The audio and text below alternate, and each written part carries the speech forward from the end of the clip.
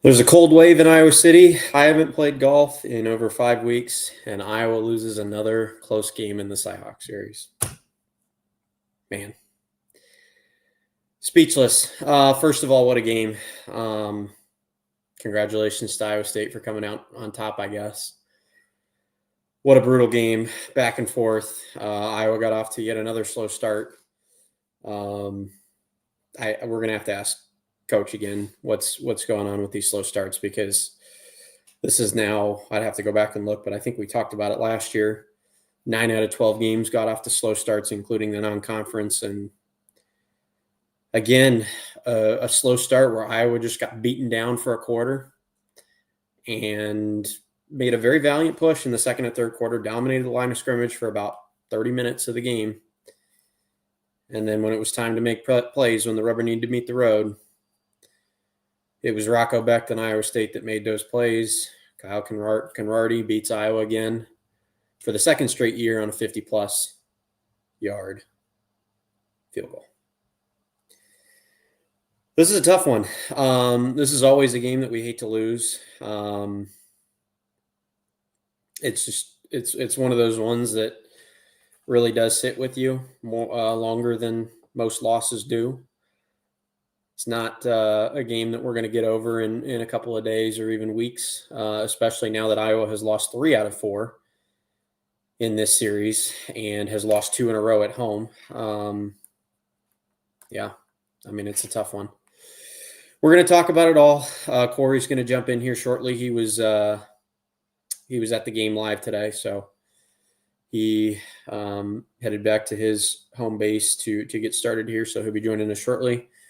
We do have Coach Patterson on hold here. He'll be joining us in a second. Before we add anybody in, I do want to give a shout out to our Discord server. Trying to get the word out about that.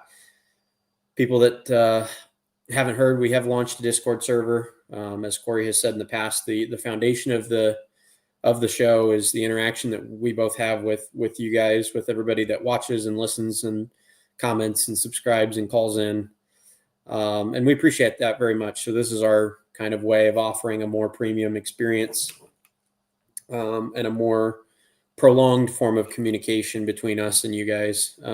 So we're live in the chat rooms during the games and throughout the week.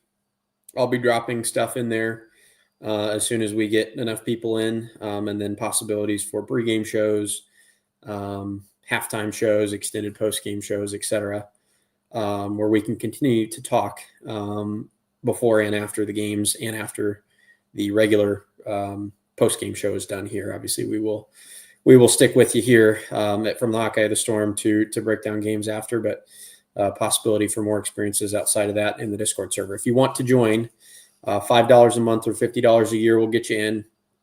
The links are in the description for PayPal, Venmo, and Cash App. Just go to one of those, click on the link, and label your $5 or $50 donation Discord. If it's a $5 donation, make sure that it's recurring so that we can keep you in there from month to month. But again, $5 for a month, $50 for a year, PayPal, Venmo, or Cash App.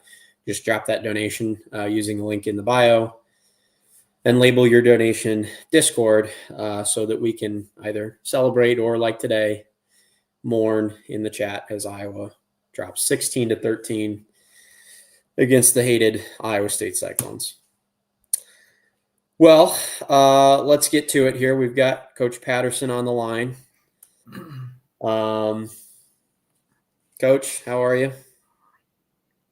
I'm doing okay. Kyle, how about you? I'm all right. That was a gut punch. Yes, it was. It was difficult. Man, where do you start, Coach? Between the start, I texted Corey towards the end of the game. I said, man, what? I mean, they made a great effort in the middle of the game, obviously, but what a horrendous start to that game and a maybe equally horrendous finish between the drive that Iowa gave up to Rocco Becht to set them up for that game-winning field goal, which did not start in great field position.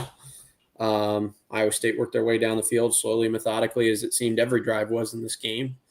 But then as soon as Iowa gets the ball back, Joel Klatt mentioned it on the broadcast, not a good situation to be in for Iowa, given that both of the scoring drives that were in the middle of that game were 16 and 17 plays and took 5 to 10 minutes off the clock. Obviously didn't have the luxury of either of those things at the end of the game. And then they take 2 brutal sacks. Where do you start, Coach? What stood out to you? Well, one thing that comes to mind for me, I'm just looking now to see. We had one explosive play, gain of 22, pass reception by Jacob. You remember that play? That's it, one. Defensively, we did a great job in preventing their big plays as well.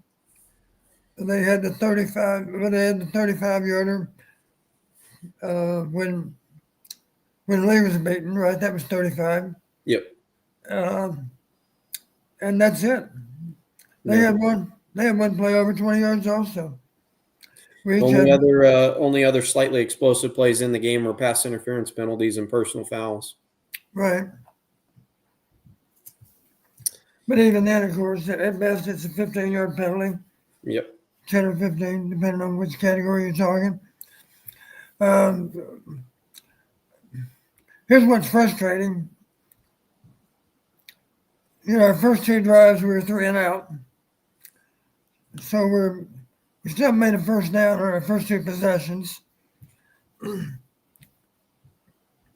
We did a good job of defending our end zone, at least, and forced them into field goals. Yeah. So I felt like it was a win when it was only 6-0. I did too. Especially when you realize they had the wind in that first quarter, and we were still only down. Did they have most field goals in the first quarter? I can't remember. Yeah, they did. Into the first quarter, ISU up 6-0. Yep. So really, we did a good job. The damage control was good. We held them to 6 points on those two possessions that went pretty deep into Iowa territory. As I recall, at the longest, they were mid-range field goals, right? Yeah. Yep. Incidentally, one of those field goals barely snuck inside of that left upright. Mm-hmm. And we had one that also barely went inside. Barely snuck over the left upright. Matter of fact, honestly, to look at it from behind the kicker, I thought they were going to rule it to be wide. I thought so too. Now, it's hard to tell because the ball's in flight, of course. And I do recall because it was kicking to the south end. It was a quartering tailwind. The wind was blowing right to left. So it's entirely possible. Of course, sometimes the kicker hooks the ball a little bit too. So maybe the ball, when it went over the upright, I got to believe when it went over the upright, it was good. Yeah. Because at the end of the play, you can see it was clearly outside the upright. Yeah. By the time it hit the net, it was certainly outside. Yeah, maybe for two reasons. One was a crosswind that was blowing it right to left. The other reason, maybe it did actually draw a little bit too as a kick. Normally his balls are pretty much straight on, they don't really or draw, either one. But with the wind, I think that had something to do with it. Anyway, thankfully that went through. They had one that barely went through. We had one that barely went through. I guess that's a push. And I felt even good at the end of three. Because let's face it, they took the ball to start the second half. And Kirk, I think, made a good decision. He decided, we're going to go ahead and kick into the wind because I want that win in the fourth quarter. Yeah. And I had my fingers crossed that it might have enough effect on the 54-yarder that he might miss. Yeah. Then the wind had died a little bit maybe by then, I guess. Yeah. And to his credit, he knocked it through. I did say earlier in the week, and you'll appreciate this, I did say, if the game comes down to a last-second field goal, the team kicking the field goal will win the game because neither one of them are going to miss. And that turned to be true. I have no doubt that if it was our guy out to kick the last-second field goal, it would have gone through there too. I would agree with that. Two exceptional kickers, and I give Conrody credit. There was 54 yards into a slight headwind. Yeah. I think the wind was out of the northwest throughout the game. So you'd like to believe it had a little bit of a negative effect on his kick, but not enough. So the disappointment I had is we didn't take advantage of it in the fourth quarter. When we had the win, we couldn't move the ball. And we ended up dying at the hands of a long-range field goal again. So I have to admit, Clint's the one that said it. Of course, Clint is a former quarterback, the color commentator. Yeah. He did say I was got to get them off these short routes. You got to double cut them. Well, you either double cut them or you just scare them with speed. Yeah. Maybe we don't have anybody that can do that, but we didn't try is the point. No, we did not. Over time, they just kept tightening down. The safeties were coming down also, so the corners really didn't have help over the top. And we couldn't make them pay. And the mystifying part is we didn't really try to make them pay. No. This was one of the things I had in my notes, Coach, and this is we've got to get to the play calling. I mean, it was infuriating early in the game when they were struggling. I'm going to read you this, and I'm sure the people watching will find this familiar to an era before Tim Lester. They started the game run, pass, punt, run, pass, punt, run, pass, almost a punt. They barely got the first down on that third drive.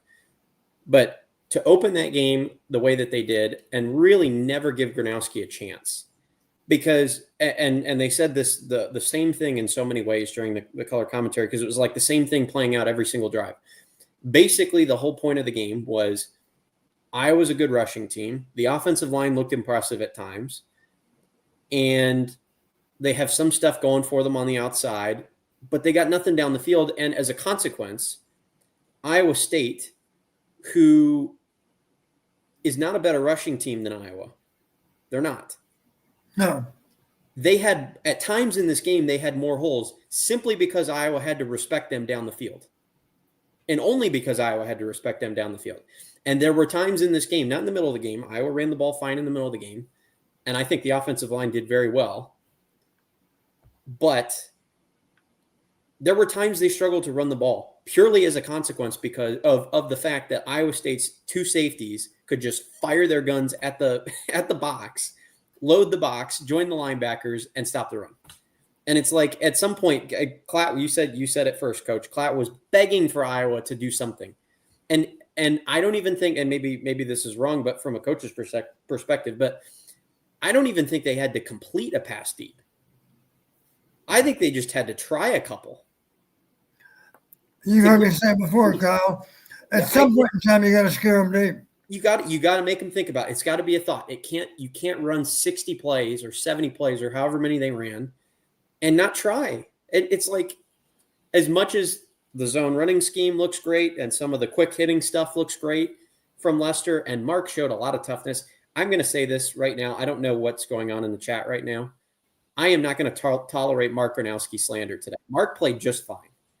Mark played admirably, played a tough game in a rivalry game, ran the ball physically, was not scared of contact, and made some good throws. And I just don't understand, for as many good things as this new offensive regime has done, and a wide receiver core that I think we were all more confident in this year than we have been in the last probably 4 or 5 years, why you don't even try. And part of the talk last week that infuriated me after last week's game was people that said, oh, Iowa struggled early and then they covered up the ball because they wanted to hold stuff for Iowa State. And I'm like, how many times have we said that in 2021, in 2022, in 2023, in 2024, and now in 2025, where they've showed nothing in an early season game. They've looked horrible in the passing game. And there's a subsection of people that are like, they're holding stuff. Don't give them the pass. It's the fact that they did not try anything last week and then went to Ames this week and didn't try anything or didn't succeed on anything except for one ball that Gronowski threw down the field that drew a pass interference penalty. Like, this is it to me, it's just such an indictment on the fact that you have a weakness. You know what the weakness is. You have all offseason to prepare for it. You have, according to you, you have the quarterback and you have the receiver personnel, and you don't even try. That is the part for me that is frustrating. If they try and they fail, we would all come here and say, look, it's frustrating that it didn't work, but they tried something different. That's what we would say. That's my frustration with this game. Right.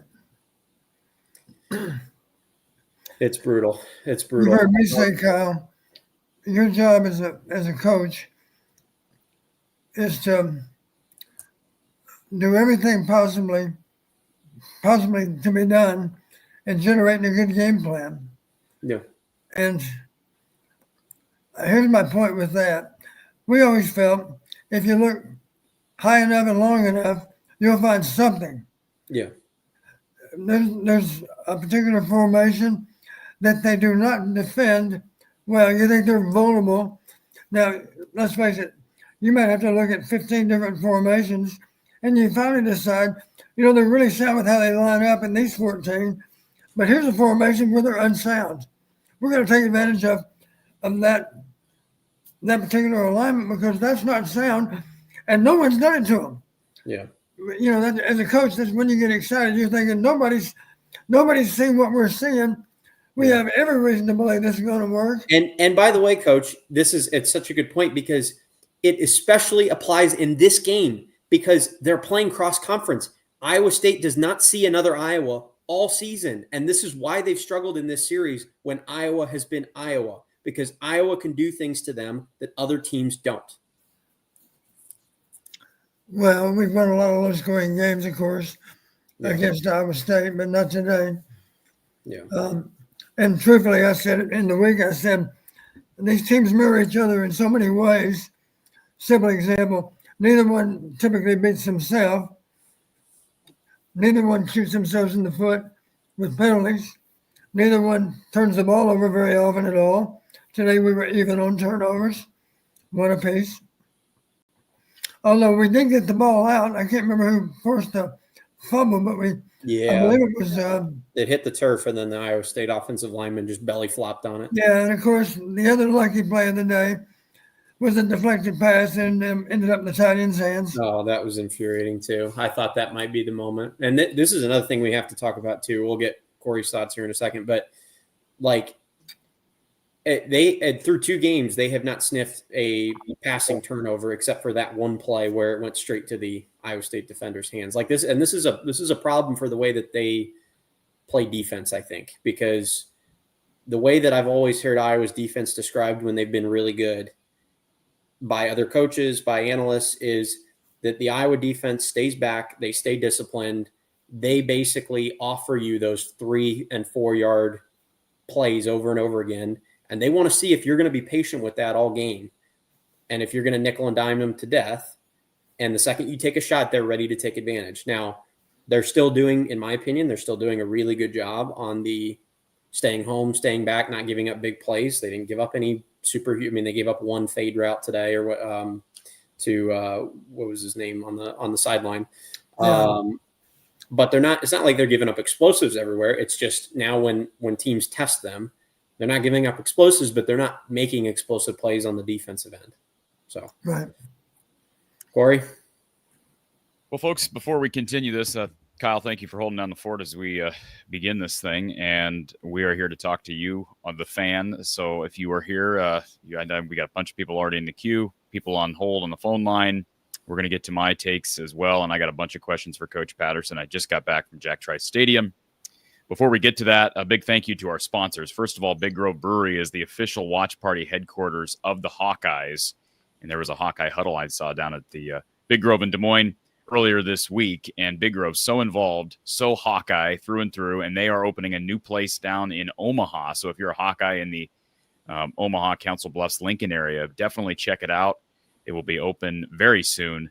But they have a bunch of convenient locations: Cedar Rapids, Solon, Des Moines, Iowa City. They are the official watch party headquarters and the official craft brewery of the Hawkeyes and the official beer from the Hawkeye of the Storm, an Iowa postgame with Coach Don Patterson.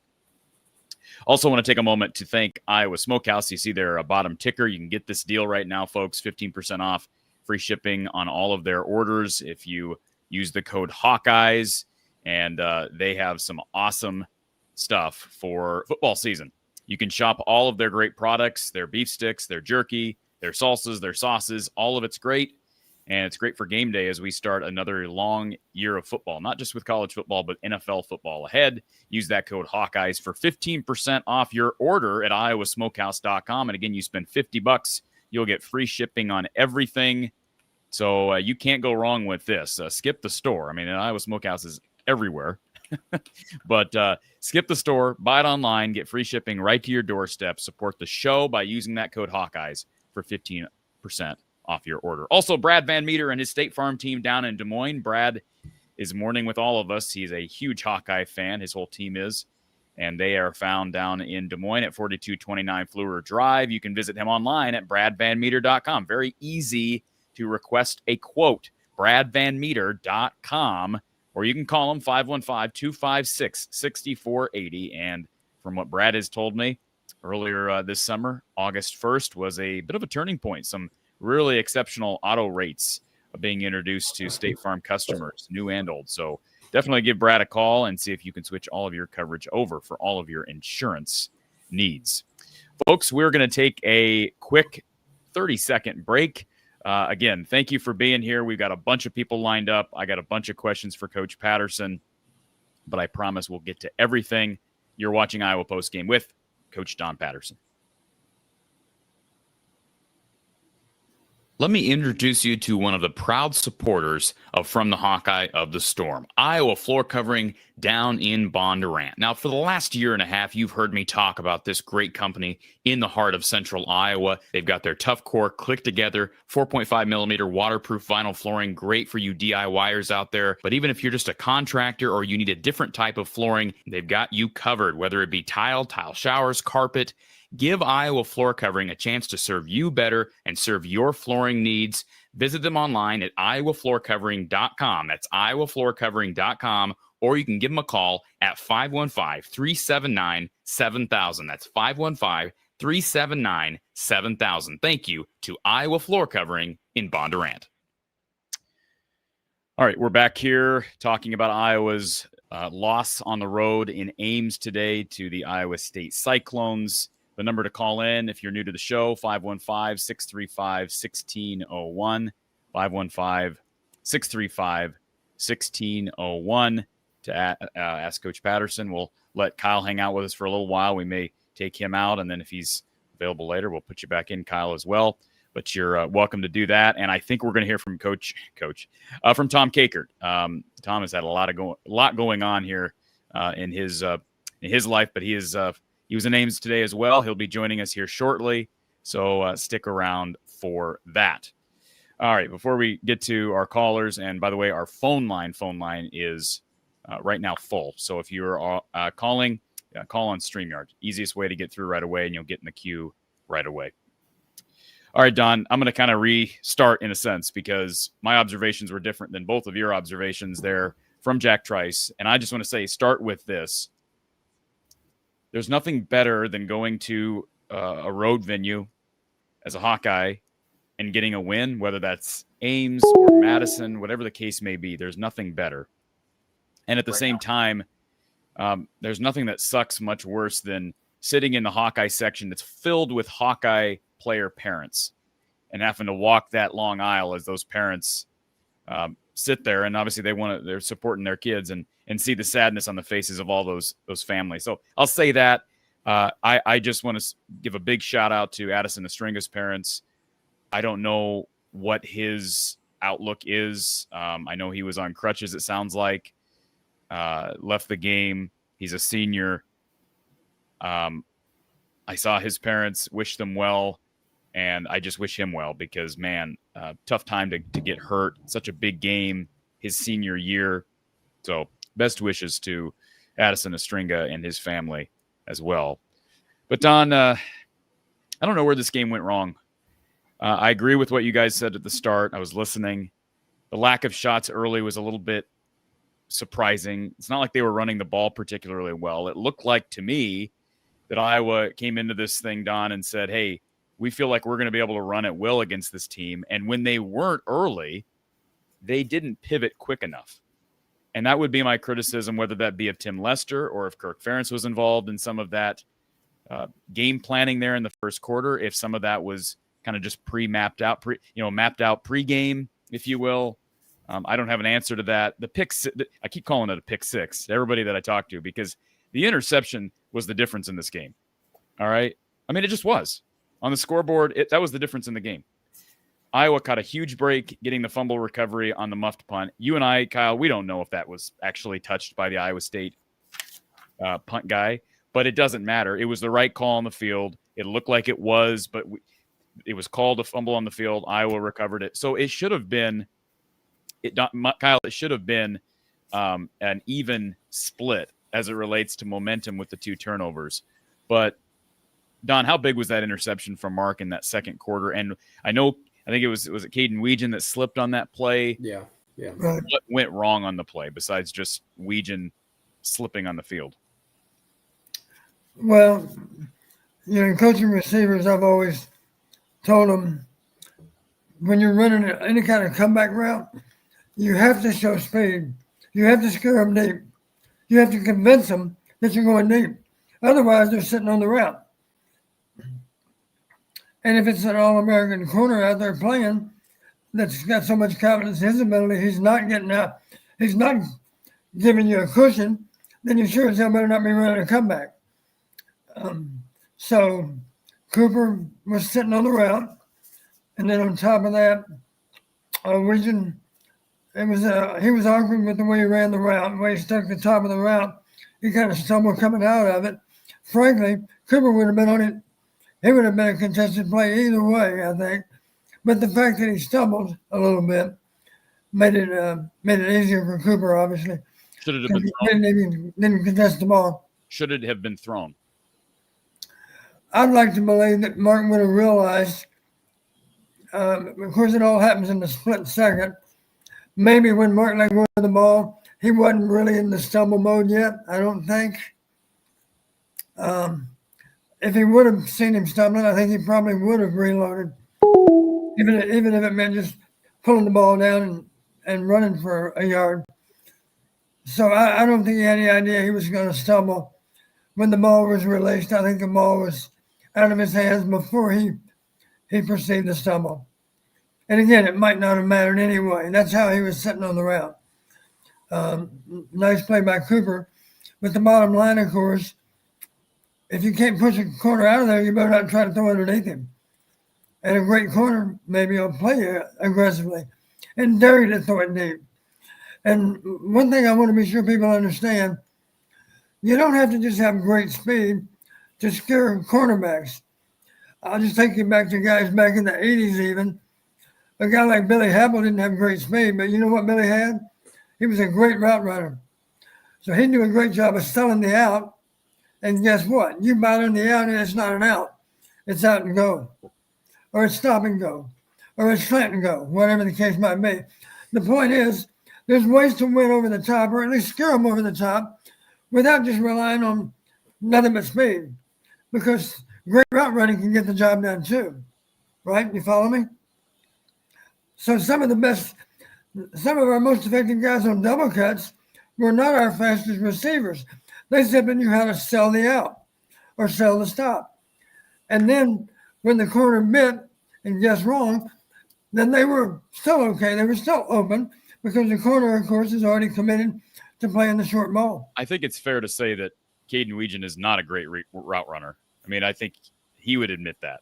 I would have to, because if he was a great route runner, he would just have played more on offense to this point. He's a senior. He just won the Jet Award last year. And by the way, I'm not going to make this a rip on Caden Weegan show, but he played poorly, Don. I mean, I don't know that there's any way around everything he did today that was real noticeable. Like, it started in the first play from scrimmage where you get a personal foul penalty. It's stupid. Right. Stupid. Okay? Stupid. I don't care. And I would have said the same thing if I was an Iowa State fan and it was reversed. Stupid. I don't know what he did. May have been a soft. You guys see on replay what it was? He shoved somebody on the sidelines after the play. I think it was nothing. But just go out of bounds and get back to your sideline. All right. By the way, he was on his sideline, so stupid. So I'd say that, and he didn't do anything on that last kick return, which was unfortunate. I thought maybe this is the time where he makes a big play. You have the slip on the route that ended up in a pick. And by the way, that personal foul penalty was half the distance to the goal, so pinned them back. Reese Dakin, I thought everybody in that first quarter, almost everybody played poorly in the first quarter, including Reese Dakin, including Caden Weegan, including Mark Gronowski. Iowa was getting nothing on the ground. Had two bad punts from. Well, you also had Weegan not catching a punt, allowing it to bounce and then backtracking to the 5. Like, what was that about? Yeah, well, it was a weird punt. And sometimes you get that's fine, but he still backtracked 6 or 5 yards. Like, he caught it on like the 10-yard line and went backwards. Don, I don't know if that ball would have retreated into the end zone, but did you agree with Caden picking that ball up after it bounced like it did, running back and picking the ball up inside his own 10? Well, first off, part of being a great punt returner is being able to judge the ball. I'll equate it to baseball. If you're playing center field, I'll be the first to say, if you're a major league center fielder, it's not easy to judge the ball when it comes off the bat. But experienced Major League Baseball players can do that. They have an idea of whether they should back up or whether they should come forward. They jump the ball, if you will. They don't allow the ball to hit the ground, right? Yeah. If they get to it, they get to it. If they have to pull up to handle a Texas leaguer, you know what a Texas leaguer is, right? Just a pop single. Then they do that. They don't make the mistake of running forward, thinking they can get it, and now the ball bounces in front of them and goes beyond them. You very seldom see that in the major leagues. Same thing with the punt returner. If you can get to it, but it all starts with judging it as soon as possible when it comes off the foot. Because I think, frankly, it looks to me, I don't know how far in front of him the ball hit, but it wasn't that far in front. I don't know.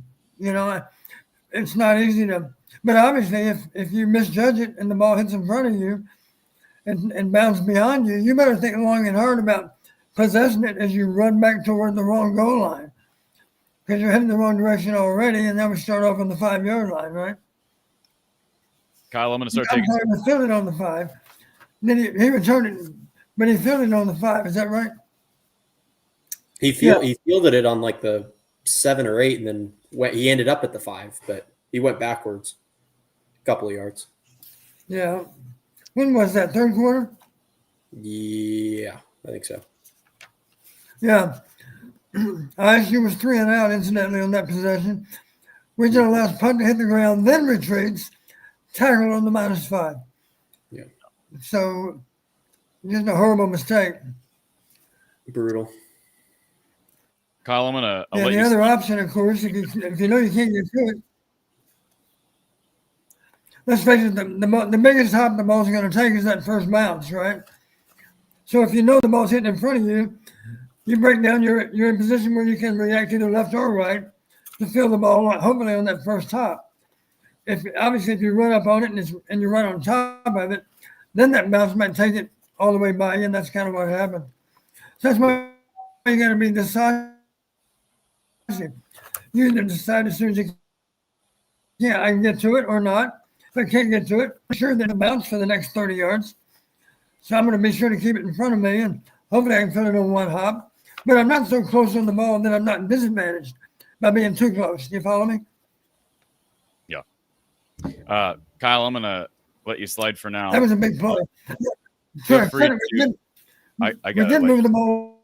That's okay. I don't know what's going on with Don's internet. Don's internet's freaking out, but I'm going to let you slide because our call line is just packed, and we got to get moving on some of these. So, Kyle, thank you for starting us out here. Please hang around if you're so able to. So, okay, I'll hop back in later. Thanks, Kyle. All right, Don, I get you back here. Your internet's kind of doing some funky things, but I think we have you back. Can you hear me okay, Don? Yeah, how am I sounding? Okay. Yeah, your lips aren't necessarily matched up with the picture, but that's okay. Really? Okay. We are going to go to none other than Mr. Tom Kakert, who is coming to us live from Jack Trice Stadium. Tom, welcome back. Good to see your face. How are you guys? We're doing okay. Good. How are you doing? Good. Yeah, just wrapping up here. They're going to boot us out of here fairly soon. So, well, glad we got to you. Let's just get to the chase here, Tom.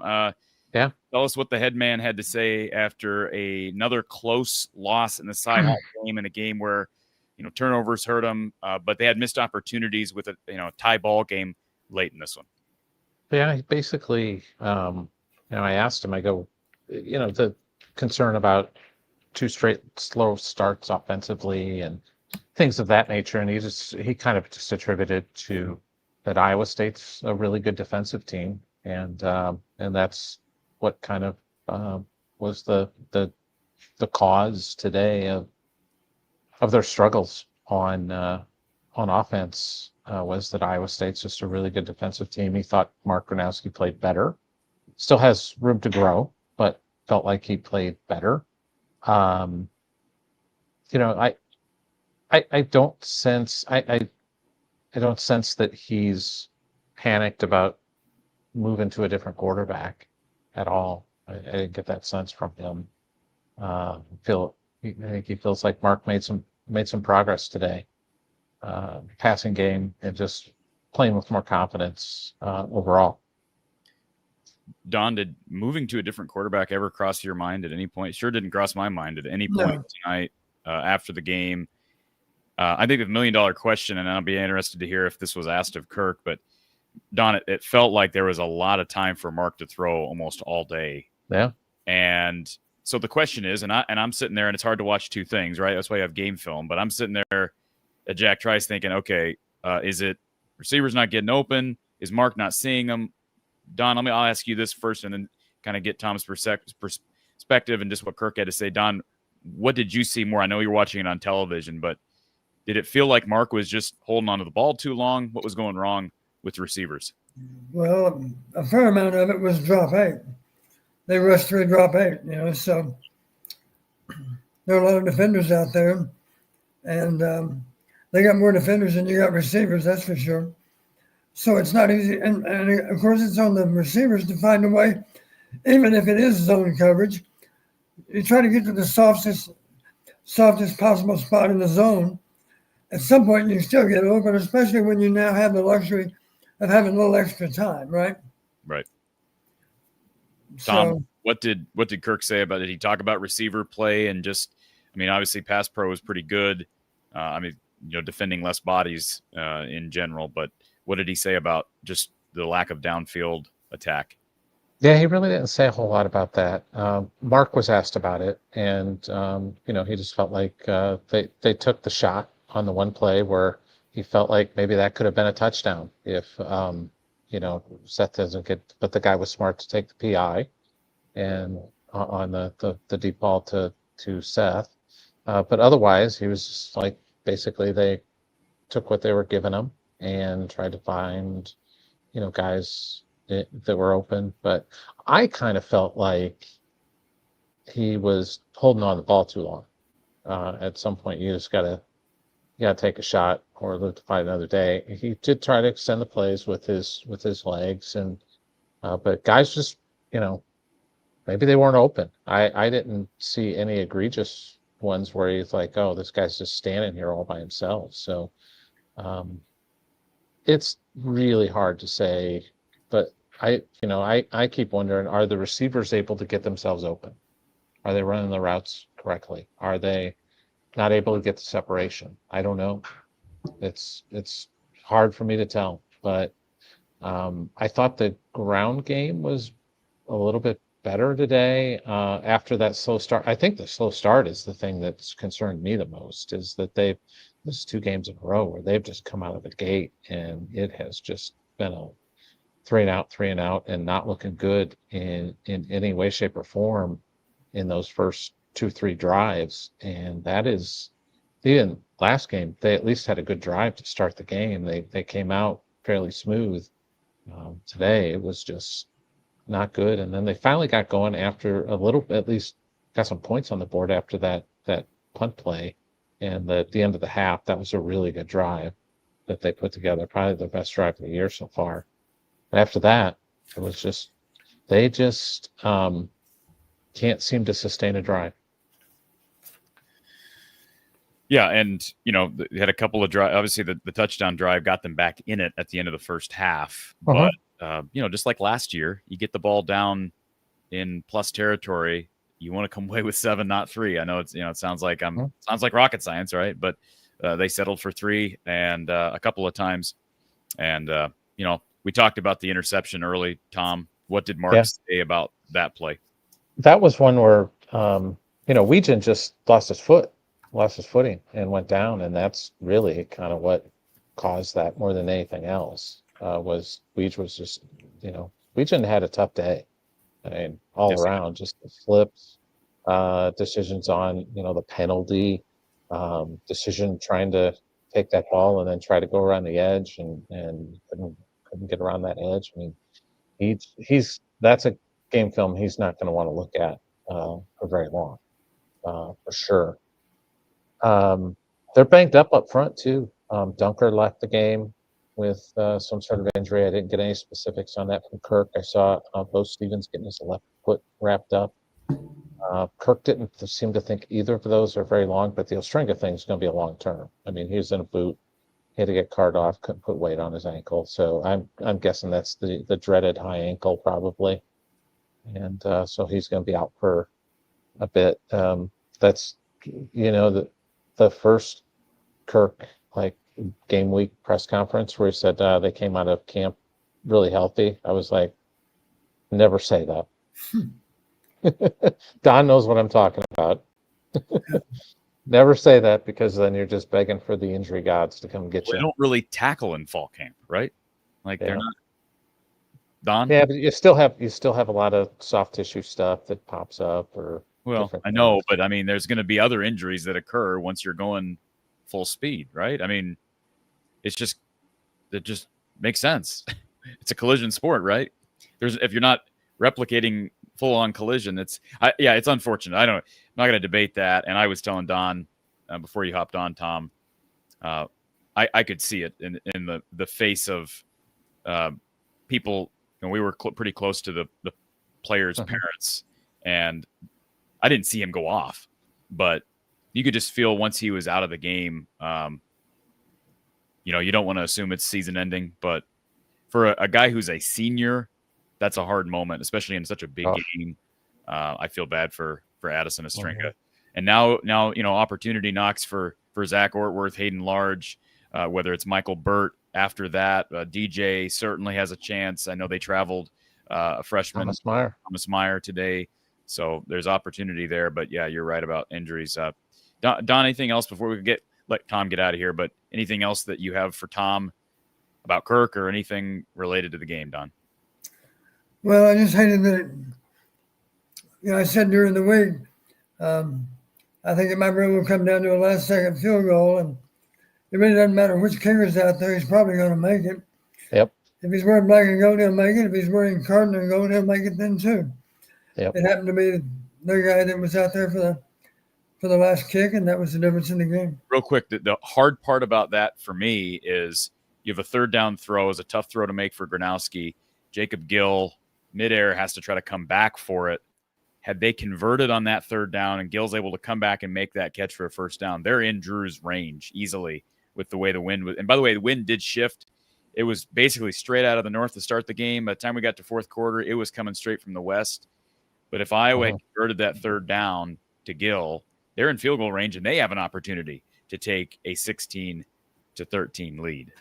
And so you know what? I kind of just knew the game was over when that ball gets tipped in the air and it goes right to the Iowa State guy. Yeah. That's when you know that you're not gonna win the game, because that's the traditional spot where Iowa picks that off and they end up it's like the Nebraska game last year where Llewellyn gets the strip sack and then Drew Stevens hits the game-winning field goal. It's the same thing. It's just you make that play, you win. Ball bounces away from you and it goes right to the Iowa State tight end and he catches it, and then the football gods are not going to shine on you today.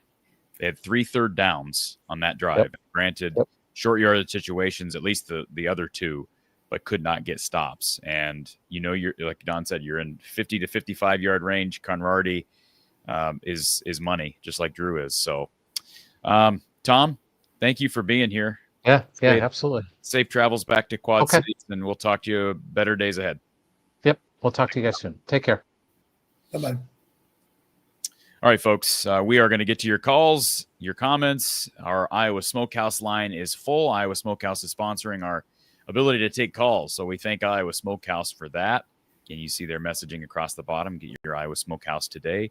We will start with our first caller, and that's Luke, who is here early. Luke, welcome to Iowa Postgame with Coach Pat. Hey, guys. How's it going? All right. How are you, Luke? Doing good. Pretty disappointed after today, but, kind of expected this. Were you at the game, Luke? No, I was not. Okay. Yep. I'll be at UMass next week. Okay. So it's a get-right game, I guess. So what'd you think of today, Luke? Just disappointing to see special teams not play well. I mean, that Weegan should have probably been pulled, but I mean, when are you going to pull him? I mean, it's not like not like he had a ton of reps. I mean, it's not like he was back there returning a ton of punts. Iowa, they forced some punts there in more so second and third quarters, but how many punt returns did he have, Don? Do you have the official box score in front of you? Yeah. I think he had 4. And most of those were fair catches. So, and I'm not saying you're wrong. I could see maybe pulling him for Sam Phillips, but wait, returning Jet winner, you going to pull him just because he's struggling? I don't know. We just had 1 punt return for -7. Yeah, that was the ball that he filled it back on the 5. Yeah, and we're not including the fair catches because those don't count in the totals, of course. So, yeah, and then also starting Washington, I don't understand that. I mean, he's not RB1. That's pretty obvious. The way I explain that, I mean, it's not like Xavier Williams finished the game either. It was Jazz Patterson down the stretch. So Iowa likes them all. The only thing I'd say on that, Luke, is my guess is the coaching staff was more comfortable playing a more experienced guy, an older guy, on the road, hostile environment to start the game, as opposed because who would you have started? Xavier? Jazz. I mean, he's been there 3 years. I know, but okay, well, yeah, I'm surprised Jazz has slipped down third fiddle, and maybe he won't after this week.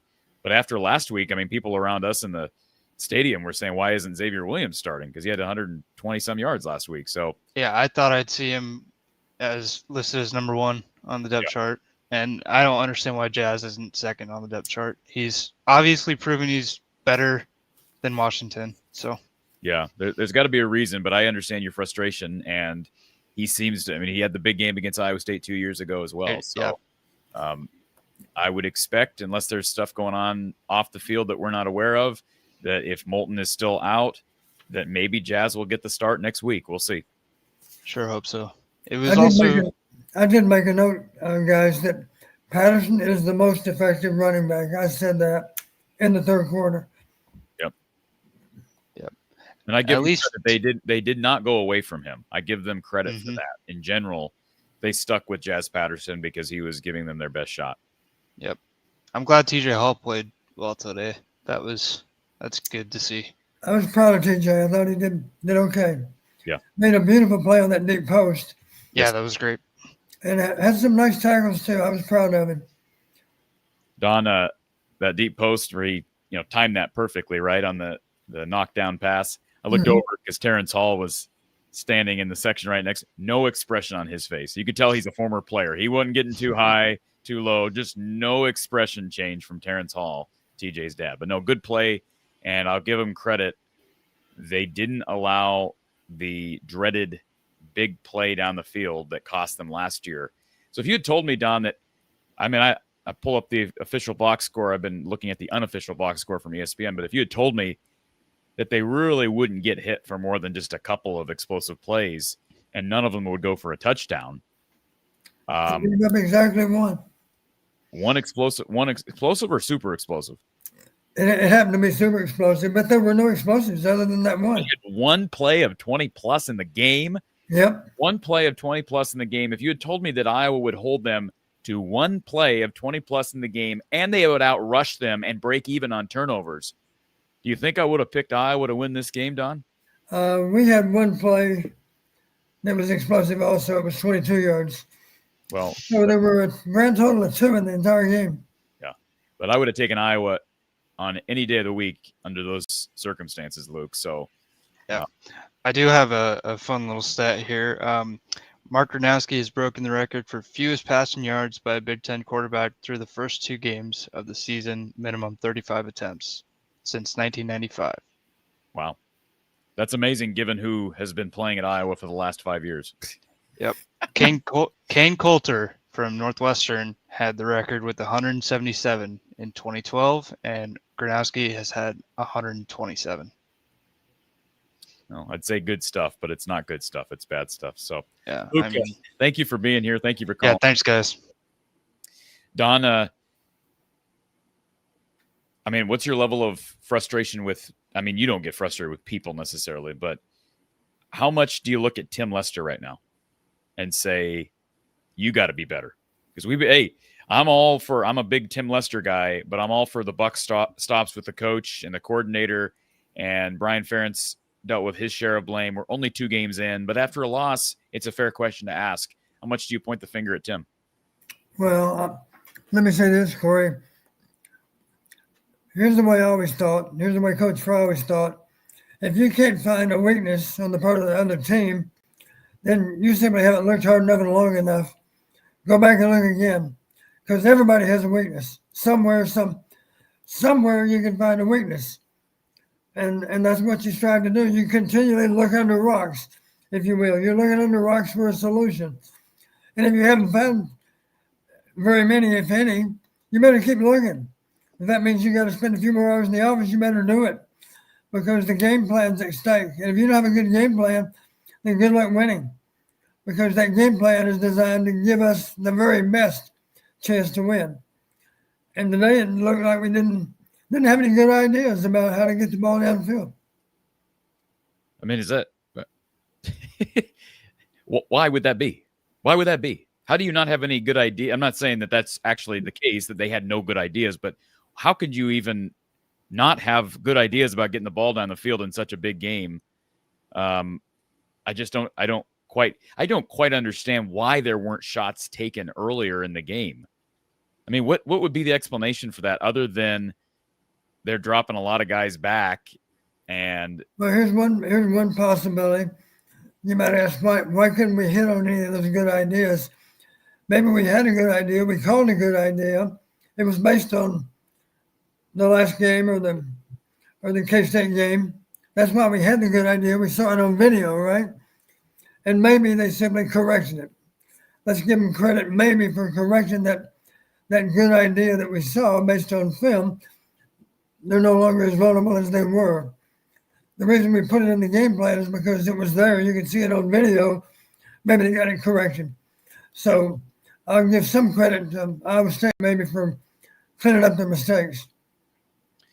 Let's go back to our Iowa Smokehouse call line. Thank you for calling Iowa Postgame in our Iowa Smokehouse line. Who's on the line? Hi, it's Jared. Jared? Jared. I just want to make a couple of comments about the passing game. Okay. First of all, whatever happened to the play action fake? That I would just decide that we're no longer going to do play action fake? I mean, there was very little to no play action fake. You know, this running game that Iowa seems to have, you would think play action fake would be a hell of a good game plan, wouldn't it not? That helps get your downfield passing. I saw no real double moves. Whatever happened to quick slants? There is no real the slow mesh thing, 2 plays, and they ran them both times. And then they did an RPO that he threw over the middle or threw, but it was incomplete. There was just no real. It seems like Iowa has gotten away from the traditional Iowa passing game. You know, the play action fake. When was the last time anybody seen a good play action fake? I thought they were setting up for it, Don, early. You have some comments on that with all the runs on first down. I thought they were setting up for a bomb on a first down, and it didn't ever really come. Well, they commented during the course of the game. You'll notice now, this is Clot talking, I guess. He said, you'll notice now those safeties are creeping down, and those corners are more isolated now, and you can expect Iowa to try to take a shot. He did say that. But did we never in that first? I realized that Tim Lester's a new coordinator, but it seems like run, throw, run, throw. It seems like the same old pattern. And the last 5 years, the one person's in common with that is Kirk Ferentz. So is he allergic to throwing 5 yards, past 5 yards down the line? You know what I mean? It just seems like there's no setup to anything deep. I didn't see any post routes. I didn't see any in and outs. We didn't see anything. It was just bland cross routes or whatever. Iowa has thrown for 131 yards in 2 games. Who are you going to be doing that? That's 70 yards a game. Who is Iowa going to beat? Albany. But that kind of passing attack. Albany. That's it. And UMass. You wanted the answer. I'll give you the answer. It's called Albany. I'm not saying Kirk Ferentz has to go, but I think at some point in time, people need to really take a look and say, okay, new coordinator. How many offensive coordinators is it going to take for Iowa to get, more than 150 yards in one game? Well, I am for one, and again, maybe I'm just as dumb as everyone else because I drank the Kool-Aid to some extent preseason. Now I'm going to give them longer than 2 games in year 2 of Lester, but this was a big loss. I mean, this was a game that they just needed to win, find a way to win. I didn't care if it was 16-13 Iowa. They just needed to be on the winning side of it because, hey, they have a couple of very winnable games ahead of them to kind of figure things out. This one hurts them. So I get the frustration. I think what I would really need – I'm sorry, I didn't mean to interrupt you, sir. I think what I would need to do next week against the incompetent, inferior team is just come out and just throw the ball. Just throw it. Just throw it 50, 60 times. You mean kind of like we did last week against Albany? Yeah. Well, you're going to have better plays than what we had for Albany. Well, I hope you can get more than 40 passing yards against UMass than you know what I mean? Yeah. You got to come out and Iowa has to come out and show us that they can throw the ball because otherwise the big boys, Penn State, USC, Indiana, and all those guys, they're going to send 8, 9 in the box all day, every game, all day long. And you cannot run it for 100+ odd yards every game. You're doing that. Well, I agree with this. We're not switching to UMass yet, but I'll agree with this, sir. Yeah, they better not come out against UMass and exert their will on the ground like they did against Albany last week because we just want to get out of there. Right, Don? We just want to get out of there against UMass. Better find a way to set up our passing game. Yes, they've got to use that play as an opportunity to figure out the play action fake. I mean, we're talking all these running backs Iowa has, and all that, the great running game we had last year, and we still had 5 losses and multiple shutouts against top tier teams. At some point in time, you do have to mix up a type of, play action fake to me used to be Iowa's playing call. You know what I mean? It used to be something Iowa did really well. Now they just don't do it at all. No bootlegs, no play action. Just move the point of a throwing attack. Now, today he did get out of the pocket and threw some, but that was more out of desperation than anything. Well, thank you. I'm glad you said that. Let me make this point. You remember at one point in the second half, Mark took the snap and almost immediately moved outside the pocket. Remember that? He bought himself all kinds of time. We had a nice completion. I forget who we threw it to, but the point was, don't leave him just back there in the back of that imaginary pocket. Move him if you can. And it was simple. It was simple enough. He just took the snap and started sprinting to the left. Is it possible that we're talking about our Big Grove's big play of the day, 22-yard reception to Jacob Gill? I'm pretty sure that's the same play you're talking about, Don. I think it might be. Yeah, that's our Big Grove big play of the day. I was struggling to find the big play of the day, Don. That was with 13-13 left in the third quarter, but I say it's the big play of the day because it was Iowa's one explosive play and one of just 2 total in the game.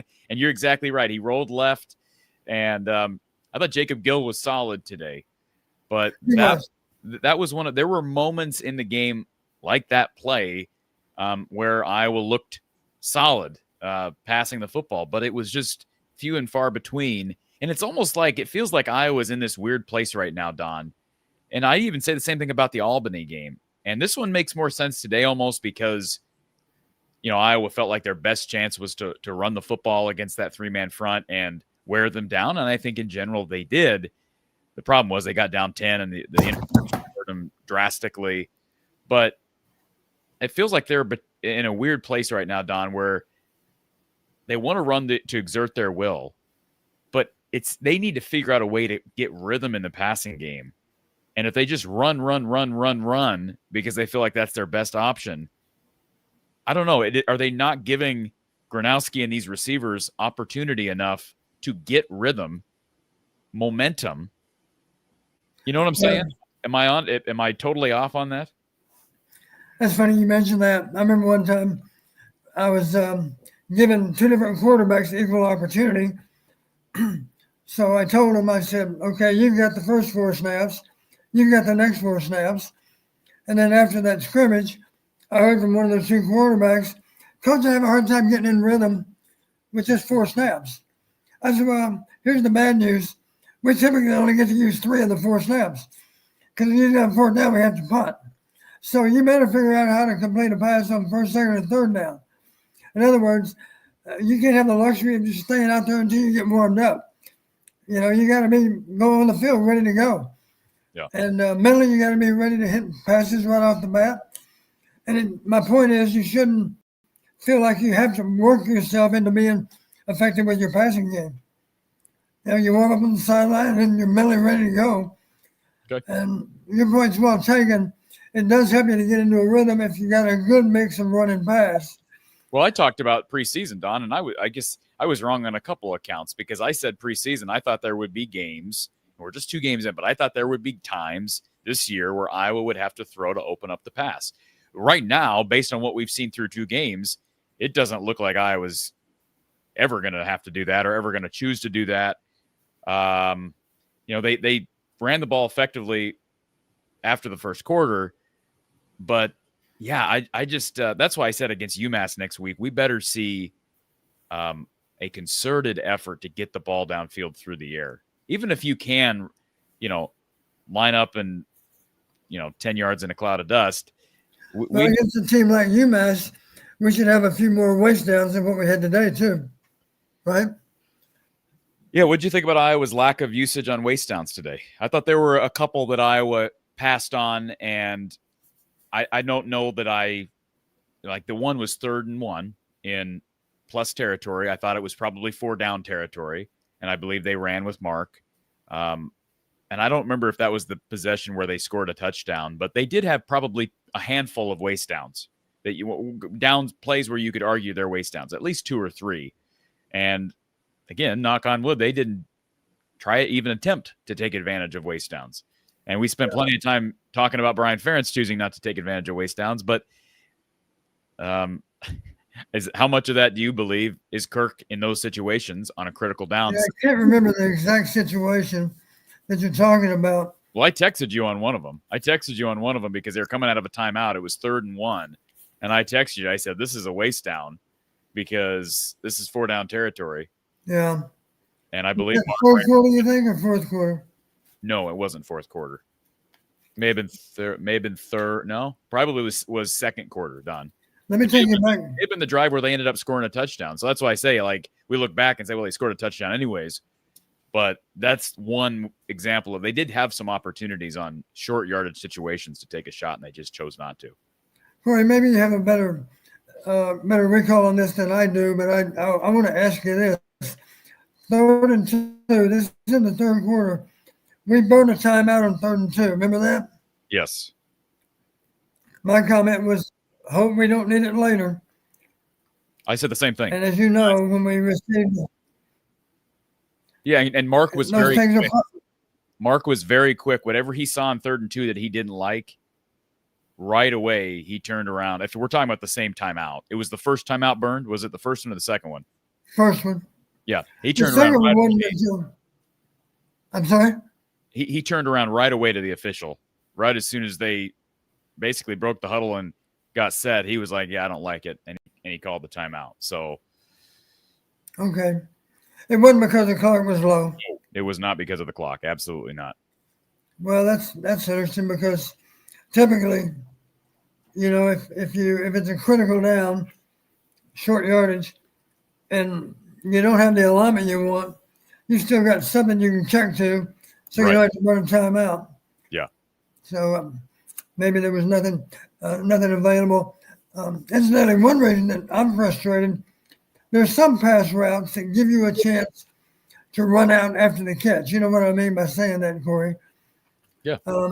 Drive routes are an example. Drive routes are a route for an inside receiver where he's driving hard across the formation, running away from the man coverage. And, of course, you put the ball out in front of him. He catches it with a little bit of luck and full stride. He's able to run out with the ball. That's how a 5-yard pass turns into a 20-yard gain. Same thing would apply to slants. Same thing would apply to dig routes, in routes, if you will. If you can hit receivers that are on the run, then when they catch it, they have a chance to go with it.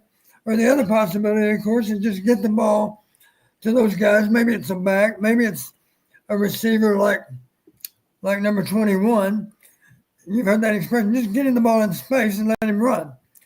We haven't been able to get that done either. He must not be I know we've seen him in Kids Day and we've seen him a little as a receiver, but he must really be poor running routes and being consistent as a pass catcher because, he's got exceptional speed and he's pretty good. I mean, it's not like he's prone to fumbling. He doesn't exhibit that on special teams. He's a guy that you would think Iowa would be able to utilize as a weapon more on offense, but we've been saying that for a while now. Well, that brings up a good point. One of our longest games, it was actually the second longest play for us today. 15 yards, you might remember, to Sam Phillips. Yeah. The bad news for Sam Phillips, he was targeted once today. Jacob was targeted 8 times. Nobody else targeted more than twice. You got to get Sam Phillips the ball more. He's dynamic enough with the ball. You got to get him the ball more than one time. Well, what made me think of Sam, of course, is because Caden has the capacity to give us big plays after the catch. Short throws turn into big gains, maybe for Weechin and for Phillips. But we got to find out by getting them the ball. Yeah. Giving them a chance to run. And maybe it's TJ. Maybe it's, one of the backs. Big Grove's big play of the day, wide receiver Jacob Gill with the one explosive play, I should say, early in that third quarter. And Iowa came out really solid in that third. Came out with field goal drive, could have ended up with more, but the 3-and-out followed by the field goal drive, and it began with a 22-yard pass play to Jacob Gill. All right. Want to give a big thank you to RTI Threads, folks. If you've not shopped their store, we just the perfect segue from Jacob Gill because Jacob Gill is an official RTI Threads athlete. You can shop all of the RTI NIL brands, including Aaron Graves, Zach Lutmer, Carson Shire, and Jacob Gill. They're bringing their styles not only to the field, but also to your closet, partnering up as part of the NIL cause. Visit rtithreads.com and either use the /Gill, the /Graves, Lutmer, or Carson, or you can just do rtithreads.com/NIL. You'll find the links to all of their lines in our description. RTI Threads, official partner of Iowa Postgame with Coach Don Patterson, right here from the Hawkeye of the Storm. All right, let's go to our next caller. We got Nate online. Nate, thank you for calling our Iowa Smokehouse line. I just want to talk about the game. Disappointed. I don't, like Kyle said at the beginning of the show, I don't like the people saying in the chat about everything being on Mark, because it's not everything is on Mark. And also I wanted to say that I think Mark had plenty of opportunities, and then people say, well, then it's Tim Lester's fault. Well, I just don't think it's all Tim Lester, because Kirk has to tell Tim, well, you can't run this because we don't want to be that aggressive during the game. So I think you have to put it on Kirk here. I think Gronowski had the opportunities. The wide receiver drops was a huge factor. Seth Anderson had a couple. He didn't play his best game today. And Jacob Gill did have a drop.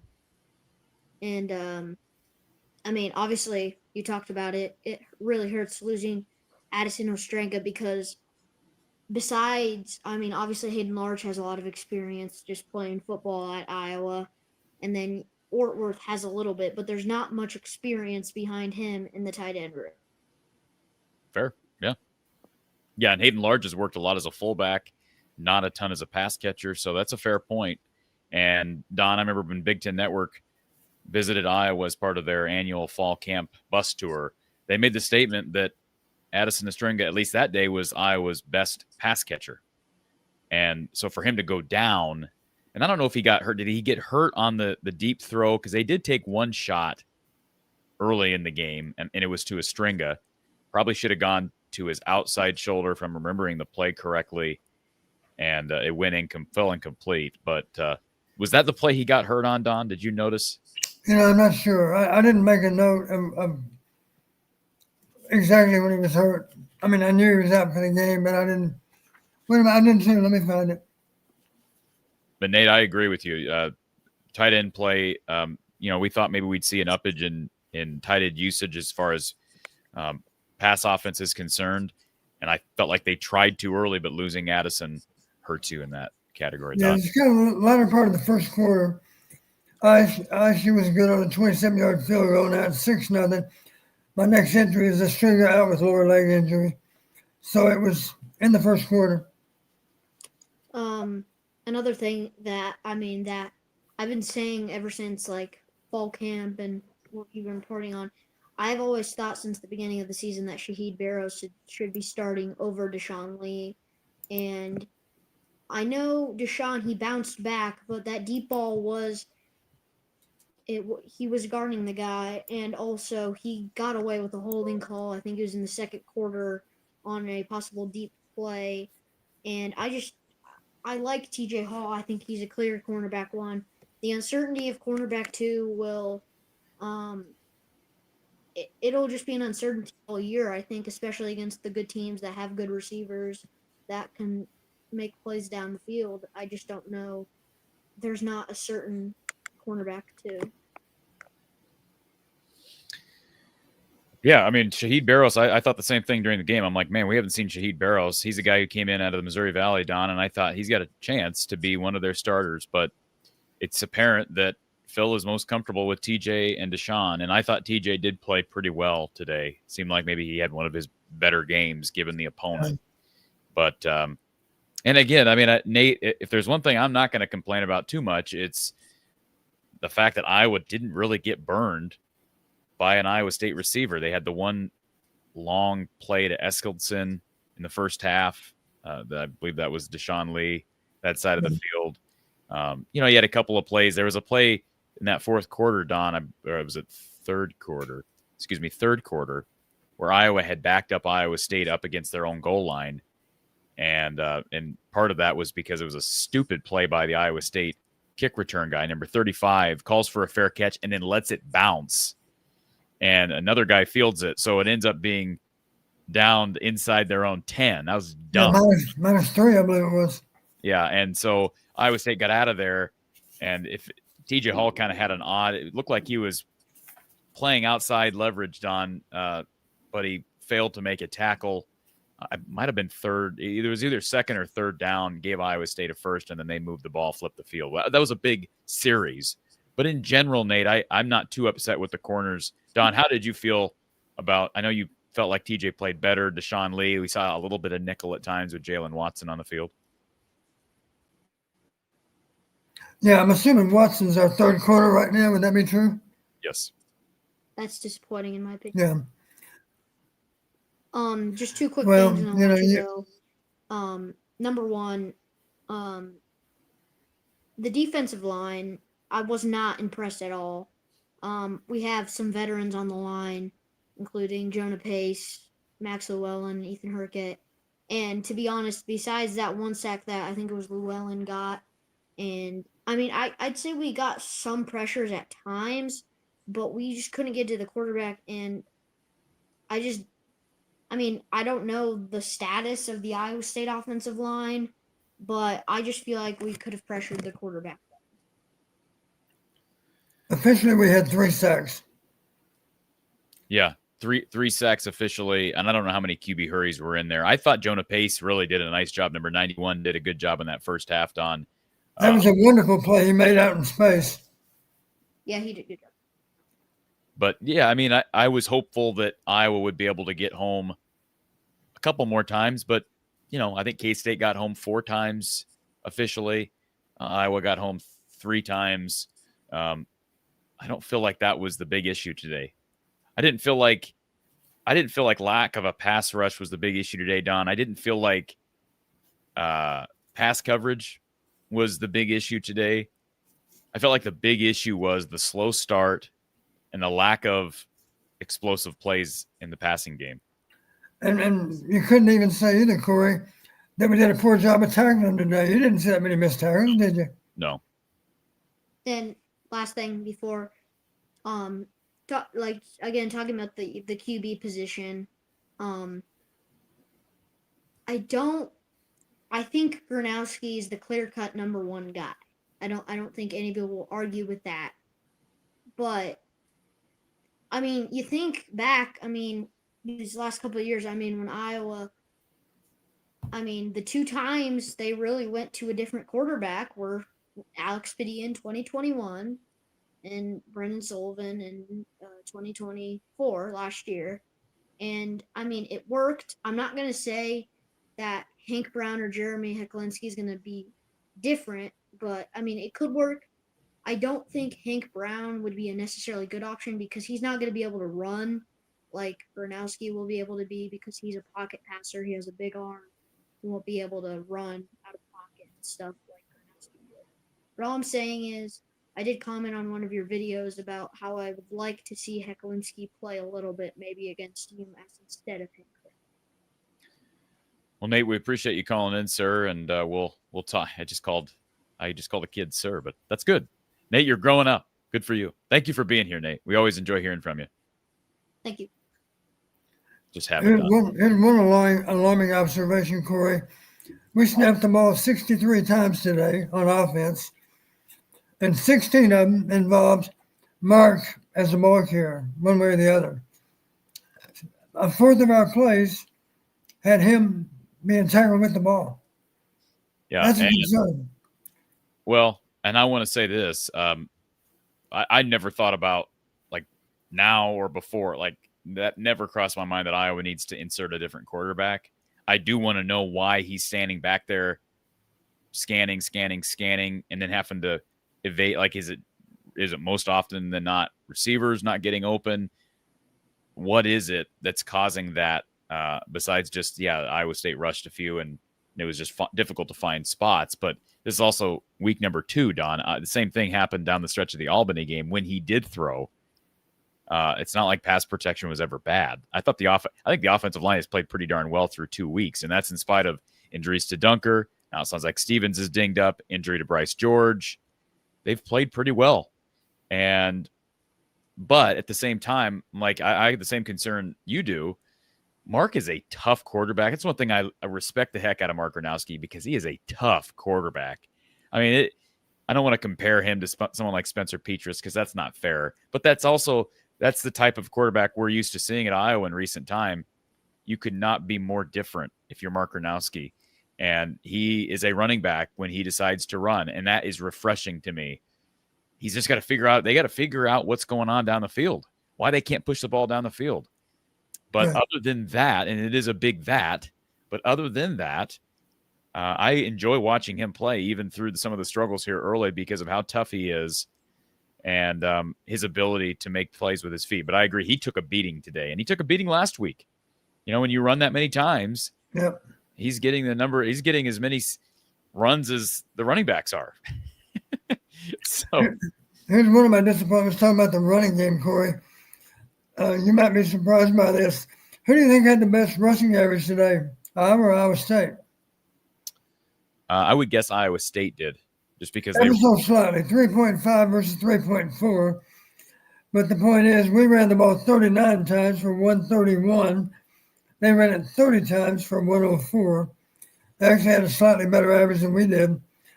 You know, during the week, I made the comment, I'd like to think, if I wanted to be really optimistic, we'd run 5 yards a carry. I mentioned 5 yards a carry. Now, that was a lofty goal, I'll admit. We only averaged 3.4. But 5 yards a carry on 40 attempts would have been 200 yards. And I did mention during the week, I said, it's not critical that I'll say it this way. Just because we outrushed them doesn't mean we're going to win the game. Last year, we outrushed them by 115 yards. But here's what I said. I said, not critical that we outrush them, not critical that we outpass them. That's not realistic. Probably won't outpass them. But what is critical is that our total offense is at least in the ballpark with theirs. Well, today our total offense was in the ballpark, but we had no edge on turnovers. We had no edge on penalties, I don't believe. We had no edge on field position, I don't believe. If anything, we had worse field position, I think. The bottom line is that they kind of beat us at our own game in a way. That's typically how we've beaten them, is not make many mistakes and win a low-scoring game. And in the last 2 years, they've done it to us. Drew, thank you for the super chat. Drew K in the chat, thank you for that. Much appreciated. Also, James Rowden, thank you for the donation.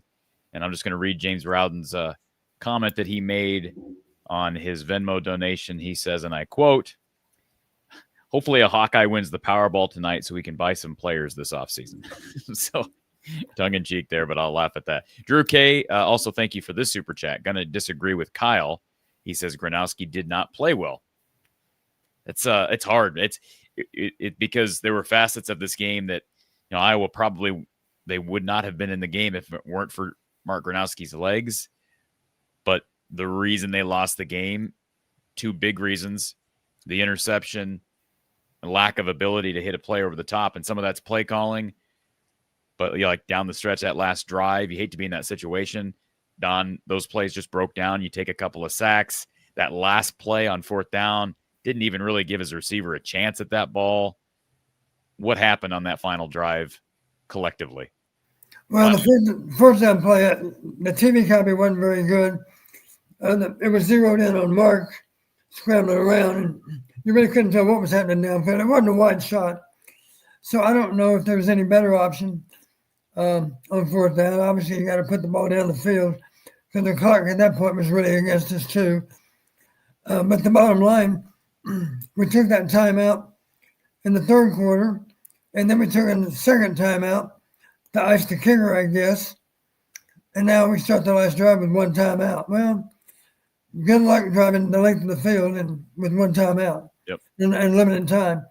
Now, they didn't need the length of the field. They're only down by 3. And Well, you're right. You're right. We just got to get in field goal range, and let's face it. They couldn't move the ball one time. Well, that's a good point, though, Corey. Maybe that's part of our. Maybe that was part of our problem. But maybe we were just thinking in terms of getting in field goal range, and maybe we were thinking too much about trying to score a touchdown at that You got to point. get a first down before you can think about a touchdown. You got to get one first down. You know. Well, we threw the ball on first down, as I recall. We picked up 5, and Clapp made the comment, well, you don't have the luxury of just dumping the ball off time and again because you're running out of time. And he's right. But the point is, throw the ball, as we talked about, throw it to a guy running a drive route or an in route or a slant. Give a guy a chance to catch it and run with it. That's the point. We didn't have many opportunities after the catch. Even when we caught it, we typically, the exception was that 22-yard gain. How deep was he when he caught that ball? I mean, he might have run with it as many as he had when he caught it. Maybe he caught it for 11 and ran for 11. I know he ran for a while with the ball.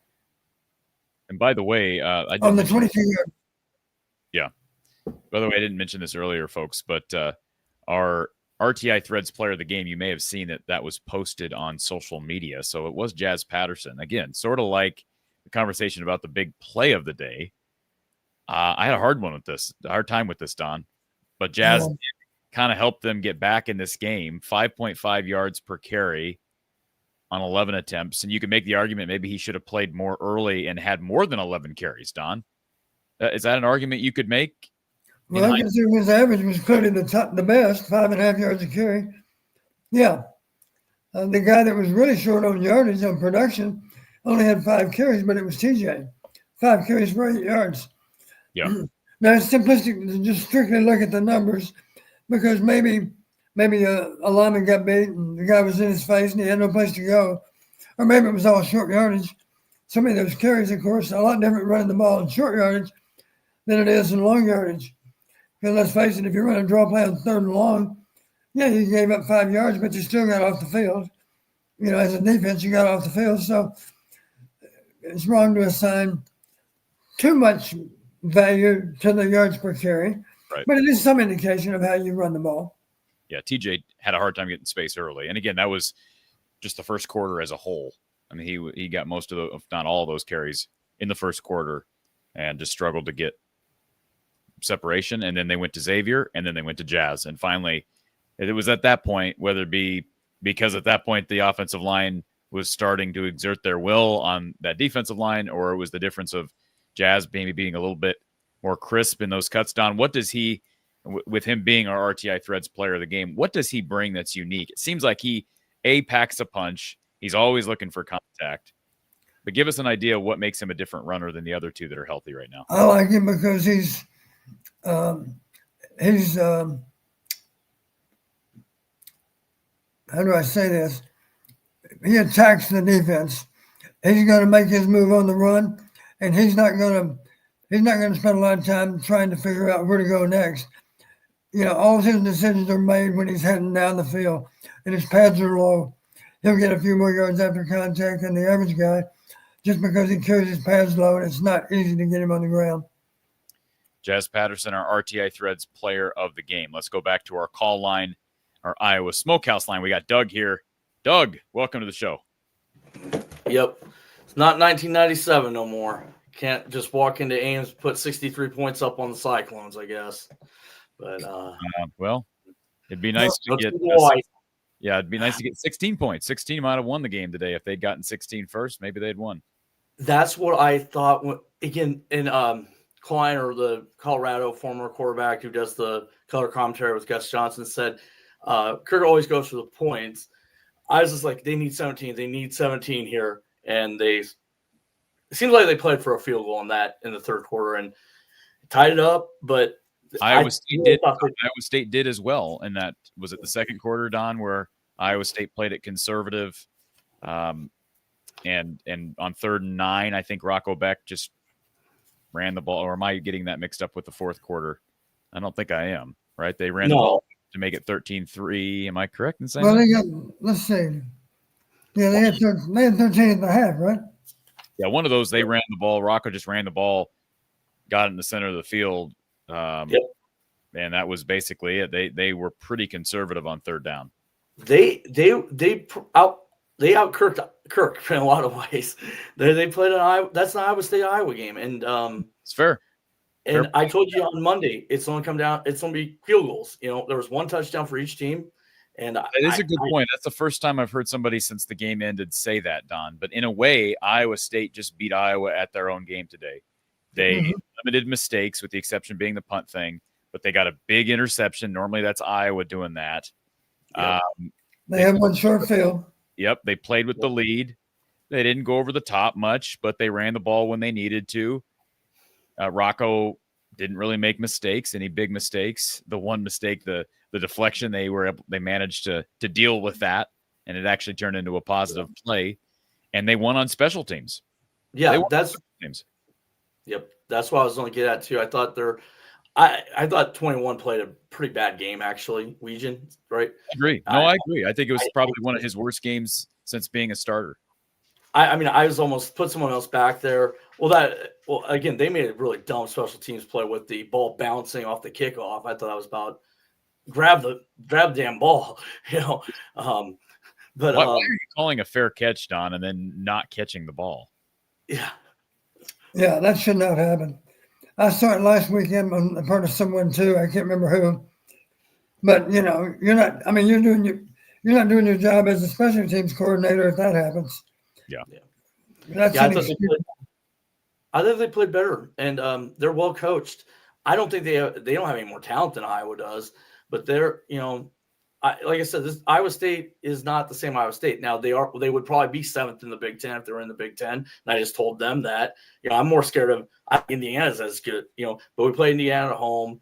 I mean, that's what hurts, because this is a game. If you want to accomplish something, you have to win. If you want to, it's hard to get 10. I mean, we can still get 10 wins. A very slim margin for error, Doug. I said that to my buddy on the way home. It leaves a very slim margin for error, because now you're in a situation where you can't lose to USC, you can't lose to Nebraska, you can't lose to Indiana, and if they even want to sniff at get Oregon at home, that's what I'm saying. So does. And again, people are going to laugh, because whenever you're in the moment, you're like, why are we talking about playoff? But they're not out of the playoff. So I'm going to bring it up, because that's to me, you're playing for the playoff. That's what you do a lot. We just It's week 2. The goal's not behind us. It's week 2. I'm not going to start talking about the Little Caesars Pizza Bowl. All right. Keep talking about the playoff. The reason I'm smiling, Corey, everybody says if you finish the year 10-2, you're in the playoffs. Well, that means right now, virtually every team in the country is still got a shot at the playoffs. That's correct. Right? That's what makes nobody's got more than 2 losses. And that's what makes the month of September so great. But the reason I brought it up is we can debate this.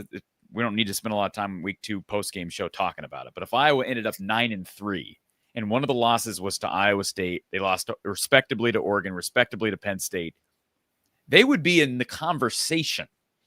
Now, the good news about losing today, it wasn't a conference loss. So could you potentially sneak into the Big Ten title game? Unlikely.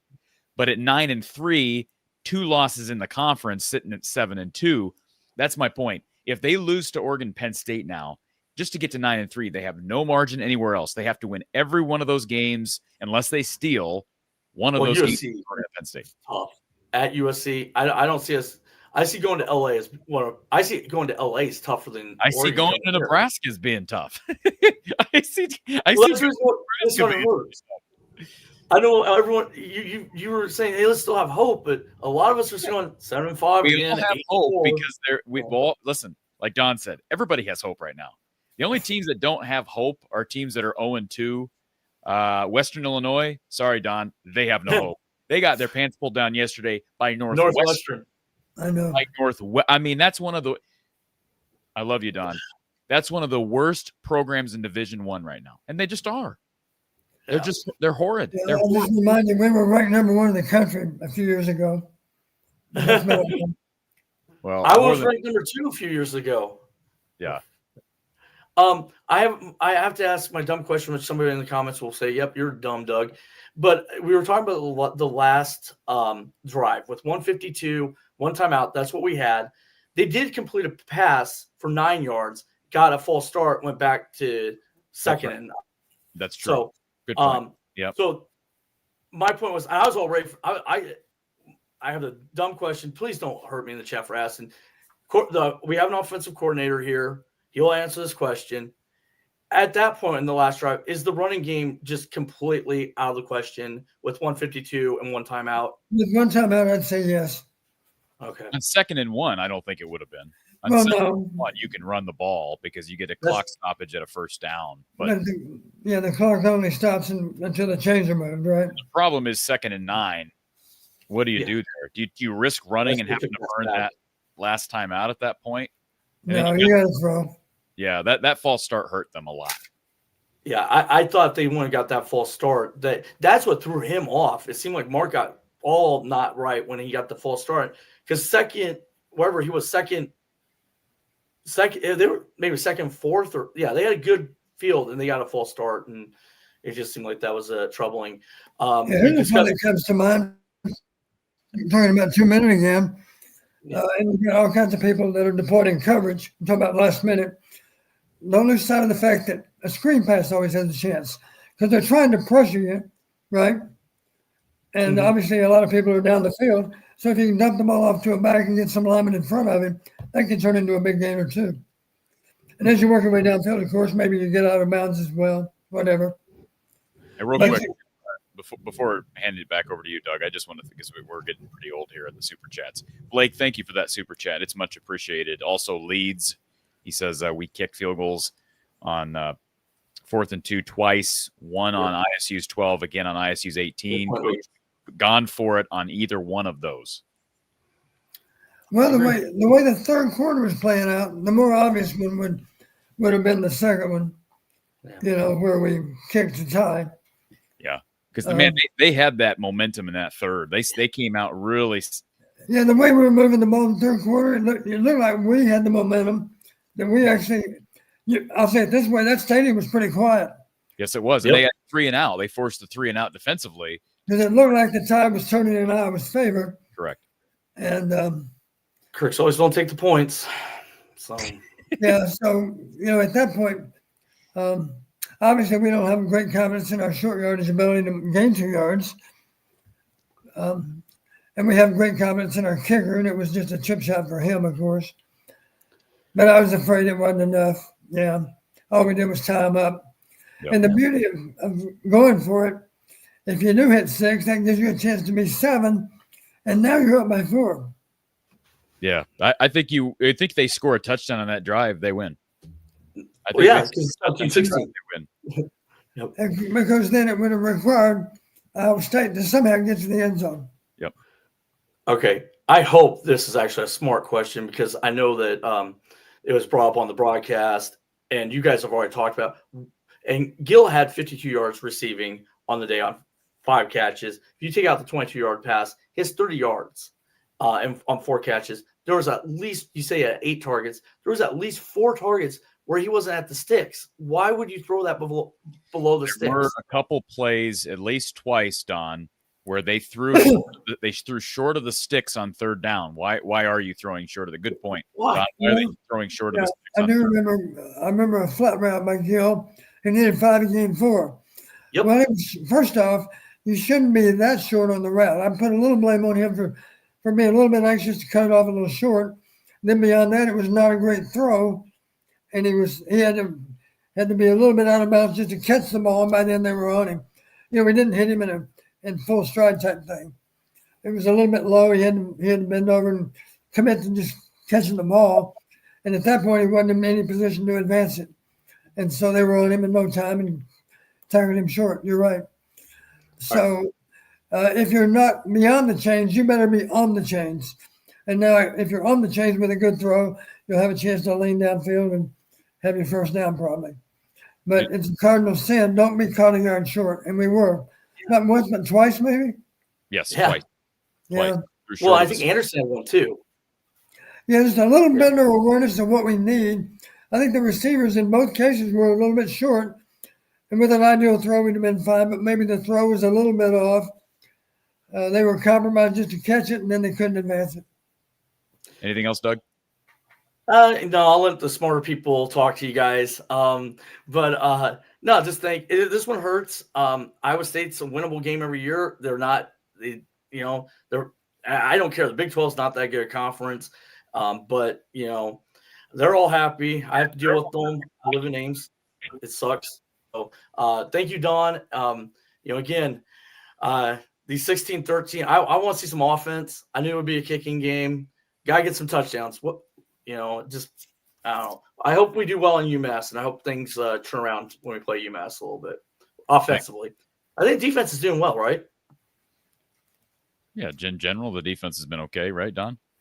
Well, one complaint would be you got to force a few turnovers here and there. Incidentally, the ball that came out, that was our linebacker Harrell that got the ball out, right? Okay. Remember the play? And a lineman fell on it for them. And that was down. That would have been excellent field position down in Iowa's plus territory. Yeah. And then, here I am. I'm always talking about tip passes end up in the hands of the defense. Well, there are those rare exceptions, and we have one today. Just a little bit of luck on their side. The ball could have carried off in some other direction, and then we have it. Maybe we even run it back for a touchdown. Game over. But it didn't happen. Blake, thank you for this super chat. He says, Iowa is not that bad. They just proved it. A lot of room for improvement. Yes, just like every team, they lost. Take it in. Use it. As a fan and team member, neither team looked amazing per standards. Well, it's looking at it glass half full. It is a difficult loss. Momentum, I think we can agree on that, Don. It's a difficult loss momentum-wise, not just because it's a rivalry game, because it was close. It was winnable. This is not – Oregon and Penn State could end up just being not winnable games. I mean, we'll see. I hope that's not the case. But they're at home. But they come out in those games, they could get beat badly. So Oregon and Penn State both look like the games that will contenders for the national title. The games that will determine whether Iowa's even in the conversation for a late flyer in the college football playoff, those games heading into the year were Iowa State, USC, Nebraska, Indiana. Those were the games, right? Assuming you take care of business in the other ones. So far they're 0-1 in those games. You go 0-2, you lose another, and that's basically all she wrote. I mean, it would be very difficult if they lose to another team. It's going to be very difficult even if they beat all those other teams, assuming they lose to Oregon, Penn State, to be in that conversation. But I do appreciate that positive approach, Blake. Thank you for the donation. Connor, thank you for the super chat, Connor. This is a coaching issue. Every quarterback, wide receiver to come in after 2019 looks worse than when they came in. Different offensive staff, Connor. And Don, you're shaking your head. I don't know how Connor can make that statement because I'm pretty sure Connor didn't have a good idea of what they were like when they showed up here. Yeah, I don't know that Spencer Petras was any worse in 2012 than he was in 2020. I thought he was pretty poor. I'm sorry. That sounds really bad. I thought he was well below average FBS quarterback every year he was at Iowa. He wasn't good in 2020. The run game was better in 2020, but Spencer Petras was not good in 2020. So, but I know that's a common narrative in the Kirk era that quarterbacks regress. And I don't know how much truth there is to it, but these are different offensive coordinators and different quarterback coaches. So right. Unfair to make that judgment to this point. We're also 2 games in. Obviously, yeah. I would just ask the fans, it's okay to react. Just don't overreact. Right. It's a long season. Let's see how this plays out. We have no doubt we're going to be back on track next weekend. And then the real question would be, can we go on the road and beat Rutgers? And then if we can get that done, maybe then we're in position maybe to pull it off against Indiana. Well, they have to. These are, again, if we're talking about the goal being to win 9 games, because that's where I had them preseason. That's where I had them preseason was 9-3. They have to beat Rutgers. They have to beat UMass. They have to beat Indiana. You don't drop any of those. And Indiana will be a challenge, and who we can, Rutgers will be a challenge too. On the road, against that Greg Schiano defense, sure. I have no doubt that that's going to be a challenge, especially for an Iowa offense that's had its ups and downs already. So yeah, my perception of Rutgers, I didn't watch that game closely. I was more impressed with their offense than what I thought I would be, but I was disappointed with their defense. It's not often that Rutgers gives up 31 points, but they still win the game, right? Right. All right, let's go to our next caller. Before we do that, RWL39, thank you so much for the super chat. Very much appreciate this. Kirk's overt conservatism gives us the best chance to win with the rosters we are able to construct. However, it's hard not to believe that these rosters suffer from the media attention and fan disgust with these same decisions. Well thought out comment, Don. Very conservative approach. I'm not going to, not just today. We understand this is Kirk, but it was a very conservative approach basically all day. And when it doesn't work, there's going to be a lot of disgust. There's going to be a lot of attention on game planning and play calling. And yeah, the buck stops with the OC, but it also stops with the head coach. And it's consistent. It's hard not to believe that these rosters suffer from the media attention and fan disgust with these same decisions. I'm not sure what he means by that. To me, the media has been pretty fair to our football team. I think in general they're supportive. I guess what's the question? What's the thing that he's putting into question here when he talks about? I was thinking he was saying the negative media affects all these young minds that are playing on the football team. I'm not sure. Maybe he didn't mean it that way. Maybe he's referring to some of the praise that the media, especially the Iowa media, not anybody specifically, but we love to when Iowa gets a new quarterback, whether that be Cade McNamara or Mark Gronowski, he's going to just save everybody. He's the second of Brad Banks. So maybe that's what our commenter here is referring to, Don, and that sets up failure. I could see that argument. I mean, I'm not going to blame the media on Mark Gronowski's performance to this point, and I don't think Mark Gronowski would ever do that either. And I wouldn't blame the media for Cade McNamara's performance, but yeah, it's all part of pressure. It's part of the, transferring in as a guy who you're going into an offense that has suffered and been bad in the passing game for a long time. And you're coming in as a very successful national champion quarterback. You won this National Player of the Year award at the FCS level. So, but yeah, good comment. Appreciate the donation. Very much appreciated to the show. Let's go to our Iowa Smokehouse line. We'll add in Trent. Trent, welcome back, sir. Hey, guys. Hey. Oh, yeah, I have a lot going through my head right now. I still feel sick to my stomach. I had Iowa State winning, but at the same time, you just always hope Iowa's going to win this game because it changes the trajectory of the season.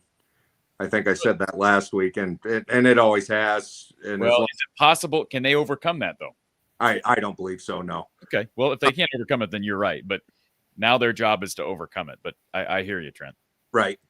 So a couple things just on this game, and then I want to talk just a couple long-term Iowa things here before I don't want to take up a bunch of your guys' time. Rocco Beck doesn't need to throw for 300 yards and 3 touchdowns every game to be the quarterback that he is. That dude commands respect. That's one hell of a quarterback, guys. I can think back to when Iowa had those type of guys. I'll go back to 2002, watching Brad Banks. I mean, Heisman runner-up. Dude was amazing. And then I go to Drew Tate right after that. All that dude wanted to do was win football games. And then I'll go Ricky Stanzi and CJ Beathard in 15. Outside of that, we haven't had an elite quarterback, and it's really starting to show. There's chinks in the armor everywhere. I'll give Lil Nate, I call him, a lot of credit when he called in here a little bit ago. The blame goes one way or the other. Is it we don't have the players, or is it the coaches? You got to make your mind up. And if you say it's a combination of both, then I'm putting my blame on the coaching staff. And if that's the case, then Beth Getz has a hard decision to make at the end of this season. Don, do you think Beth Getz will have a hard decision to make at the end of this season? I don't know. I don't know how it's going to play out. She's not making any decisions, Trent. Okay, well, Tim Lester signed a 2-year contract, and there was no contract extension, right? I guess I don't know the terms of his contract. You're saying he's only locked in for 1 more year? This is his last year. He signed a 2-year deal when he signed on at Iowa. No. So if we got 10 games in front of us. why would you keep him? Well, we got 10 games in front of us, Trent. Okay. Yeah, it's too early. I mean, I get what you're saying, brother. I do. But we got 10 games in front of them. And it's the second year of an OC. I'm surprised at that. I don't pay attention to contract. I know Kirk's contract goes through 2029. I really don't pay attention to those things. Maybe I should. But Beth Getz isn't making any decisions. She's not making. First of all, she's not going to be making any decisions on Tim Lester, if that's the implication. No, she's not. But it's also not talking about getting rid of Kirk Ferentz, who is going to have broken the Big Ten record for wins. Yep, he is against UMass. He get against UMass. That's correct. Yep. Yeah, he's going to be doing it against UMass. That's fact. That can't be changed unless they want to lose to UMass so they can do it against a Big Ten team. They could choose to do that as well. But sure, they could. I mean, I'm not sitting here trying to be funny, Corey. I'm really not. And I know. And here's the thing, too, Don. Were you with Hayden all the way through his tenure at Iowa? Yes. And this is no disrespect to you, man. Like, no disrespect to you. I watched you guys tear it up for a long time. I'm old enough to remember the late Hayden days. And this is no disrespect. I mean that sincerely. But this reminds me a lot of the end of Hayden's career. I mean, you guys went 3-8 the last year. And do we really think this team is going to go 3-8? Do we really believe that, Trent? I mean, do you think this team? I think they might go 5-7 or 6-6, Corey. I believe that. If they go, listen, I'll tell you what. If they go 5-7, I think Kirk may just call it quits. I think too. If they go 5-7, I think he may just call it quits. I don't think that's going to be Beth Getz. That may be Kirk. Yeah, Trent. I've talked about this before very openly. I don't know if I've done it on your show or not, Corey, but either on your show or on the other show I do on Monday mornings. But I've acknowledged it's not easy to sustain a program when the head coach is getting older. And the example with Hayden, in the 80s, of course, our staff, we had the best staff in college football. And you did. And showed. But in the 90s, as Hayden got older and approached his retirement, there were coaches like Barry Alvarez that thought, I can't be the coordinator at Iowa. I've got to think about going somewhere else. Well, 1 year to Notre Dame, and then he's the head coach at Wisconsin. Takes Dan McCarney with him. Bill Snyder says, I'm frustrated to not be a head coach. I'm going to K-State. So we lost some great coaches. And it's just difficult to keep guys. Now, I will say this. Kirk's done a good job keeping them. I guess a critic might say, well, just because we're paying them like no one else will, and it's hard, they're kind of hard-pressed to leave because they're well compensated for the job that they do. But the bottom line is it's hard to win as you get older in your coaching years because you lose good assistants. And they're ready to be head coaches or coordinators, so they go somewhere else. And you can't blame them for doing it, of course. No, I totally agree. The amazing thing, of course, is Kirk has kept his coaching staff together primarily. He's made a couple of changes here and there, but not many. And we are blessed to have Phil Parker on defense. And even though our fans might not feel like it right now, I still think that Tim Lester is going to prove over the season that he is an outstanding offensive coordinator. Maybe he hasn't proven it yet in his first 2 games, but the proof will come out over the course of the season, I do believe. And I do stand by what I just said, Trent. If Iowa goes 5-7, I would not be shocked to see Kirk walk away because that would almost be an indication. I could see that being an indication to him that this is getting to be too much. I'll give you an example. And I can only speak in terms that I understand because I was, I'm who I am. But I grew up a big tennis guy. People that you may know that, Trent, if you watch the show long enough. I was a huge Andy Roddick fan growing up. So I watched Andy Roddick from his 2003 U.S. Open title to his 2009 loss to Roger Federer in the finals of Wimbledon. And I remember in 2012 when he walked away, and I've heard him quoted since 2012. I've heard Roddick quoted talking about when he realized it was time because he retired kind of young. He was like 30 or 31, and like Novak Djokovic is still playing. He's like 40, right? Roger played a long time. Rafa played a long time. But Roddick said when he played Novak Djokovic in the Olympics on the Wimbledon grass in the Olympics in 2012, he just got just pasted. Like he thought he played. After that match, he thought he played pretty well, and then he looked up at the scoreboard and it was like 6-3, 6-1, 6-0. And it was later that year he was like, "I'm done." And he just has said, he's like, "I just realized these guys are at a different level right now. I thought I played well and I got absolutely waxed." So I wouldn't be shocked if it gets to a point where Kirk is like, and I'm not saying it's going to happen, but if they go 5-7, is it feasible to think that maybe Kirk looks back and says, we lost some guys in the offseason, but we brought in Mark Gronowski out of South Dakota State. We were able to hold on to Seth Wallace, Phil Parker. We kept LeVar Woods, even though he, interviewed for this job with the Buccaneers. We had all this experience back on the defensive line. We ran the ball really well, and we still ended up 5-7.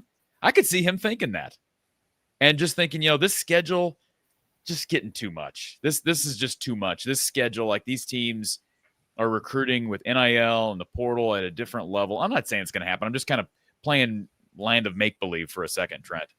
But does that make sense? Does kind of understand where I'm coming from with that? Yeah, 100%. And I think in the offseason, what really made me start to think was you had George Barnett interviewed for other jobs. LeVar Woods interviewed for other jobs. Liddell Betts interviewed for other jobs and left. Seth Wallace is going to be a great defensive coordinator and someday a head coach somewhere. There's just no doubt in my mind about it. I think Phil Parker feels indebted to Kirk. I don't think Phil's going anywhere, and I don't think he wants to be the head coach at Iowa. But, there's 4 coaches that interviewed for other positions during the offseason. They did that for a reason. Fair enough, Trent. Thank you. Sir, anything else to add? Just one more question for Coach, because he's an analytical guy. So the third quarter, Iowa has that one long drive, right? That's the only time they touch the ball in the third quarter, I believe. Okay. They go down. They have that. You get to a 4th and 2. You're down 13-10. You're at what? In between the 20 and 25, wherever you're at. We were on the plus 18. Plus 18. Okay. What does analytics say about going for that? Well, thanks, Trent. Good question. There's a thing called, I can't remember what it's called even, but anyway, there is a company that has those stats. They can tell you 4th and 2 in the last 10 years or 20 years, whatever, in FBS football, chances of you converting on 4th and 2 are 24%, whatever. To me, that number doesn't mean anything really, because it's all about assessing your chances versus that of the team. And clearly it'd be a lot different against Ohio State than it would be against Albany. Or for that matter, against Iowa State than Albany. So my point is, I don't think it really matters what the numbers would be. What matters is the game situation, as we already discussed, and knowing how good their kicker is. If we just can tie it up, they got a kicker that's got a big leg, and the beauty of going for it and leading to a touchdown would be a 4-point lead is one hell of a lot better than a tie. Because a 4-point lead, there wouldn't be any excitement about that last field goal he kicked. There'd be excitement about whether or not they score a touchdown. Now that's provided that we can convert. And you've heard me say before, Corey, sometimes fans always typically want you to go for it. But here's the other thing to realize. 4th and 2 on the plus 18, we convert. Then we got 1st down on the 15. But what if we got 4th and 4 on the 7 a little bit later? Now what do we do? We got to turn around and kick anyway, right? Yeah. So my point in converting, unless you want to try to convert and fool them with some kind of play action pass into the end zone, that's a different ball game, because that, when you call that play, we're either going to convert and score a touchdown, or we're going to have to turn the ball over right here. That's a little bit different, but in general, you get my drift. Just because you gain the 1st down does not mean you're guaranteed to do anything other than turn around and kick a field goal all over again, and you risk not making it too. So it's complicated, but I do understand. There's a compelling argument to go for it on 4th and 2, even though you have a chance to tie. I agree. Of course, if you come up short, people are going to say, why in God's name didn't he kick it? But the truth is, even if you tie it up, which we did, there's no guarantee we can maintain that until the end of the game. All right, let's go back. Go ahead, Don. Really coming, Corey. But at that moment, it appeared that Iowa had the momentum. Yep. And that made it a little more logical just to kick the ball. Why does that make it more likely to kick the ball? Because we had momentum on our side. We had the wind at our back. And as you pointed out, the wind has shifted a little bit to the west out of the northwest. But we're talking about the 4th and 2 field goal try? Yeah. Well, at the momentum, go for it. Go for the win. Play to win. Right. But when you acknowledge we might fail on 4th and 2, or another scenario, we might make a first down and then have to turn around and kick it again 4 downs later. Yeah. No, I get why it's not an easy decision to make. The argument can be made. Go 4th and 2. Yeah. I don't remember. The argument to tie it up is we tied it up and we still have momentum. We just gained a little more momentum by tying it up. What was the third down play? Because was it a 3rd and 2 or did he run to make it 4th and 2? Let me check. I probably got that. While you're doing that, I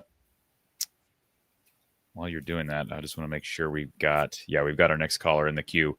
But I want to thank Scott Jensen for the super chat.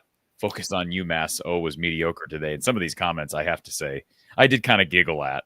Jay says, I think Iowa didn't want to open it up today so that UMass doesn't have film to study. They're saving it for the UMass game. Anyways, I thought that was kind of funny, Don. But thank you, Scott, for the super chat. All right, Don, what was 3rd and 2 prior to 4th? And the previous down. Okay. We did convert on 3rd and 2 on the plus 29. You might remember the play.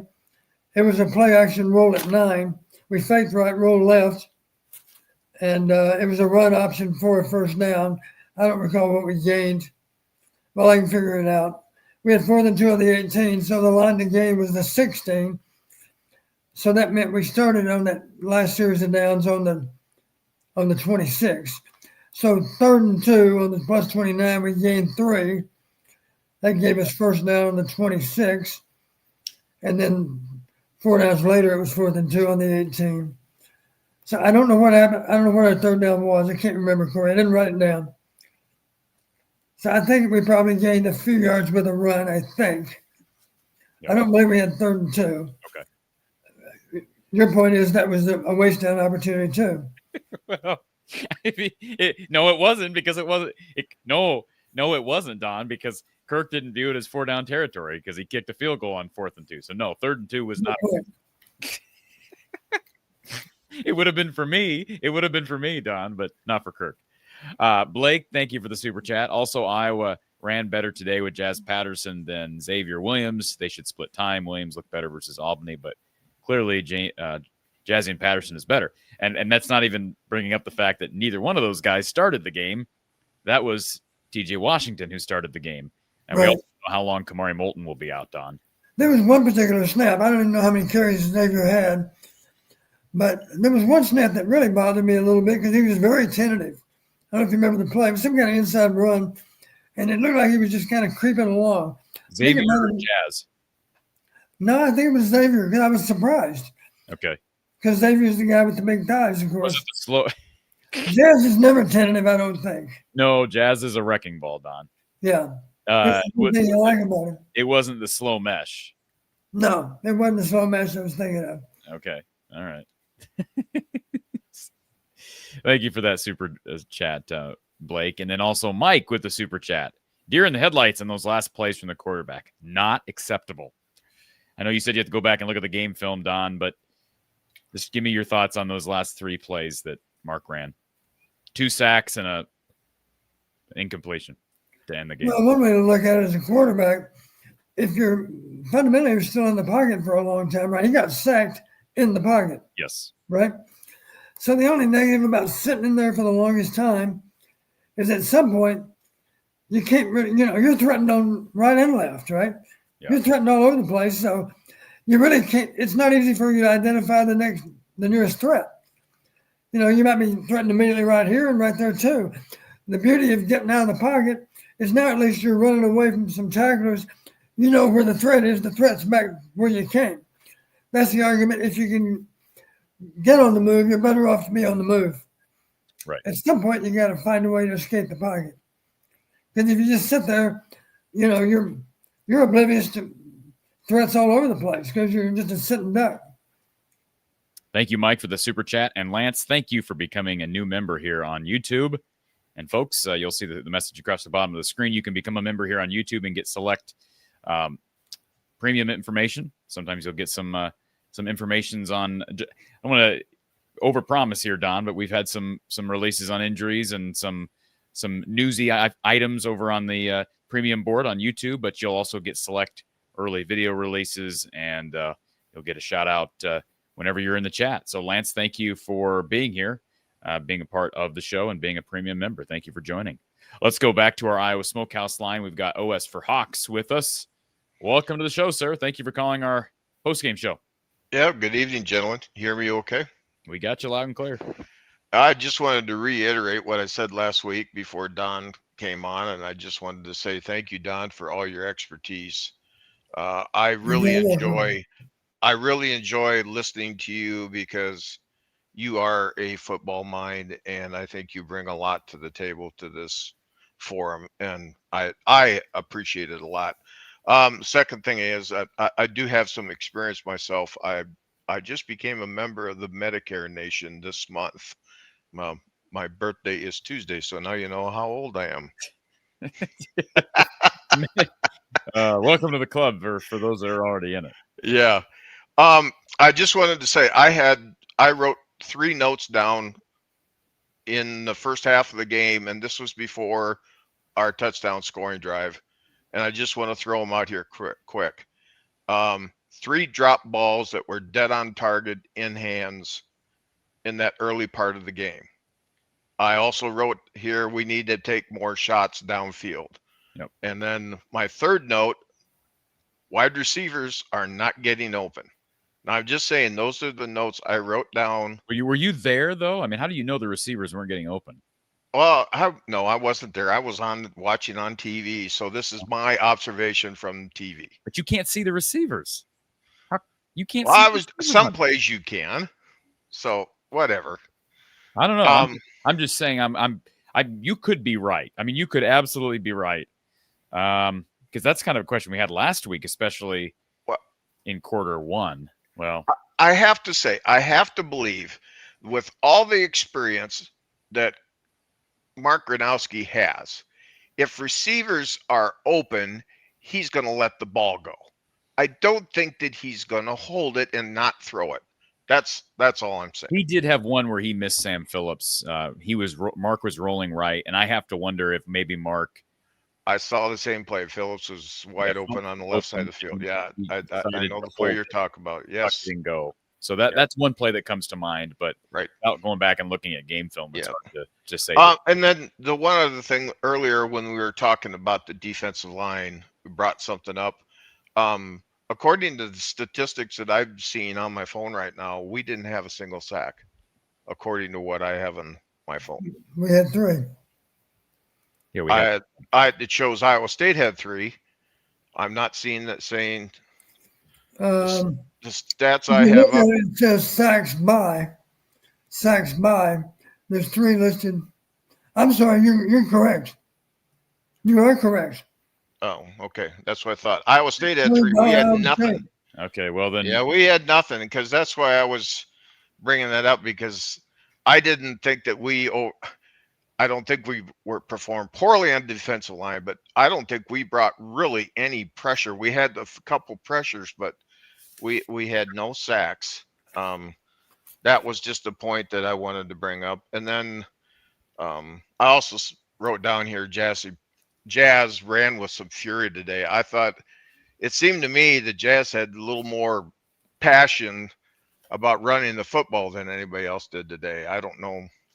Well, he normally runs with that fury. Yeah. I'm surprised. I'm like Don and like Nate, who called in earlier, and I'm glad you corrected us on that sack question, because Nate said earlier he didn't think Iowa's defensive line played well enough. 0 sacks is not enough. Casey got home 4 times the other day. So, that is a concern. But, yeah. And I thought that DBs played very well today. That's one thing on the defense that I thought we gave up that one long pass, and let's face it, that ball was thrown absolutely perfect to was it Kelson or whatever his name is? That fade route.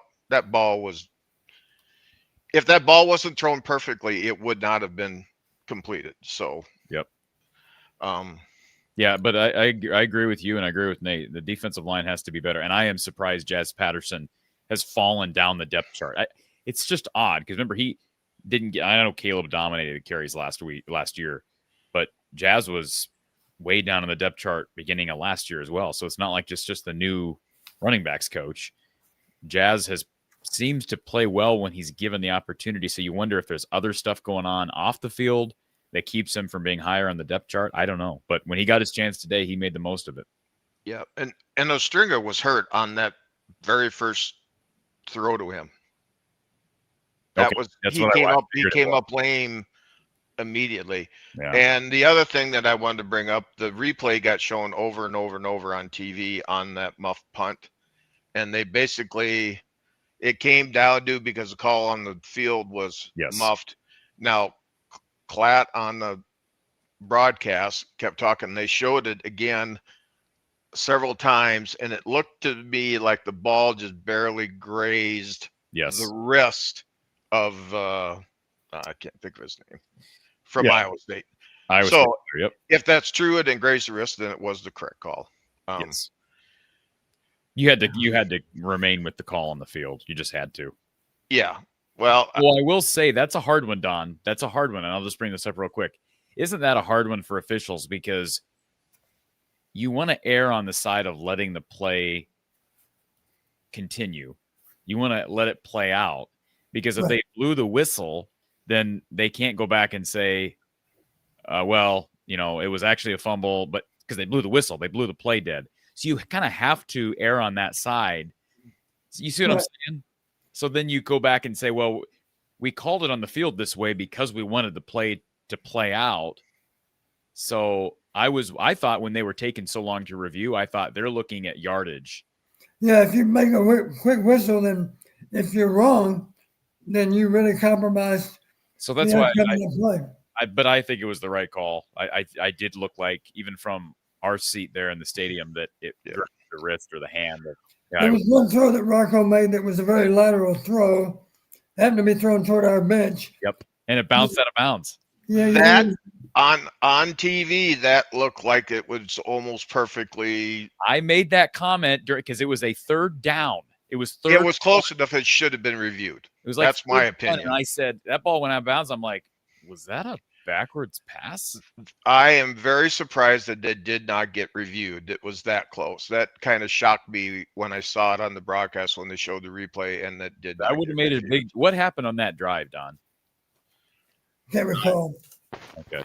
I don't know. Going back to the muff punt, though, I had one question for Don, and this just what is the ruling on in that particular situation? The were getting blocked, but at the last second, the blocker kind of jumped off. Is that close to being catch interference, or was it not, or on that particular play? Because I wanted you're right. He was your getting information. Our cover guy decided to try to escape inside, and that's where the ball happened to be, was inside. So I could see where Iowa State would be saying, now, wait a minute. The cover man cleared our blocker and escaped to the inside, and then he ran into our punt returner. He interfered with our punt returner's ability to play the ball. I could see where they would argue that, because it's honestly, I was a little bit surprised that they would say, well, he was getting blocked. Well, he escaped the block, truthfully. Yeah, it looked like he left the block like a half a yard before the receiver came up for the ball. So it's like he cleared just almost like an instant before. So I guess my question is that how that would be ruled? I mean, the easy decision on the part of the officials is the blocker's engaged, the blocker runs him into the kicker. I'm sorry, to the return man. Right.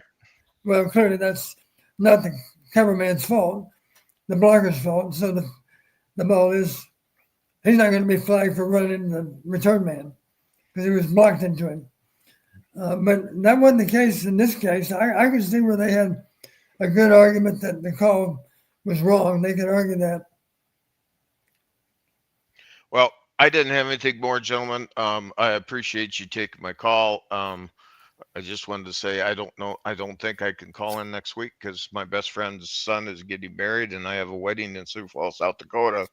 Unfortunately, at like 2:30 on Saturday afternoon of an Iowa game. Why brides choose to plan weddings on Iowa football game weekends, I don't know. I know that I'm just kidding. Bride discretion, I understand. But maybe their original plan was to get married today and they backed it up a week just because it was Iowa State. no, I think it's more so that the groom is actually a pilot. So yeah, and they need to. This is a weekend that they could do it. But anyway, you gentlemen have a great weekend and go Hawks.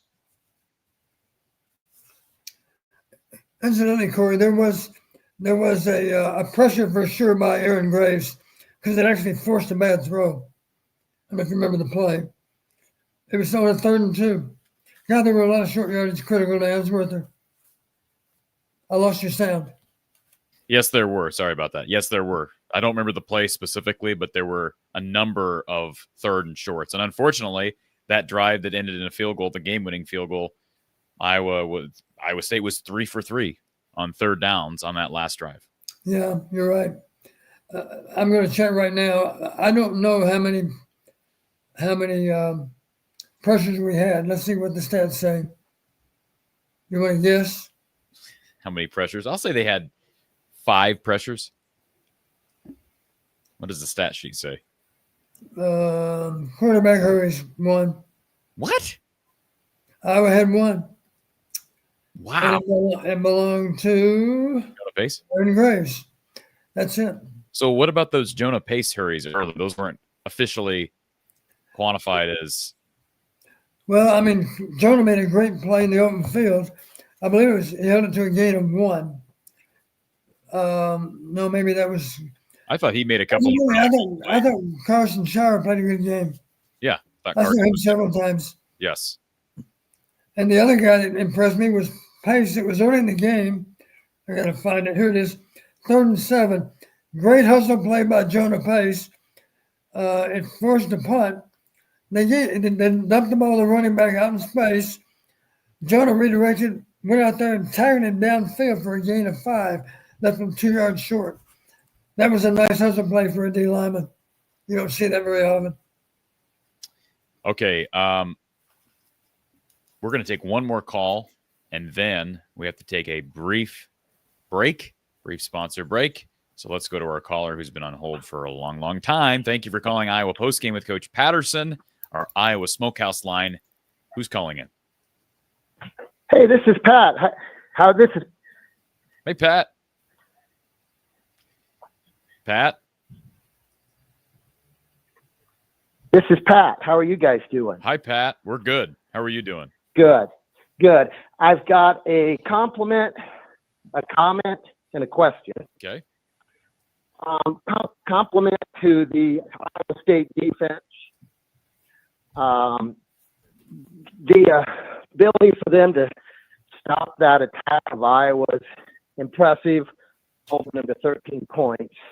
Then comment, head coach not going for it in 4th and 2 in the 3rd quarter. I think there's a reason for that. Head coach believes that's the best way to win. It's his style, and he believes in it. But Iowa didn't cross the 50-yard line again after that game. The reason he believes in it is because he thinks the other team's going to make a mistake and Iowa will win, and that doesn't work against good teams. There's evidence of that because they haven't won a game against a top 25 opponent in the last 5 years, Penn State 2021. And then question, is it possible that offensive coordinator Ferentz and Lester's offense that they've been trying to install is too complicated and it needs to be simplified for the average college quarterback? I'll hang up and listen to the answer. Thanks, guys. Have a good day. Pat. That's a good question, Don. I mean, a comment on the 4th and 2 philosophy, but the Shanahan offense, what's being taught, is there an argument that it's too complicated? I mean, all we had to hear about under the Brian Ferentz regime is how it took a year and a half or 2 years for a player to learn that offense. So is this more complicated? And if so, why are they implementing it? Well, I think it's safe to say our offense, realizing it's got a little bit of Green Bay in it, it's more complicated than the average college offense. I think that's safe to say. But I also believe our players are bright. The ones that need to be bright especially are bright. I'm talking specifically about our quarterbacks. The huddle calls are they're longer than they used to be. I'll make that comment. In the old days, we would signal plays in. I did make the comment the other day. Thank God for the new helmets, so you can talk directly to the quarterback. Because if you had to signal all the call in, you'd end up being in trouble with the clock a lot because the calls are longer. Now I say that's when we're using motion. You didn't see a lot of motion today again. So obviously, if you're not using motion, there's less communication to be made. Or if you're not jumping the formation, you know what I mean when I say jumping the formation, Corey? You're lining up in one formation, and then you're jumping to another formation. You told me there'd be more motion today. I was wrong. Why? Why wasn't there more motion? Maybe concerned about crowd noise, I guess. Maybe. I don't know. But we didn't see much last week either. I know. You're right. Weren't you surprised? I fully expected we'd get more motion. Yeah. I don't think about it in the moment as much as you do, but now that you say that, it's like, yeah, we didn't see much of any today. Yeah. Folks, we're talking about Iowa's 16-13 defeat at the hands of the Iowa State Cyclones. We have James, Vincent, Alex, Austin, and another Alex all on hold. So hang with us, hang tight. We'll get to your calls. We'll get to your comments. If you want a comment specifically addressed by Coach Patterson and I, you want to ensure that happens, simply throw it up as a super chat, and we'll make sure to get to it. We do want to take a moment to thank RTI Threads, one of our fine sponsors, and this is their website. I'll share my screen so everybody can see it. This is the website, folks, and this is their lineup of NIL athletes, and there's several Hawkeye football athletes here involved, including Jacob Gill, Aaron Graves, Zach Lutmer, Carson Shire. And folks, if you don't follow me on social media, you might want to do that because we launched this week a special feature. If you're following me on social media, and of course you're a fan of the show, you know high quality gear that RTI Threads produces, and these player specific apparel lines, merchandise, all of that. And we're actually giving away a quarter zip by none other than Zach Lutmer. And so we're going to be doing giveaways throughout the year. Be sure you're following me. Here's one of their half zips, the official Jacob Gill half zip. And again, you can win merchandise by following me, following RTI Threads on social media, but you can also purchase yours and support the causes of each of these players. 4 different players on their list: Jacob Gill, Carson Shire, Aaron Graves, Zach Lutmer. 4 starters. I thought Zach Lutmer played really well. You mentioned Carson Shire, Coach. Jacob Gill was by far the best receiver, and Aaron Graves is the one guy who had a quarterback hurry. So this website is RTI Threads, and I use the /NIL to find this screen. And then you can simply peruse, look at the different apparel lines for each of these players: T-shirts, hats, stocking caps as we get down to colder months, mugs, etc. And you can customize as well over at rtithreads.com/NIL. All right, we are back here talking about, unfortunately, Iowa's defeat at the hands of the Cyclones in the annual Cy-Hawk game. Let's go to our next caller. We got James, who's been on hold. Don, did you have something to go ahead, Don? I do have one thing to say, Corey. Let's just address the 4th and 2 again late in the third quarter. If I was in Kirk's shoes, based on the way the game is going, I would have done exactly the same thing. Okay. I would have tied it up, and I would have felt we've got momentum. We're going to beat them down the stretch. we need to tie them up before we move ahead.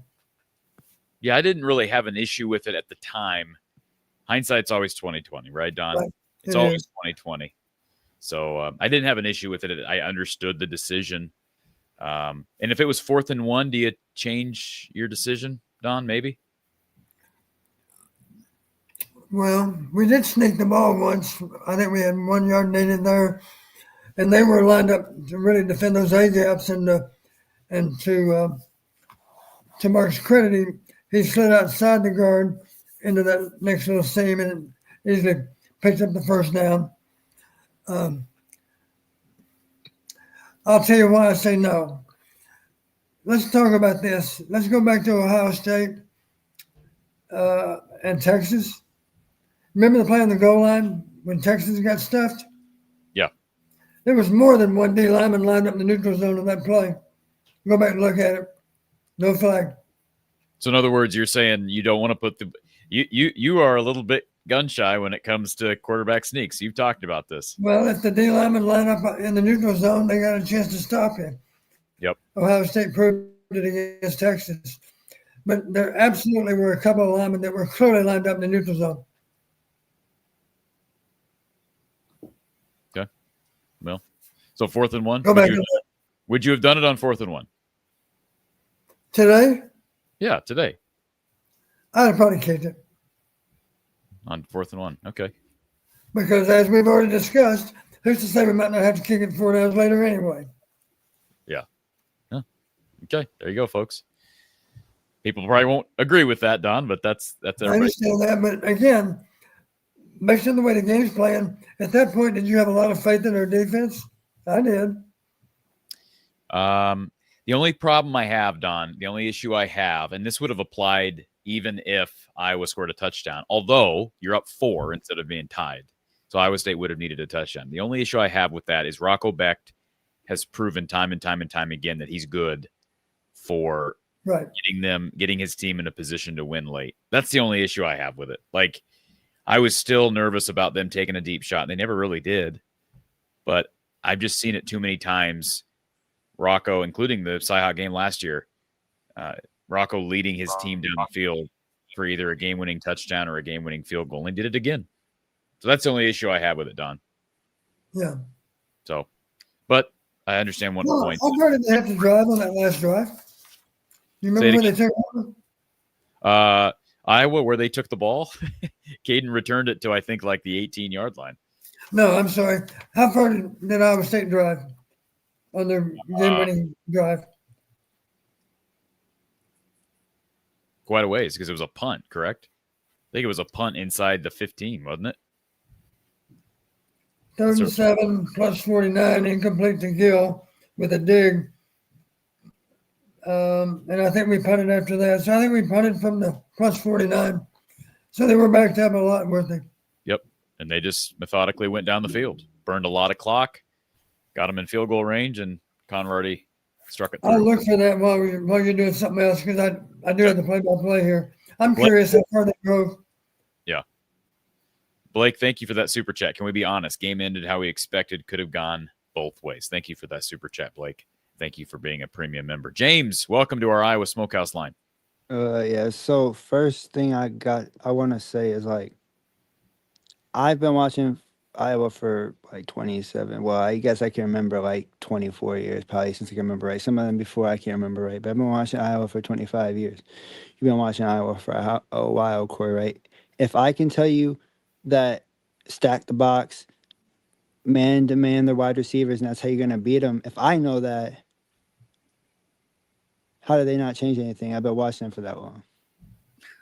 You get what I'm saying, though? Like, I know that's how you beat them. Like, make them like Iowa State did. You just play them at 10 yards, make them run 10-yard routes. They're not going to beat you deep, so you just make them throw it short and just keep, at some point, you're going to need to stop them because they're going to run it so much, and you just stack the box, and that's all you got to do. And then you play man-to-man on the outside. Like, good teams, obviously, not like Albany won't be able to beat them like that. UMass probably won't be able to beat them like that because they ain't got the DBs like that. You know what I mean? But, like, in Iowa State, a Big Ten school, Big Ten teams like that should be able to have DBs where they can just go one-on-one the outside and just stack the box in the middle, and it ain't going to matter. Yeah, the bottom line is, Donna, can we agree on this? If Iowa can't win one-on-one battles this year, and I thought they'd be able to on the outside at some point, If they can't win one-on-one battles, or Mark's not willing, or I was not willing to call plays for receivers, because they have plenty. Like Sam Phillips had plenty of one-on-one matchups today. If they're not willing or they're not capable of winning those battles, forget the offense evolving. Forget it. Just forget it. Receivers got to get separation, Don. You can't constantly run through a loaded box, right? Well, here's what people might lose sight of. People always say versus press man. Well, you got to win over the top. So you see a lot of incompletes thrown on fade routes, right? But there are other routes to run other than just fade routes. If he's going to press up on you, I'll give you a specific example. You'll find this interesting. We were playing Arizona over in Kinnick years ago. They had a great cornerback. I think he was like the fourth guy in the draft, something like that. High draft pick. We won the game at the end of the game with a check that we ran because they were pressed up. We didn't know if they were going to do it. We checked the white 5 X-ray. White 5 X-ray is X and Y cross, 75 X and Y cross. Damon Gibson, the little short receiver that can run and jump, he's lined up in split end. That All-American corners lined up on him, pressed up on him. The one thing that I can't think of the name of that corner, high draft pick, top 5 pick in the entire draft. Damon beat him on that play, but here's why he beat him. Damon came off out of his stance and went directly down the line of scrimmage. Didn't go downfield a yard. Meanwhile, here comes the tight end on a drive route. And guess what? The quarterback has to divert around the tight end who's looking back for the ball, incidentally. It's a rub route, but it's a rub route that people don't see because it's happening. David Gibson's running right down the line of scrimmage. He's not going to win with any kind of depth. He's winning with width. He runs across the formation, catches the ball on the line of scrimmage, and goes in the end zone for the winning touchdown. That was at the end of the game. That happened. So my point is, we got to be a little more imaginative with what to do. We used to never run white 5 X-ray until then, but we knew we got to beat an All-American corner, so we're not even going to go out the field a yard or two. He thinks he's positioned to take us on. What he never expected is we'd run right down the line of scrimmage. Actually, maybe behind the line of scrimmage a little bit. So we didn't win by running a traditional drive route, maybe where you're 2, 3, 4 yards downfield. Because if you do that to him, he's fast enough, athletic enough, he might undercut the route and might intercept it across the formation. But we forced him to bubble over the tight end, and at that point, he couldn't even do it. Somebody's going to call in, tell me the name of that Arizona corner. It was such a great player. It was in Kinnick. We didn't play Arizona very often, but we beat them that day in a very low-scoring game. We beat them because of white 5 X-ray. True story. James? Also, we were talking about receivers getting open. There was one play in particular that they panned out the camera and they showed where Hayden Large was wide open. I don't remember what quarter it was in. It was either second or third quarter, where it was like a rollout to the left, and Hayden Large was wide open. Like, the dude fell down, he was wide open, and Mark just didn't see him and threw it out of bounds. So it's like, you can't say that it's not people getting open, because I get panned out, and you could see literally him. Where was that, and at what point in the game? It was like second. It was either second and like 5, second and 6, or like third and 6 or somewhere. You would have been like, he would have got it though, the thing, because there was nobody behind him. He could have just turned around and got the first down because he was right on top of the line. If that makes sense. So, like, he would have just thought he could have turned around and got it pretty much because there was nobody there because the dude fell down if he would have threw it in time. But he would have was wide open, and Mark looked that way. I don't know, like, how he looked, obviously, but, like, Mark was rolling that way, so he should have been able to see it, and he just chucked it out of bounds. Okay. All right. Well. It was at the beginning of the second quarter. Tim King said it was at the beginning of the second quarter when he was rolling out. Hayden Large was wide open, and, like, I don't know how he didn't see him or nothing, but, like, he could have caught it and turned, at least ran for a couple more yards, and he just chucked it out of bounds. Well, that's all going to be stuff that gets seen on tape. I know people, it doesn't help you now, but hopefully that will help them moving forward. I mean, I think the bottom line is, I see all these comments in the chat as we're talking. If Iowa doesn't figure out the passing game, Don, they are not beating Penn State or Oregon, and they are not winning the rest of the games on the schedule. They're not going to beat USC plus Indiana plus Nebraska plus Wisconsin plus Rutgers. They are not, plus Michigan State. They won't. Because somebody will get them. Somebody else will get them. So at a minimum, they're going to have 4 losses at a minimum if they can't get this pass offense figured out. As well as the offensive line is playing, and even if the defense stays really good, and they were pretty good today, that schedule, they're at least losing 4 games.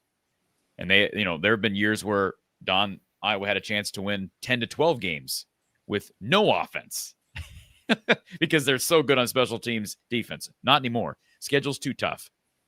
And, so anyways, anything else, James? Yeah, and then I got just a couple more things. First off, defensively, I felt like for the way Iowa State looked against South Dakota, and I understand South Dakota's not a Big Ten school, but for the way they looked against that team, I felt like the defense played better than I expected them to. Like, Carson Shire was really good, right? The DBs made some plays. Obviously, they got some, like, Deshaun Lee got a big catch on him. But, like, for overall, I feel like they played really well and gave them 16 points, and that gave you a chance at the game, right? If your offense played better, it would have gave you a chance to win that game, right? So that's a benefit and a positive, I feel like, looking at the perspective of, like, if we can get some stuff figured out, the defense looked good, at least, in a game like that. I would agree with that. And then one more thing I got is, and I know we're not thinking about this obviously because it is, but also I think we kind of got to think about this part is like how this affects recruiting, how like we say Phil is such a great defensive coordinator, such a great DB guru, and I've said this before, but like, yet he can't get a lot of guys that want to come here from the portal, right? He can't get guys that want to come play DB in the portal, right? And like maybe he trusts his guys in TJ, Deshaun, Jalen Watson, right? Which I understand that too, but like, sometimes you need better leadership. You might need a better guy, and they can't get guys at some positions they're supposed to be good at. They can't get other tight ends. Maybe they didn't go after tight end because they like Ortho Stringer, right? I can't say that wholeheartedly, but they're usually pretty good at running back. They're usually pretty good at tight end. They're usually pretty good at corner, and they can't get guys at that position. Well, it's possible. I'm not saying that, I think there is a case to be made that sometimes the best guys in the portal aren't going to come to Iowa for 2 reasons. One being other teams are offering them more money. Yeah. And 2 being Iowa refuses to guarantee a guy a spot, a start. Yeah. Like Shaheed Barrows is a good example. I don't think they probably guaranteed he would start because here he is. He's 2 games in, and has he seen the field at all? I haven't really paid my, I can't see the other corners sometimes, but like when they make plays, I don't hear him. I only hear Deshaun Lee. I see Jalen Watson creeping down the slot, but Shaheed Barrows has not seen the field at all unless he's been on special teams. So that could be part of it. Don, why can't Iowa get better players out of the portal at corner, at tight end? These positions where Iowa's, produced a lot of NFL talent. Could it be that? Well, I think the perception among the coaches maybe is we need, we're stronger on defense. We need less help on defense. If we want to spend money, we feel like we need to spend it more on offensive players. I have no idea how the money's being spent, but some of these guys are getting more than a scholarship, I'm sure. No, for sure. It's just interesting to me because they say how he's such good of a DB coach, and I feel like obviously it takes steps before, but sometimes I feel like there's years, even last year, you had Jamari, but there's years where maybe like if you can get a more top-notch guy at corner, maybe that can kind of trickle down to like, okay, he's the leader, we kind of can follow him. You know what I mean? Like sometimes I feel like there's not a guy really that's like anymore where it's kind of like a guy to look at on this defense right now, where it's a guy to look up to in the back end, right? I mean, X has had his ups and downs, right? So like there's not a guy really that's like, oh, we can look at this guy, we can kind of follow how this guy goes day by day, or like how he prepares for games, right? There's not really that. I feel like it's all just they had to learn and grow from experiences of playing. They don't really have like a leader that like has been there, done that before. Yeah, I get that. And you know what? For everybody ripping on Mark Gronowski, don't throw the towel in yet. I'm not saying they're going to accomplish the goals that they set out to accomplish, namely the playoff and competing for a Big Ten title. But this does not affect them in the Big Ten title race. And they're not out of the playoff race either. As difficult as the schedule is, if they get on a roll, that run game paired with an effective pass game could be really, really effective. So I don't know how far off they are. They're definitely closer than they have been. I think we can probably agree with that, Don, because they have a competent quarterback and a competent play caller and a competent offensive line. Those are things they haven't had. Right. They have that right now. So the passing game has not been good. But if it turns the corner at some point, sooner rather than later, this could be a pretty good team still. So, James, Can I say one more thing? Sorry, you kind of brought it up with me when you're saying the run game. One thing I find always weird, it kind of is like how they distribute it. Where like I understand Terrell Washington's probably the best receiving back out of the group we have that's at least healthy. I don't know what they think of Kamara, but at least that's healthy between like Xavier Williams, him, and Jazz, right? Like between them guys, he's probably the best receiving back, right? But like also, especially in a game like this, and I know somebody brought it up earlier, but like Jazz has been there, done that, and I don't understand. I'm not in the building every day. I don't know if Don gets it because he's not in the building every day, right? But I know he does some analytics stuff and stuff like that. But like, why does it always seem like Jazz, even sometimes like always gets like not that many opportunities, but then when he does get opportunities, he looks really well or really good in some opportunities, right? It's like he should get more opportunities then. Why does it seem like whenever he does get opportunities, he looks good a lot of times, but he doesn't get those opportunities? Don, why is Jazz Patterson not getting more opportunity early in games? I don't know. All I can tell you is that we're not privy to practice. I might be at practice once a week, but I don't see all the work that the guys do. And obviously the coaches are paid to play the best guys the most. And it is a little bit mystifying as to how the depth chart changes at certain positions. Running backs, probably the biggest example of that, I guess. We simply don't know what happens in the other 6 days of the week. Yeah, for sure. But we'll see how it goes. And hopefully our offense can look a little bit better against UMass. It's a team that they should have no issues with, but we'll see how that goes. And I'll talk to you guys later. And make sure you guys leave a like. I know it's tough to lose to a team like that. But at the end of the day, one thing I've learned from coaching is a loss is a loss. You just got to look at the next one. I don't really dwell on losses until the end of the year. Like once the season's over, then I'm like, dang, we probably should have had that game. But I just flush it and go on to the next one. So I'm fine anyways. Thank you for being here, James. Appreciate your call. Okay. All right. Appreciate the super chat. Blake, have to get going. Have a great weekend. Go Hawks. Thank you for being here, Blake. We do appreciate that. And he adds this super chat. We appreciate this one as well. Can we be honest? Game ended how we expected. Could have gone both ways. I think I hit that earlier, but again, thank you. Jed, thank you for the super chat here. Gronowski is a proven winner. In my opinion, he's not the issue. The issue is who he's throwing it to. Iowa has not had an all Big Ten wide receiver since McNutt in 2011. Amir Smith-Marset was all Big Ten as a return specialist. Yeah, and so was Caden Weegan, right? I mean, he was Jet of Work. So they had one last year if we're going to count return specialists. I think Charlie Jones was probably that as well. But that's fair. I mean, a fair point. I think there has to be some grace given to Tim Lester in year 2. This was game 2 of year 2. Let's not mix him into the same boat as the previous regime. I know we all tend to put all those years and those seasons teams in the same basket, but I get the frustration. I think I still believe the receiver room has taken a big step forward. We haven't really seen that yet, but I need to see it. I need to see it. I can't keep saying I think that this has happened, and through 2 games we haven't seen it on the field. Don, do you still believe the receiver room has taken a big step forward? Well, based on Saturday's performance, first 2 Saturdays, the jury's out. Yeah, I agree. Jury's out still based on the performances. Yeah. So I'm still drinking the Kool-Aid to some extent. D. Rollison, which billionaire wants to fund an NIL team in Iowa? Cedar Rapids has a nice airport. Yeah, I can spell. Well, I don't know how many billionaires does Iowa have. How many billionaires are there in the state of Iowa that are big Hawkeye fans, Don? I think there's one billionaire, and I don't even know his name, but I read somewhere that we've got one. Knowing our like he's an Iowa State fan.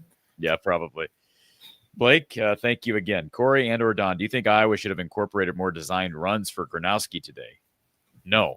He had 16 carries already. 16 carries. So no, that's what I'm going to say. I think they had plenty of runs for Gronowski, some of which were designed. Also, is it Gronowski or the receivers? Let's discuss receiver tight end core, please. I saw the comment in the chat, too, about, well, part of the reason was it Iowa Hawkeye Sports. He believes that most of the deep shots were planned for Addison Estringa. I highly doubt that, Don. I don't think they plan most of their deep shots to a tight end. And he is not traditionally even the deep threat at tight end. That's typically been Zach Ortworth. But yeah, I mean, it's not just receivers, Don. The tight end element of Iowa's offense that was actually good under Brian Ferentz has sort of been lost. We just don't see a ton of involvement with that unit. And I remember asking you about this preseason, and you said, hey, I think they're probably going to get back to higher tight end usage. Haven't seen that yet. No, but you're right.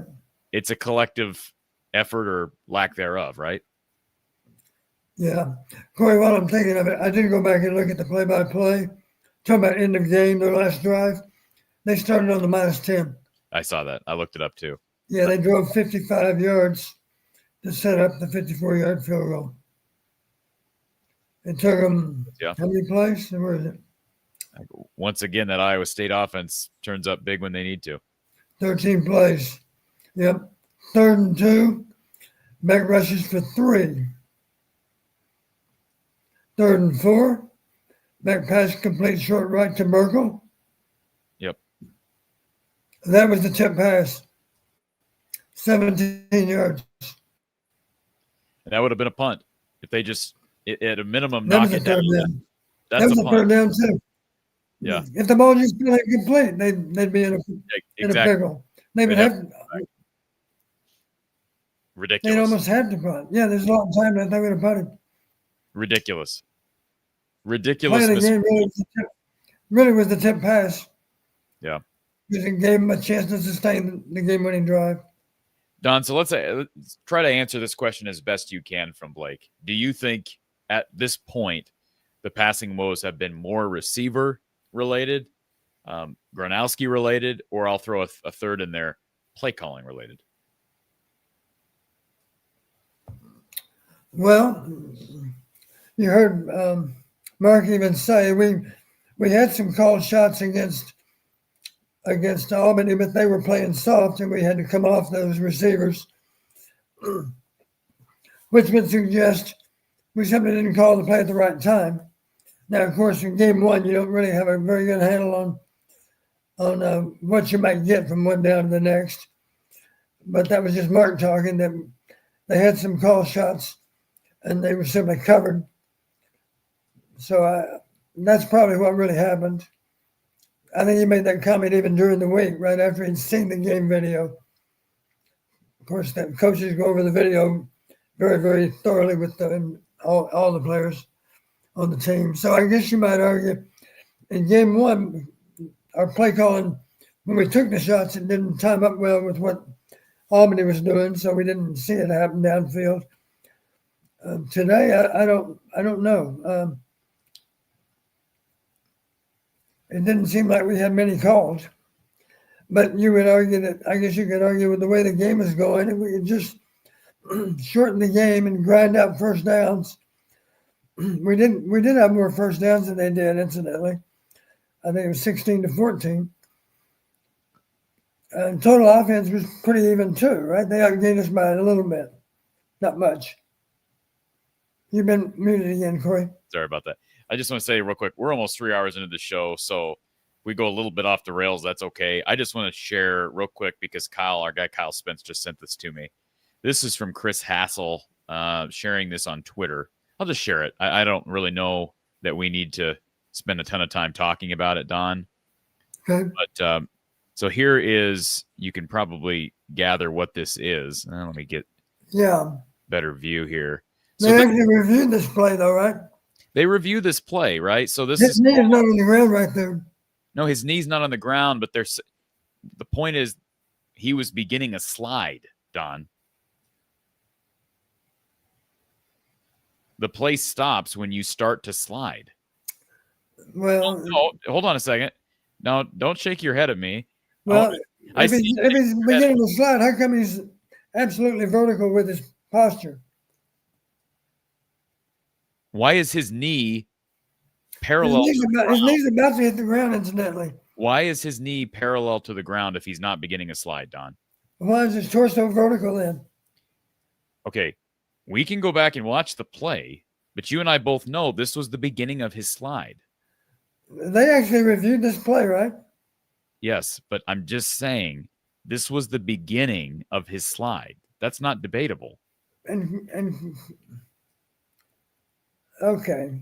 I mean, it was the beginning of his What I slide. remember seeing, his knee is on the ground. It's a split second later than this, and the ball.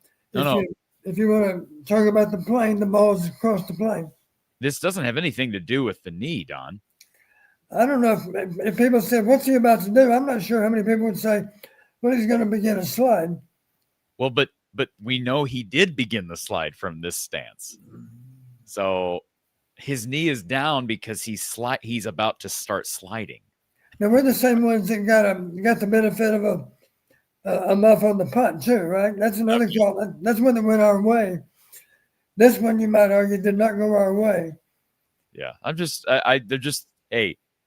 sharing it because Kyle sent it my way, and when I saw it on the field, I thought it looks like he started before the line to gain, but it was an awkward looking slide. He does that weird thing where he slides with one knee or whatever. Well, the typical slide, of course, the torso is not vertical. I guess you always slide with one knee, but yeah, the torso, he just slides awkwardly.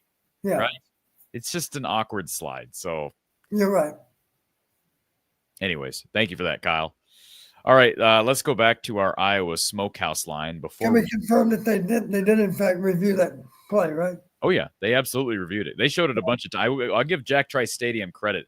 They actually did a pretty good job of showcasing replay reviews. There's a lot of venues that don't do a good job with reviews. Frankly, I don't think Kinnick always does a very good job with reviews. But Jack Trice did a very good job with reviews. So I bet the fans were a little bit nervous on that play then, weren't they? Because they really weren't sure how it was going to. I was in the Iowa section. A lot of people in the Iowa section thought it was going to be overturned. But see, the thing is, even if it had been overturned, 4th and inches, it was on their own side of the field. But do they go for it on 4th and inches and just plow ahead for a first down? Because that was down. He ran up for it on 3rd down. Yeah. I don't know how much time was left at that point. That was before the tip pass? Wasn't that in the 4th quarter? Wasn't that slide in the 4th quarter? It was on the last drive. I think. So, yeah, was it before the tipped pass? It's a good question. It was one of the other 3rd downs. Well, can you go back and look at that picture? Can you see the yard line? I don't think you can you? Well, I guess I probably can. No, I can't. No, I can't. Oh, okay. They were way backed up. 3rd and 2 on the -18. Yeah, so would they have gone for it, Don? On 4th and inches at their own 20, would they have gone? They would have had to punt it away. 4th and inches? Yeah, on the -18, yeah. So that was a huge call, Don. If it was 7 minutes left in the game, they're going to get another possession. If it was a missed call, if that's the case, then that was a huge missed call. If it's a missed call, if that was the beginning of his slide, then that's a huge missed call. But they reviewed it, and let's remind our viewers, it was a Big Ten crew, right? It should have been because it was on the road. Yep. So one thing I'm sure of is they didn't have it in for Iowa. Yeah.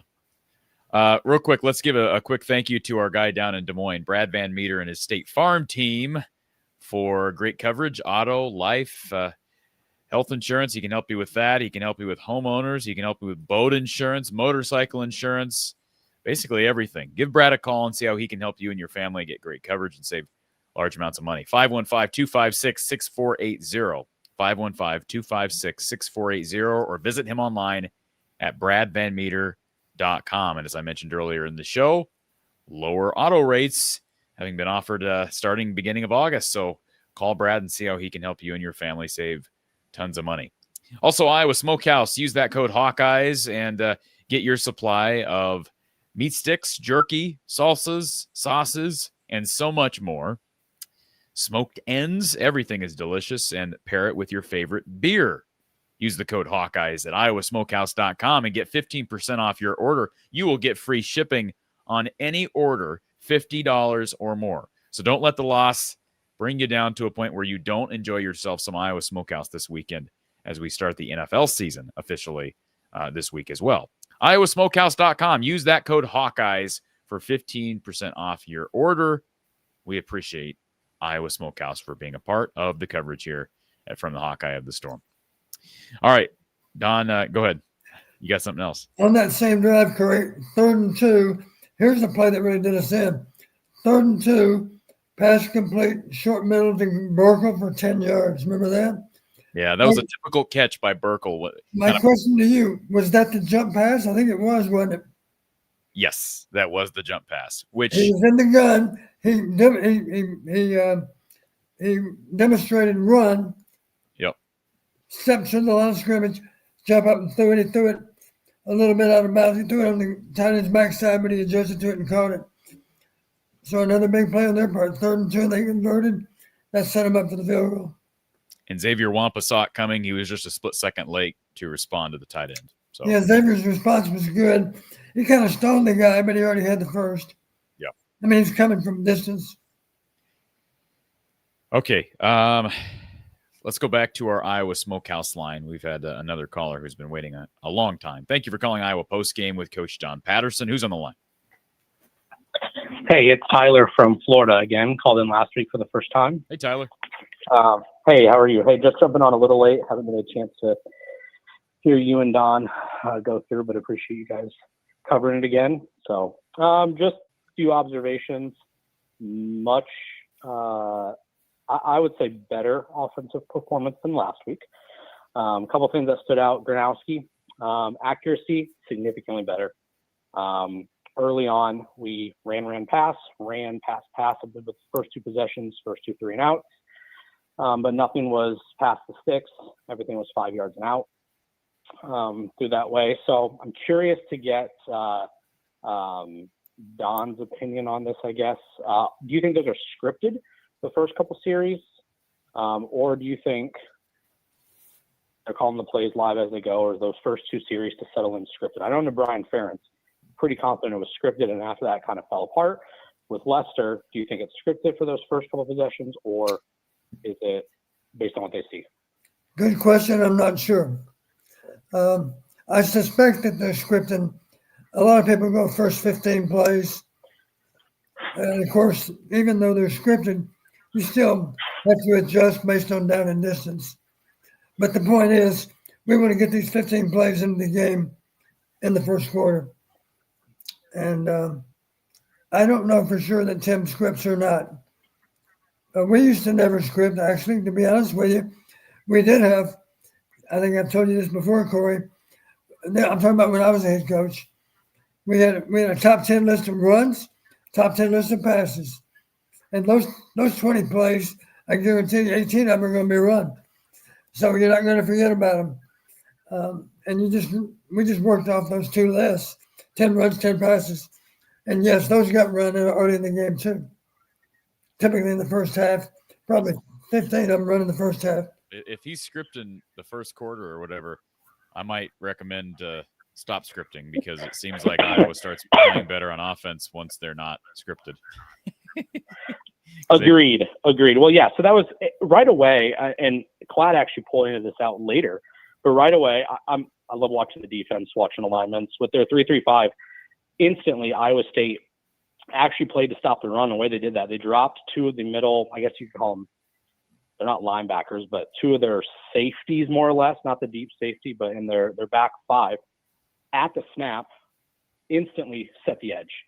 They're about 5 yards off the line. They would jump up right at the end. So I thought, okay, they're not going to let us bust one outside on a run. They're going to force it inside the whole time, where they have the extra linebacker help with Bacon right there and reading it. And so just initially watching them, sitting there going, this appears scripted because we're not changing anything. And instantly something dragging across the middle from the slot, or some of those quick outs, which we started to do towards the second quarter, wide open. It just kind of blew me away that, okay, when you see that come in, there's going to be space because they're not going to get beat deep.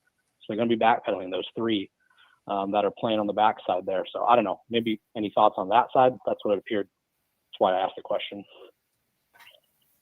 Don? I will admit, I was surprised that the outside zone wasn't more productive for us. We hang our hat on the outside zone. We feel like we can run it against just about anyone. It's kind of the bread and butter of our running game. And it really wasn't that effective. So maybe you're right. Maybe you got to give some credit to Iowa State and their plan to slow down the outside zone. yeah, I think that's, like I said, I got to go back. I'll usually go back and rewatch the games, take note of some of those things, but at least on offense, that's what it appeared right away. And then later on, like I said, we started hitting a little bit of those outs. We had 3 drops, I believe it was, in the first quarter as well. A lot of people forget those. One of them was a first down, and one would have been really close to the tight end on the sideline when Gronowski got flushed from the pocket, rolled out, and the defender had to take him or the tight end and jump to him. Tight end just dropped it. So, those are the types of plays that just you got to hit, especially early on. But so offense, obviously passing is just no deep shots. Once again, no idea what we're doing when it comes to deep balls.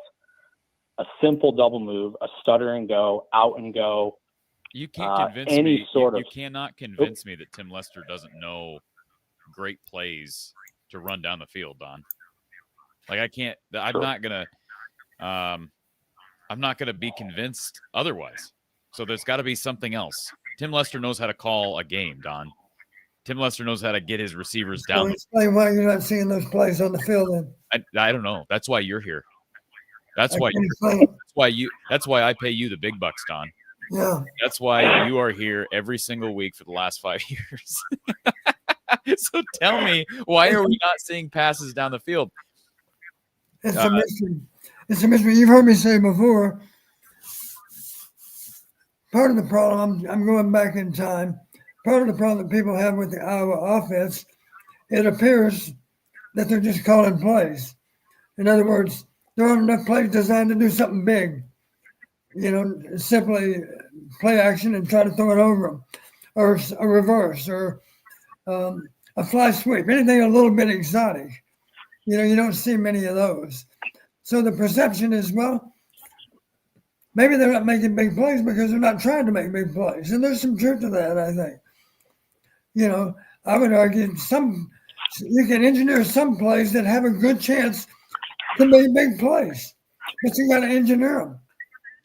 But again, are you going to sit here and try to convince me that Tim doesn't have great plays in his back pocket?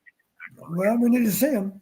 No, I know, but just does he or does he not? Do you believe that Tim Lester has really quality pass plays at his disposal in his playbook? You're saying they're part of the offense in terms of being in the book. They're part of getting called. They're part of his offense. Maybe. I don't know. It's a mystery. How could they not, Don? How could they not be? He was the head coach at Western. He spent time with the Packers. He had good offense at Western. Excellent offense. Excellent wide receiver production at Western. He was at Syracuse, right? I believe So I'm just saying this is not some green Brian Ferentz first-year offensive coordinator that's never called plays. Right. He's also a former quarterback. He's a former quarterback. He's had 3 receivers drafted in the second round of the NFL draft, all of which, by the way, were shorter than 5'10". So I don't know what it is, but nobody's going to be able to convince me that Tim doesn't have good plays in his playbook. And I'm not trying to say Kirk is micromanaging every play call that he makes, but there's got to be something, whether it's just Tim is feeling limited with what he feels comfortable calling. Is that possible? Like Tim doesn't feel like, I don't know. Based on his history, you'd say he's not going to be, before he was hired here, you would say he's not going to be a conservative play caller. That's what you would have said, right? Well, that's what I'm saying. So is it possible that in the game planning process, I'm just throwing theories out there, in the game planning process, it's sort of Kirk is clear with Tim that, Tim's going to be calling plays on game day, but this is how we're going to approach it. So we're not trying this, and this. Would that happen in a meeting between staff members, Don, in preparation? Sure, that might even be a discussion during the game. Kirk, as the head coach, of course, is certainly entitled to tell either side of the ball, here's how I want you to play. And maybe those discussions do happen during games. I don't know. I'm not privy to what's said during the game. I know there's been some suggestion that Tim gets direction from Kirk, right? Hadn't Tim made a comment about, well, we didn't really. Well, he mentioned last year, I remember asking him about taking shots, and he made a comment, I think it was after the Minnesota game, that he had a couple of shots ready and he got shot down. Yeah. So that I understand, that's going to happen at times, but that would indicate, if we're assuming that happened today, for instance, that he only had a couple in his back pocket and he got shot down both times. So is it that, or is it like he's being really calculated with when he wants to approach it, and then he decides, hey, I want to call this, and Kirk says, no, we're not doing that? Or is it in the game planning process, Kirk makes it very clear, this is how we're approaching it. We're not taking more than this, maybe one or two shots. I don't know. I've been just trying to throw. I do not think in general, because of the fast pace of the game, Corey, I think in rare cases, Kirk's going to veto a call. I can see this happening when the defense is on the field. There's a conversation with Kirk and Tim, and Kirk simply says, listen, we need to try to burn clock. We need to try to run the ball more. Yeah, I want you to run the ball. I think that happens from one series to the next. Let's go back to the running game. What about this? What about that? I doubt very often that Kirk says, listen, you got to air it out more. I don't know that happens. I think Kirk would have faith in Tim's judgment on airing it out. If Kirk said, I don't want you to throw the ball down the field, Tim wouldn't throw the ball down the field. But that's what I'm saying. How often do you foresee a guy like Kirk Ferentz telling your offensive coordinator, no, I don't want you throwing the ball down the field on this series or on this drive? Not very much at all. So that's what I'm saying. Kind of obvious. If it's not that, and these are some of the same conversations we had during the Brian tenure, but if it's not that, correct. Is it? Kirk does not have a stranglehold on play calling. Then what is it? I don't doubt that. Sorry, Go ahead, caller. I was going to say, if I can jump back in, I actually think you have your answer a little bit with two things. Number one, early on in the game, Iowa State was getting zero pressure whatsoever. Most of the game, they got that, okay? So much so, we actually started running RPO with mesh.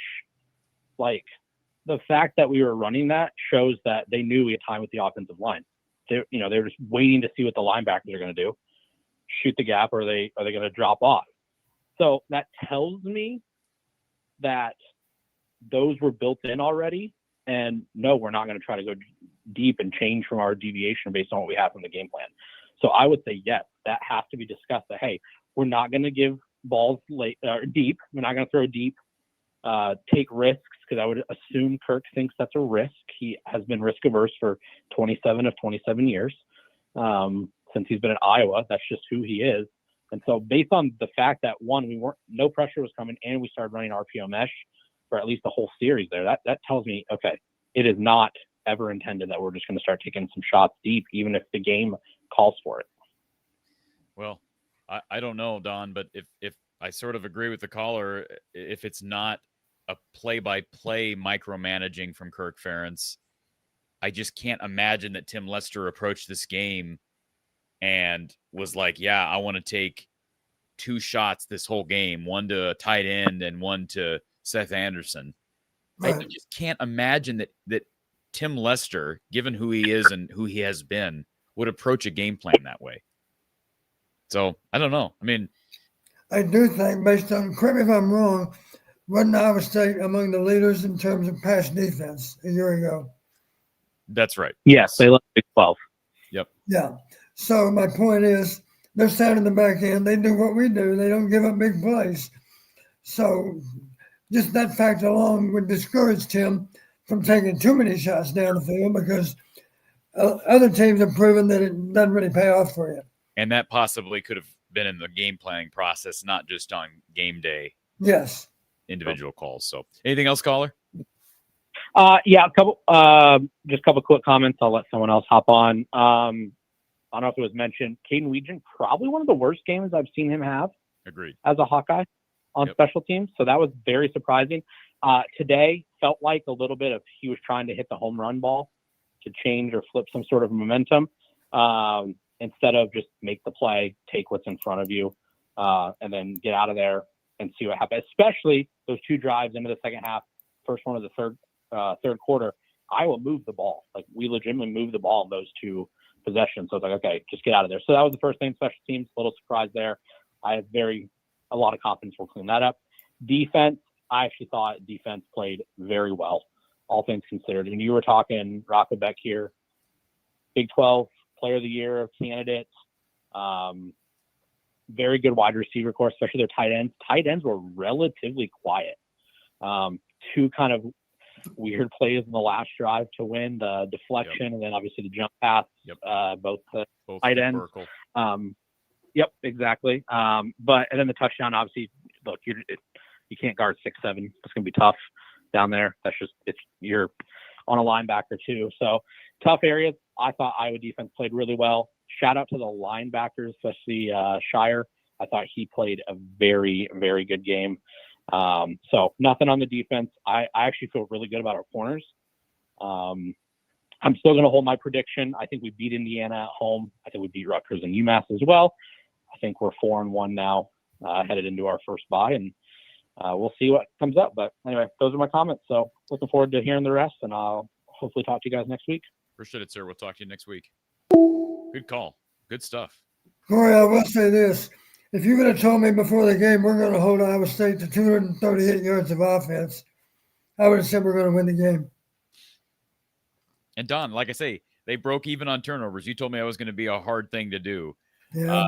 They allowed just one explosive play. They broke even on explosive plays. We did so many things right.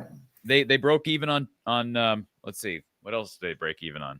I don't know about They outrushed them. They outrushed them, Don. We outrushed them, but not by much. Well, but they outrushed them. They had a better yards per carry than we did. But they outrushed them, Don. Well, you heard me say, outrushing them by 100 yards didn't give us the win last year. I know it didn't. But I also said, if we can just be close on total offense, we can win the game. We were close. They had 238, we had 214. Imagine an entire football game with a total of 452 yards offense.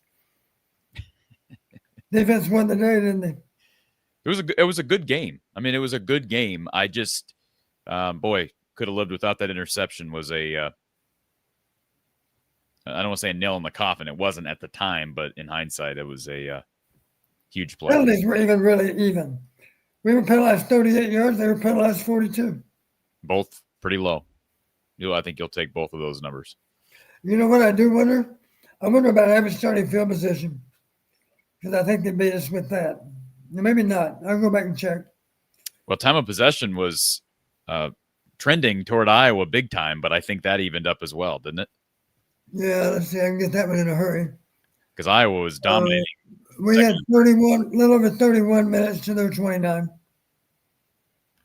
Ryan Radford brings up how Nate Stanley threw 300 yards and 5 touchdowns against Iowa State in 2017. Oh, how times have changed, Don. Yeah. In that building, too. He did that in that building, and they won in overtime, 44-41. All right, let's go back to our Iowa Smokehouse line.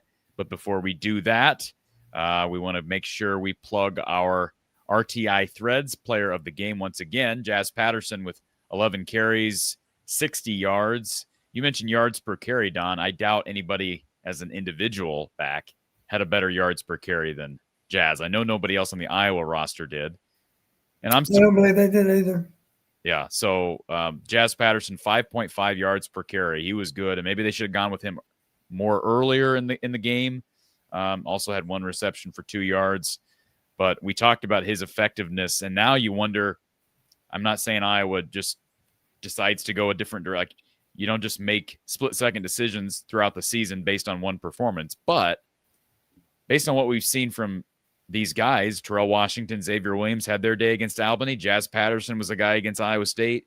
Kamari Moulton's trying to come back from injury.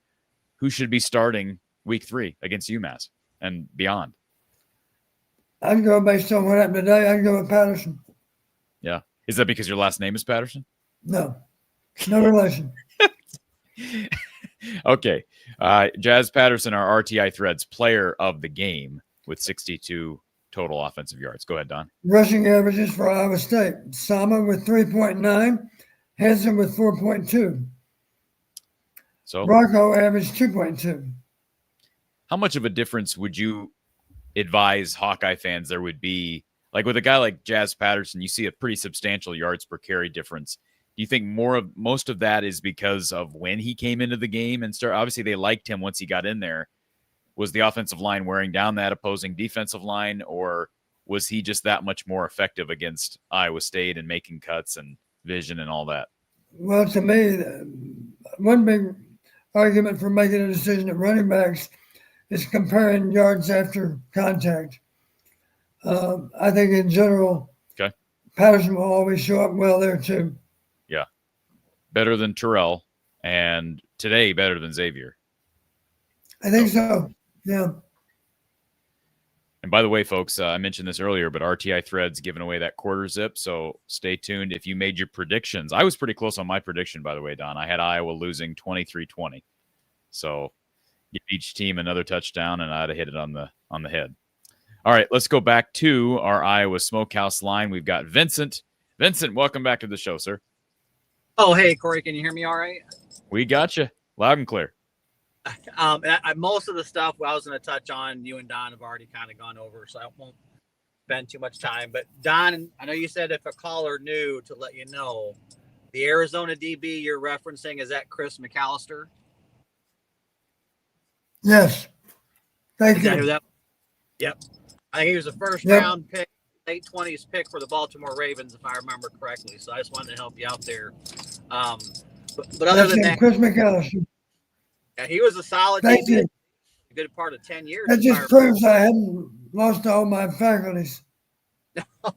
I wasn't. It really was an All-American corner that we beat that day.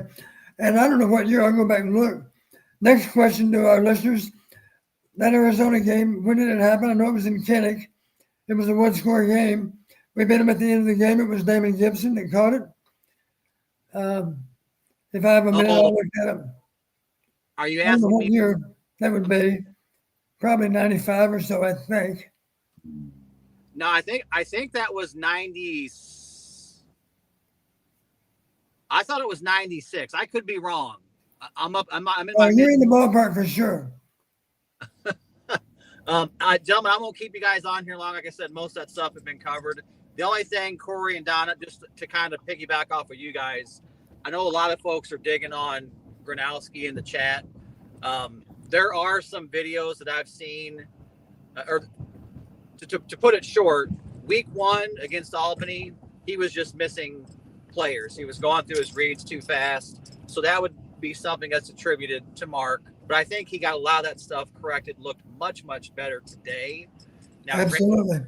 You have to look at tape and kind of go back and analyze the routes and what the receivers' routes looked like from a different angle. So kind of to what Corey was saying, I want to know the same thing. Are these receivers, are they getting separation? Are they getting open? Is it still Mark missing them? I don't know. But that's the one clear picture that most of us fans want to see cleared up is we have to have open receivers down the field. And Don, like you said earlier, as an offensive coordinator, if you can't find a weakness in a defense, then you need to keep digging. Right. But that, guys, Corey, I appreciate you getting me back in so fast. I won't keep you guys on here. As always, appreciate the platform. And Don and Corey, you guys have a good night. Thanks, Vincent. Thank you. Appreciate the call, sir. All right. Let's see. Kyle wanted me to bring up the play. Let's see here. I guess so there were a lot of people in the stadium and on Twitter upset about the play timeout in the first quarter where Iowa State ran a third down play, Campbell running down the sideline. They run the play, and then they say, no, they call the timeout. They did signal for the timeout, but the play just kept going. So say what you want. It happens. I mean, Here's my question, Corey. Did they signal before the ball was snapped? I don't know. I don't know if they signaled before. They did signal before the pass was incomplete. I know before the play proceeded. But, yeah, was it called before the snap? I have no idea. It's a fair question. Well, here's my note on that play. previous play is negated because of last second timeout, I believe the play, as it played out in real time, it was a failure on their part. They would have had to punt the ball, and yet they honored the timeout. So it's unusual when the ball's actually snapped and the players run, and then they say there was a timeout. That's unusual. Yeah.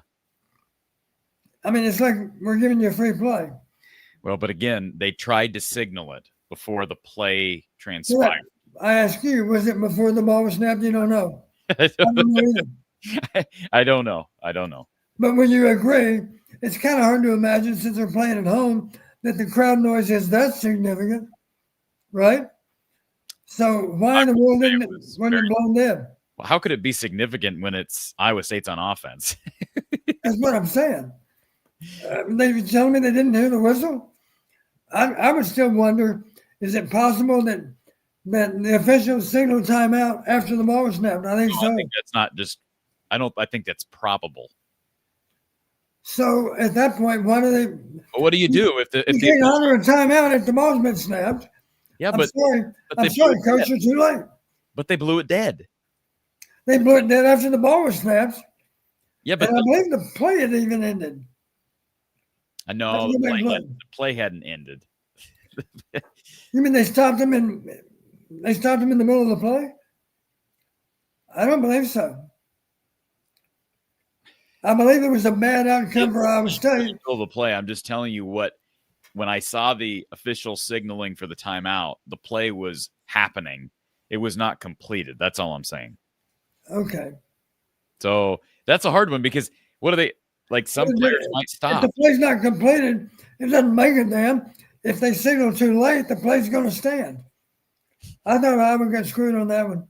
I really did.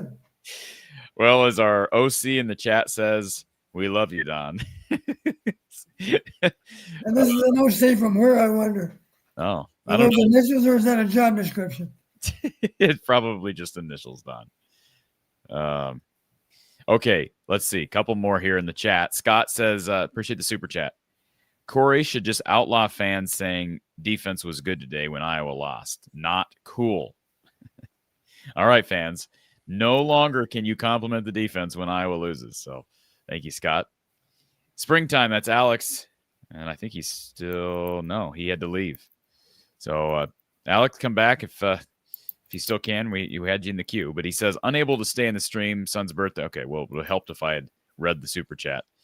Who's this loss mostly on, Mark or Tim? Mark not seeing receivers or Tim's third down calls? Okay, so Alex isn't a big fan of the third down play calling from Tim Lester, Don. Well, I can't remember. There's a lot of third downs in there, and I thought we converted fairly well on third down. Maybe not. At one time, I think we were ahead on critical down conversions. Do you know offhand, Corey?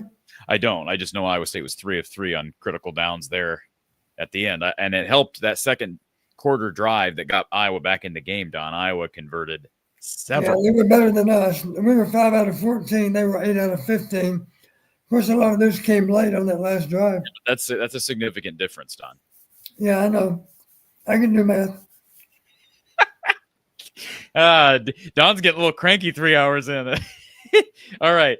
We were also 1 for 2 on fourth down. When did we foul on fourth down? I can't remember. When did we fail on fourth down? It says 1 for 2. They failed on the last play of the game. Oh, okay. Yeah. The last play of Iowa's offense, yeah. Right. Scott, thank you for the super chat. Iowa fans never dare criticize the defense because it might ruffle feathers. Instead, they unload all their frustration on the offense. Maybe it's time they figured out how to actually believe in the whole team. The problem is, and I get what you're saying, Scott. We appreciate the super chat. The problem is they held Iowa State to 16 points, and that was 7 of those points came almost directly. It was directly off of an interception. I mean, they were in the red zone or close to it, Don, when they plus 33, I think. Okay, so maybe we weren't in the red zone, but no, plus 33. Oh, I'm sorry, red zone. Zone. They were outside the red zone, I think. But Don, I mean, I don't know that you can blame the defense for a whole lot. Maybe you look at that last drive for Iowa State and say they got to pony up better there. I'll be on board with that. They got to pony up better, right? They were at the -10.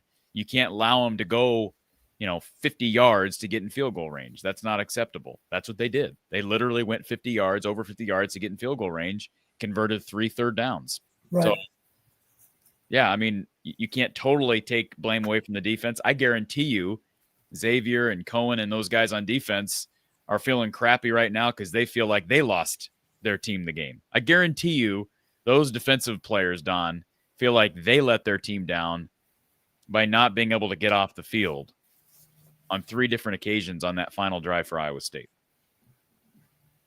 Yeah. If I'm not mistaken, Corey, the interception put them on the +18. Let me check right quick. Okay. Well, in that case, then they were in the red zone. Is that in the first quarter? I believe it was second quarter.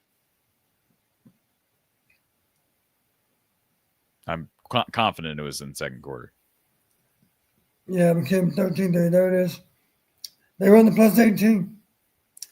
Intercepted, he returned it to the 18-yard line. So they were in the red zone. They gave up 16 points in this game, and one of the drives they got a gift inside the red zone.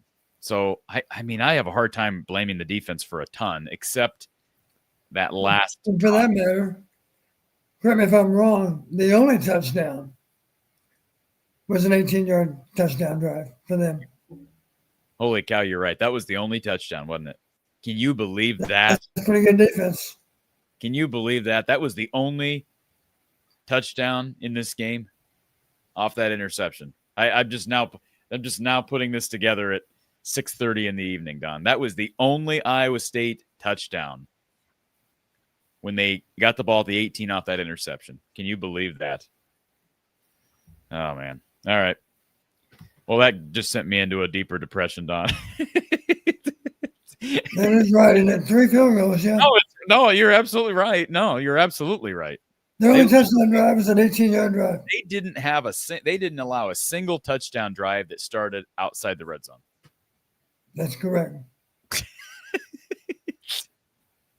Unbelievable. All right, let's go back to our Iowa Smokehouse call line. Alex Miller is here. Alex, welcome. Hey guys, can you hear me? We got you. So my question for Don is, it seems to me that maybe Tim Lester isn't really playing to Mark's abilities, specifically in the pass game. It seems to me that Mark's best ball is his deep ball, and that's the one thing that they won't let him do for some reason. Do you agree with that?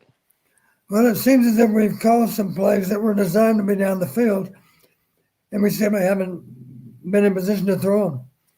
And it wasn't because we didn't have time. I think it's because people are covered. Well, what do you think about this comment in the chat from Hawkeye fan? Mark said in his interview, Iowa doesn't run plays that were not run successfully or executed in practice. So Mark did not say this last part, but I think this user is then assuming that means deep passes are not being completed in practice, so they're not going to be run during the games. That's hogwash. But anyways, that's hogwash. I don't want to hear about that hogwash. That's total hogwash, Alex. You and I both know it. Yeah. That's it is. If we can't complete them against the scout team, we're doing the right thing to not run them on Saturday. I don't believe they're not complete. I know they've completed. Well, they've put clips of them doing it. So the day we talked to Tim Lester at Media Day, I asked him about this, and he was talking about how Reese Vandersee hit one, and I think he said KJ Parker hit one just that week on Wednesday.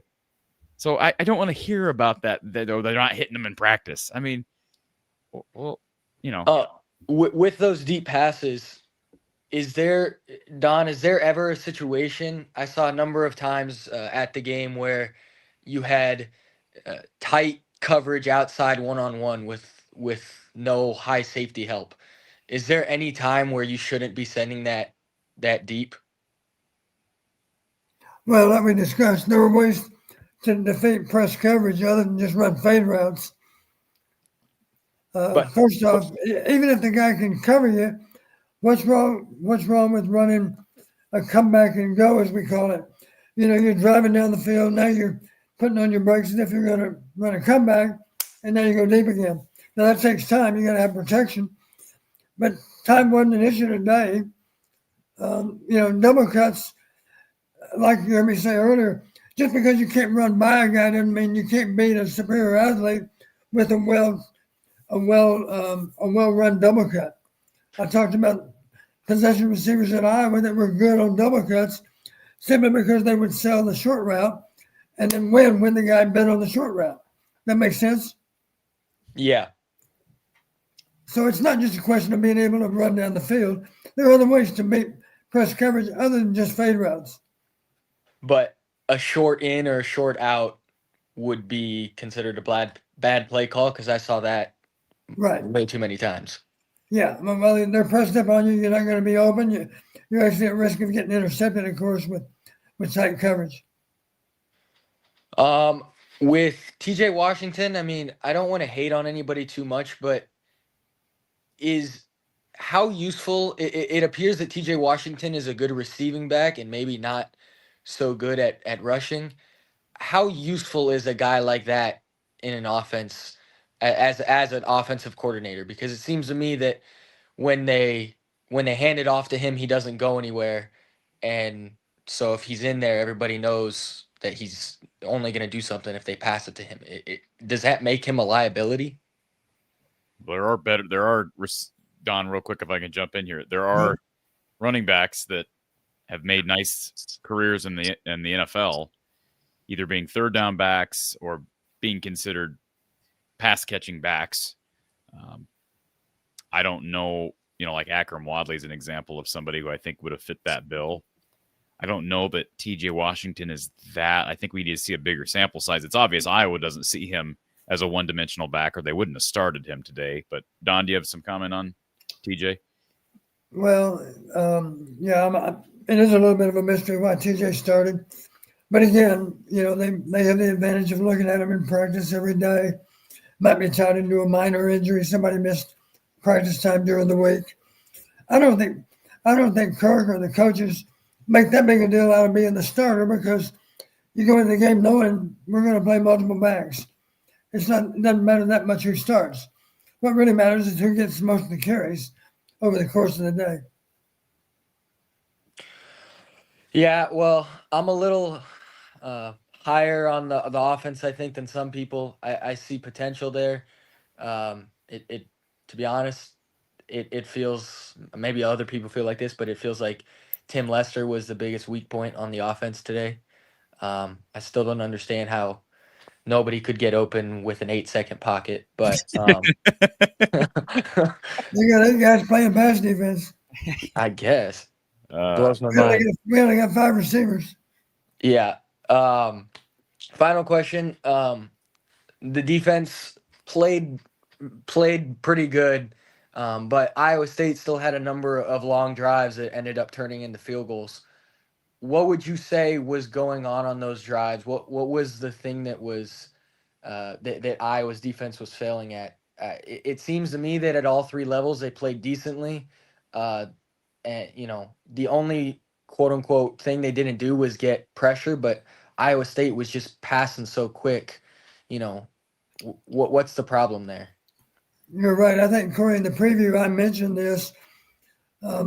It's hard to get to Rocco because the ball comes out quickly. So one key I mentioned, trying to get her hands up and getting some chip passes. The irony there is the only chip pass was one Iowa State receiver to another. We didn't, to my knowledge, we never tipped the ball all day. Real quick. They were close on a big one. And that was when they were back against their own goal line on the stupidity from number 35 for Iowa State on the kick return where he called for the fair catch. They spot the ball inside their own 10. Remember, Cohen Entringer comes off right edge and has his arms straight up in the air. And I don't know how Rocco fitted around Cohen. And that's the play that TJ kind of delayed on making the tackle and went for a first down. Alex, do you know what I'm talking about? Yeah, he was just standing there. He was hoping he could catch it, I think. Entringer was very close to making a play on the ball there, and that'd have been a huge play because they were back in safety. Was that the play that they threw out of their own end zone? I believe it was. You mean Entringer was in coverage, right? No, Entringer was standing behind the line of scrimmage. He was. Oh, okay. I mean, he was like 7 yards away. Yeah, he was 7 yards away, staring Rocco in the I face. can't remember the play. Yeah, but they threw out of their own end zone, Don. You remember the Yeah. play. They were backs against the wall, and they threw out of their own end zone. Yeah, vaguely. By the way, real quick, I have to throw this comment up in the chat. Timothy says, he's quoting Don, I can do math. And Timothy says, wow, somebody needs a pudding cup. More than a pudding cup, I think. No, I'm fine. Oh. I just have a sharp sense of humor sometimes, maybe. Also, the Cyhawk didn't go the way we wanted, Don. That doesn't put us in great moods. So, Yeah. Well, maybe I'll just leave you guys with one more thing. Don, what was it about the first half that Iowa was struggling to run for some reason? The offensive line was so dominant. Even in the first half, they seemed like they were manhandling Iowa State, but they couldn't run the ball. What was going on there, and why did it take till halftime adjustments to fix that? Why can't we? Well, we fix certainly that? weren't manhandling them because how many long gators did we have? I mean, how many runs did we have that were 10 yards? Not many. I don't think they had more than. Did they have it? Maybe had two. Maybe two of over 10 yards. Jazz's longest run was 10 yards. Okay. Mark had a 13-yard run somewhere in there. Okay. Xavier's best was 9. So they had two. So I didn't see any manhandling going on. That was my disappointment that we couldn't run the ball better. I was trying to be optimistic. I was hoping for 200 yards. I was hoping for 40 carries, 5 yards a carry. Don, one of my big keys heading into this game was, can they bust off a big play on the ground like they did 2 years ago? And they did not get that done. Didn't happen. They did not knock off a big play on the ground. What I do remember is in the second half, the 1 and 2 yard runs became 4 to 6 yard runs, and it put us in a lot of shorter second and especially third downs. And you're right. We were making progress. We were owning. I won't say we were owning the line of scrimmage, but we were gaining an edge. What changed? You mean in the fourth quarter? What changed? Yeah. Like what changed from the first half to the second half to make that happen? Because I mean, did the offensive line legitimately play better, or? It's hard to say. I know somebody suggested in there that we seem to be not as well conditioned as Iowa State. They were basing it on the fact that they finished the game a little stronger than we did. I don't know.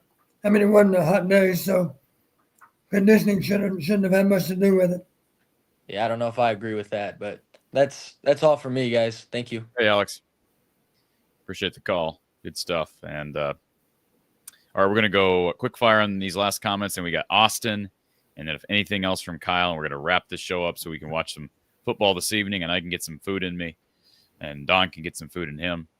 Jay says this show is better than watching Iowa's offense. He doesn't know if it's a compliment, but he meant it to be a compliment.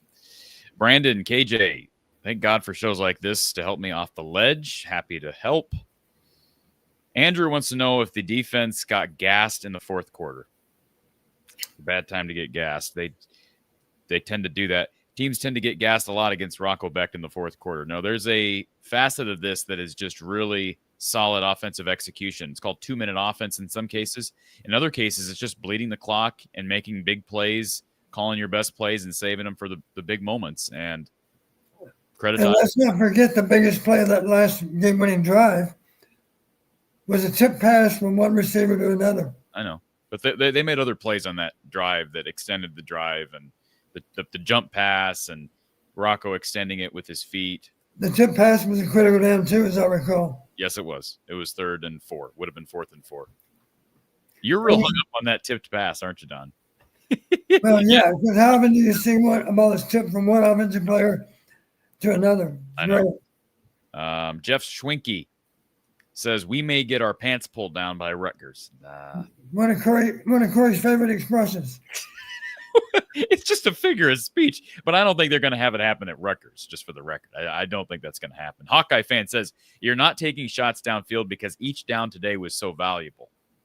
So I don't know if there's sarcasm, tongue-in-cheek comment there, what that means. Yeah. Kathy says, no mention of the horrible pass to Ostringa when he got hurt, underthrown. Was that a horrible pass, Don? Maybe it wasn't perfect, but I wouldn't say it I was. can't remember the specifics on the play. We got 120 snaps from offense. I can't remember. I don't think horrible is the right word. Estringa had to kind of come back for a little bit and he ended up getting hurt, and that's football, unfortunately. Kyle says a team that's 0-10 against ranked teams in 4 years is not going to make a playoff. Well, thank you for letting me know that, Kyle. I appreciate that. Maybe you can teach me some golf sometime. That's Kyle's sobering thought for the day.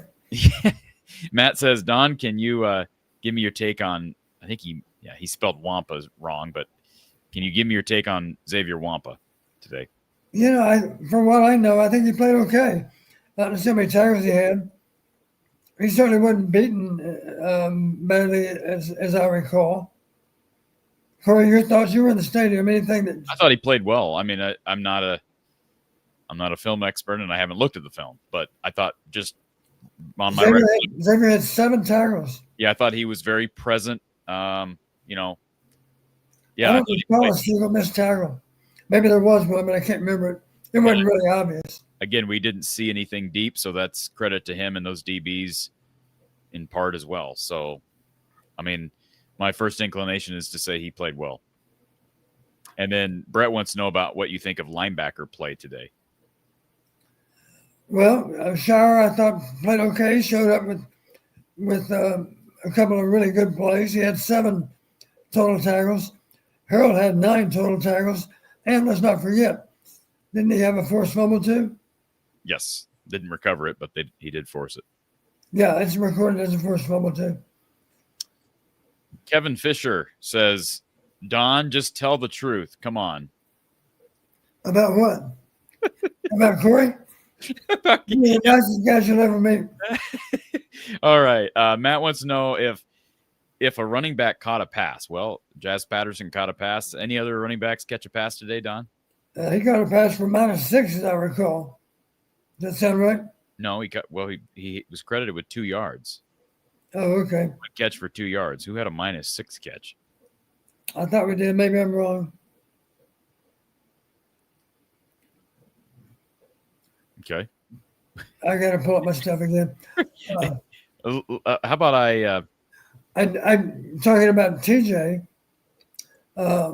Washington comes to mind. There are plays you can run, as you know. You can have a play action fake going loudly one way and then swing the other back. If there's 2 backs in the backfield, swing the other back the other way and simply throwing the ball behind the line. That's the way to get, of course, a back in space with the ball. And, of course, everybody's just committed to blocking for it. Just a way to run a sweep without having to pitch the ball and run out there. You simply swing the bag and throw it to him. But you got misdirection also. I am seeing this. Terrell Washington had 1 catch for -6 yards.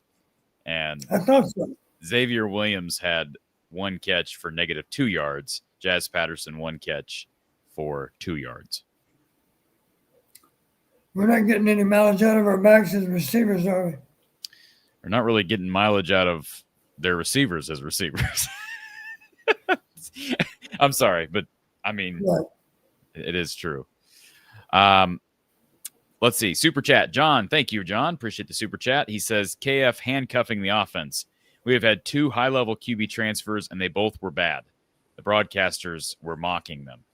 Who's the other high-level QB transfer that they had, Don? Can I? I know. Deacon. He can't transfer. I was thinking Petrus, but no, he didn't transfer in. Don Deacon transferred in from Wisconsin. So who's the other high-level transfer QB? Oh, both coming in, you mean? Okay. Yeah, who's the other high-level transfer QB? Well, I think they're referring to Mark as one of those 2. Yeah, Mark, and then who's the other one? The guy from Michigan. Oh, yeah, Cade. Remember him? Matter of fact, he's got a big game today. Does he? He's playing Tennessee. When is Maybe that? our listeners should help us out and tell us what the score was in that game. Okay. Is he playing? I don't know. Maybe he got beat out. I'm not sure. I'm sorry. I'm not trying. Okay. Clemson. Should be somebody's got to play. Might as well be him. Clemson is struggling with Troy right now, 27-16. Troy's a dangerous team, as we know, right? Remember last year? Yep. Mississippi State leading Arizona State. Let's see if we can find Tennessee State and let's see, Eastern Tennessee State. Oh my goodness. East Tennessee State gave up 72 to Tennessee, Don. More importantly, how many did they score on offense? 17. Let's look to see. So 72-17, and Cade's played, let's see, he had 11 of 18 for 85 yards and a touchdown. Okay. So that's just say those numbers sound pretty good, but I'm not going to say that. No, I think those numbers sound very much like an Iowa quarterback, right? You throw Yeah. under 100 yards. So anyways, Amanda, thank you for reminding everybody. Hit that like button, folks. If you're here, just slide down on the screen or the television. Hit the thumbs up. Do that real quick, please. Or if you're listening on Spotify, Apple, Amazon, wherever, hit the thumbs up button. It does help us in the algorithm, folks. We're under 300 people still watching, but we're here in hour 4, and we are going to be wrapping it up here in the next few seconds. So, Andy, all right, I'm going to throw this one to you, Don. Andy says, can anyone give me a reason to stay an Iowa fan? There you go, Don.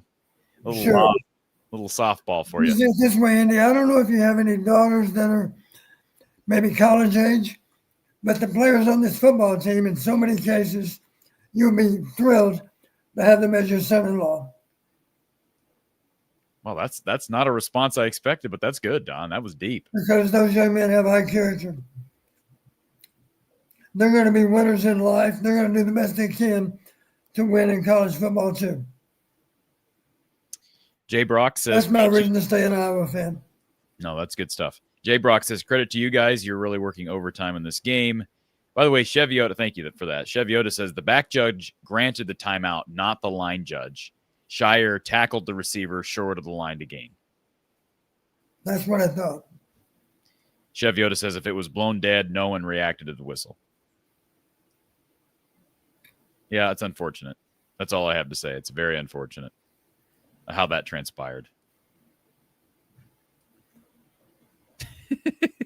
I know you're upset. That folks, this is the Don Patterson really frustrated look. That's the look. Just to rain on somebody's parade, the slow mesh is not going to save this offense. That's just one thing we can do to maybe add to it. Yes, it is. Fishing with Ty says on TV, it went to commercial thinking it was 4th down. So the TV people didn't even know that was a timeout blown dead at 3rd down. Lisa, thank you for this, Lisa. She says, I know it's easy to forget when we lose, but everyone make sure to hit the like button for Corey and Don. Thank you, Lisa. Always appreciate your positivity. And great to see you in the chat. All right, let's go to Austin, our final Iowa Smokehouse caller of the day. But before we go to Austin, one more plug for Big Grove Brewery and their Big Grove Big Play of the Day. Big Grove's Big Play of the Day, the 22-yard reception by Jacob Gill. Iowa's only explosive play of the day came with 13:13 left in the 3rd quarter. And Don, what happened? Break down that play a little bit. You mentioned how Mark just basically ran straight left at the snap. Talk a little bit about what happened on that. Yeah, my recall is we had 2 receivers on that side of the field. Jacob was the inside receiver, I think. Outside receiver drove down the field. Inside receiver went to the vacated soft spot in the zone outside. I don't think we had a 3rd level, just 2. But the fact that we moved our delivery point to the outside, changed the angles, gave us an easier throw and catch. And he did a little bit with it after the catch, too, as I recall. So what made it a good play, we took the ball and we immediately went outside the pocket, and they weren't ready for it. It bought us a lot of time and changed the angles on the throw, made it for an easier throw and catch. Do you foresee more throws like that where you get Mark out of the pocket right away? Maybe so. It makes sense to do some of that, to move the pocket. The 22-yard Jacob Gill reception, Big Grove's big play of the day. And it's a perfect night, folks, for an Easy Eddie or a citrus surfer neighborhood beer, whatever the case may be. Easy Eddie is an easy drink. And so definitely check that out at your local Big Grove brewery. Go ahead, Don. I have a sobering thing to notice here on the chat. I think it's supposed to be a partial score. Oregon 75, Oklahoma State 3. Well, Oklahoma State's bad. But Oregon's it appears yes. Yeah, it appears that if there was any doubt, Don, if there was any doubt about what Oregon would be this year, and I had some question marks given the fact that they lost their quarterback for one, they have answered that call with flying colors, Don. Do you realize they have played Oklahoma State, a Big 12 team? They won today 69-3. That was the final score, 69-3. And last week, you know who they played last week? You'll appreciate this. They played the preseason favorites from the Big Sky Conference, Montana State. Montana State's pretty good every year. Oh, well, you know what they did against I know exactly, yeah. 59-13. Right. That's 2 impressive weeks from your Oregon Ducks. And not murderer's row, but those are 2 tricky first 2 games. Correct me if I'm wrong. I believe Oregon and Penn State play in just 2 or 3 weeks. You're right. In 3 weeks. And Oregon also gets in-state rival Oregon State. What is Oregon going to do to Northwestern next week, Don? I mean, what are they going to do to them? They're going to pick them apart. Oh, my God. Are they going to institute a running clock maybe at some point? Introduce the old running clock. Okay, they ought to start doing that where in games where I don't know if they still do it in high school, but if a game is just, besides just a running clock, can't you just call the game if it's 50 or 60 points? There were some really, really ugly non-conference games today. I'm talking about huge point spreads. Yeah, since we're here, folks, I'll give you a quick update on Big Ten, on the Big Ten scoreboard. Rutgers is thrashing Miami, Ohio, that should wake up Iowa fans because that's the next game on the Iowa schedule after UMass. And Miami, Ohio tested Wisconsin defensively, Don. They limited the Badgers to 17 points up in Madison, and I get that's a struggling Badger offense, but that Miami, Ohio team has given up 45 to Rutgers, and we still got 2 minutes to go in the fourth quarter. So just a side note, Miami, Ohio is a solid team out of the MAC. Oklahoma leads early on Michigan 7-0. Nebraska leads early on Akron 7-0. It's 7-6 USC over Georgia Southern in the first quarter. Michigan State leads Boston College. First quarter 7-0. Purdue and Southern Illinois tied at 7 apiece. First quarter, Penn State blanked Florida International 34-0. Oregon over Oklahoma State 69-63. How about Brett Bielema and Duke 45-19 over, or excuse me, did I say Brett Bielema and Duke? Brett Bielema and Illinois over Duke by a final of 45-19. Indiana over Kennesaw State 49-50. Excuse me, it's late in the day, Don, late in the show. 56-9, Indiana over Kennesaw State. And why is Minnesota playing Northwestern State? That's a disgrace of a matchup. 66-0 there. And how bad is Middle Tennessee? Because Wisconsin beat them 42-10. Your Leathernecks lost to Northwestern 42-7. Maryland defeating Northern Illinois 20-9. That's your Big Ten scoreboard update for the week.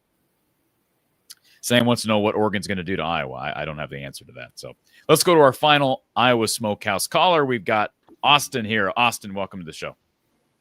Hello. Hey.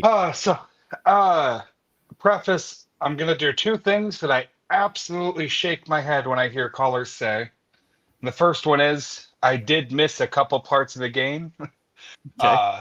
My mom had a transplant 2 weeks ago, and I was walking her through the hospital today. So I missed that interception and about 10 minutes surrounding it. Well, it's probably a good reason. Yeah. Well, and you'll never find a bigger Hawkeye fan. Like I said, she had her transplant 2 weeks ago. She's walking ahead of schedule, and she says it's because she is determined to make it into the stadium next weekend. Good for her. I hope she makes it there. And that was a double transplant, kidney and liver. So she, like I said, you'll never find a bigger Hawk fan. So much so that the nurses have called her the Hawkeye Queen while she's been in there the last couple weeks. But the second thing that I always shake my head when I hear, but I'm shocked I haven't heard it today. I was actually very not pleased with the officiating today, and there's one big reason on that. Early on, first play of the game, when Weejan got the unsportsmanlike after. Originally, I was nodding my head. This is an angsty game, right? But we want none of that after play shenanigans to happen. I was nodding my head. I liked that. And then throughout the game, I bet I saw that about another. I saw it at least 3 times after a play with push and shoving, people going to the ground while the ball is being spotted, and it was never called again. I'm curious to why that would be. And then the second point where I was shaking my head with officiating, was it a booth review for the spot of the ball on Iowa's first down in, I think, the first quarter? Yeah, that's a good question, because why measure it? I made that comment. Why measure the spot if you're going to go review it? Don? Yeah. Why are we measuring it? Why are we bringing out chains if you're going to go back and review it? Maybe a request from Iowa State, maybe? I don't know. Well, I would have just told. Okay, well. And then I think it was just wait, hold on a second. You don't just request it. You Sure. call a timeout and you challenge it. Yeah. Wait a minute. What do you mean, sure? Call a timeout and challenge it. What do you mean they request it? I'll tell you what, Don, I request you to stand on your head and sing a song to us. I mean, like, you can't just, you can request whatever you want, but by rule, they're supposed to call a timeout or throw the challenge flag, which is a timeout, right? You can't just, that's. Yeah, I don't know who was. I didn't recognize the official to begin with, the referee. I think he might be one of the newer Big Ten officials. I'm not sure. Let me see if I'll check the names, see if I know any of them. I just thought it was odd why you would go out and measure and then immediately go to a review. I do remember that John Haycock was pretty sure they were getting the short end of the deal. They showed John because it was happening right in front of their bench, right? Yeah. Yeah. John was just disgusted with the call. Well, the honest part of that to me is not 5 minutes later, Iowa State had that, what I thought was a clear backwards pass out of bounds, and there was no review on that. Yeah, what's the deal with it? Because I couldn't see the angle, but I made the comment. I'm like, was that a backwards pass? Why wasn't that reviewed? Yeah. I don't know. I think the officials did a suspect job. Okay. Well, there you go. As I understand it, I believe the booth can signal the officials that we're going to review it. It can happen either direction, right? I think. Yeah. Yeah. I think the officials can request a review, and for that matter, the booth can tell them, hold the action. We're going to review it. I'm surprised that Kirk, if we can just request reviews without formally challenging, why didn't Kirk request a review on that? Well, the only way for sure to get it reviewed is to take a timeout, of course, and you don't want to burn timeouts unless you know for sure that it was. Normally, to be honest with you, on those lateral passes, they're usually giving the benefit of the doubt to the offense. If it's absolutely parallel to the line of scrimmage, then they'll count it as an incomplete pass. But let's just clarify. If it was backwards, then the ball should have been spotted where the ball went out of bounds, correct? Correct. Yes. Yeah. So, which would have resulted in a loss of yardage, right? Should have been reviewed. There's no way around that. It should have been reviewed. It was a critical. It was close enough to review, yes. Yeah. Awesome. The second thing I wanted to point to, I know, and in the comments, I know, and everyone who has called in has had positive things, but in the comments, it's been going crazy on hate to Gronowski's performance today. Like I said, I missed about 10 minutes in there. To my recollection, every single pass that I saw was catchable by an exceptional receiver, and all but maybe 3 were catchable by a good receiver. Obviously, with the exception of the like just throw out of bounds. I think the biggest loss on our passing game today was just drop after drop, or if not drop, a ball that could have been snagged by a good receiver. But we just didn't have that extra oomph for good receiver status, I guess. I would, because everybody keeps talking about drops. You're not the only one. I'd like to know how many official drops there were in this game, Don. That's not something that's tabulated on a box score. But I'd like to know, because I don't know if you and I have the same definition of a drop, Austin. Well, I guess touching a hand, to me, and like that pass, that third down that had they converted, they'd have been in field goal range in the fourth quarter to Gill. I mean, Gill's having to try to twirl backwards and catch behind them. That's not a drop in my book. Well, and that's where I draw the distinction. Something catchable by an exceptional receiver gets that 10 out of 10. A good receiver, that's where I draw that line. If we had an exceptional receiving core, that's a catch. If we had a good receiving core, we would have had a lot more catches than we did. Yeah, that's fair. Like I said, you can't put it all towards quarterback or towards receiver or towards. You can't put it all in one boat, no matter how you look at it. But I think the boat today was sunk a lot more by a receiving core than our quarterback. Okay. I agree. All right. Well, then where's all this momentum and forward movement progress with the receiver core, Don? I mean, we'd have to see that. I've been saying that for a long time, but I mean, we heard about how this. Remember, Kirk. I was skeptical when Kirk made the comment at Big Ten Media Days when he said, I feel the same about the receiver room that I did about the offensive line room a year ago. Well. Yeah. I asked Tim Lester at Media Day, hey, this is what Kirk said. What do you think? And he agreed with Kirk. So Tim said it. So that's why I keep saying, I'm like, if it's been more on the receivers to this point, combined with just the matchup, Iowa State's hard to throw against in general, then I would expect, Don, this pass offense to come alive here in the next couple of weeks. So here's a question I have for you, Corey. How much do we miss Vanderzee and Bowie? Oh, big. I don't know about that. Bowie. I mean, Bowie's injured too, right? I guess. Is he?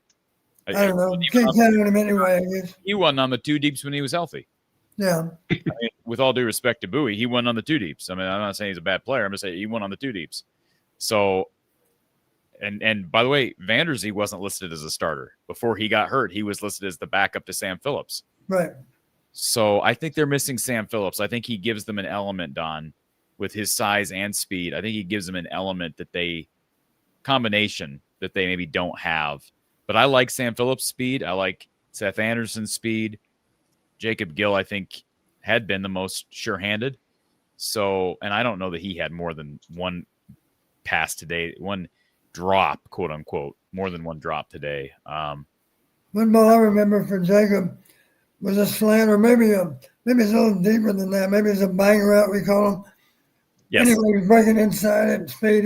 Couldn't have been thrown much better. That should have been caught.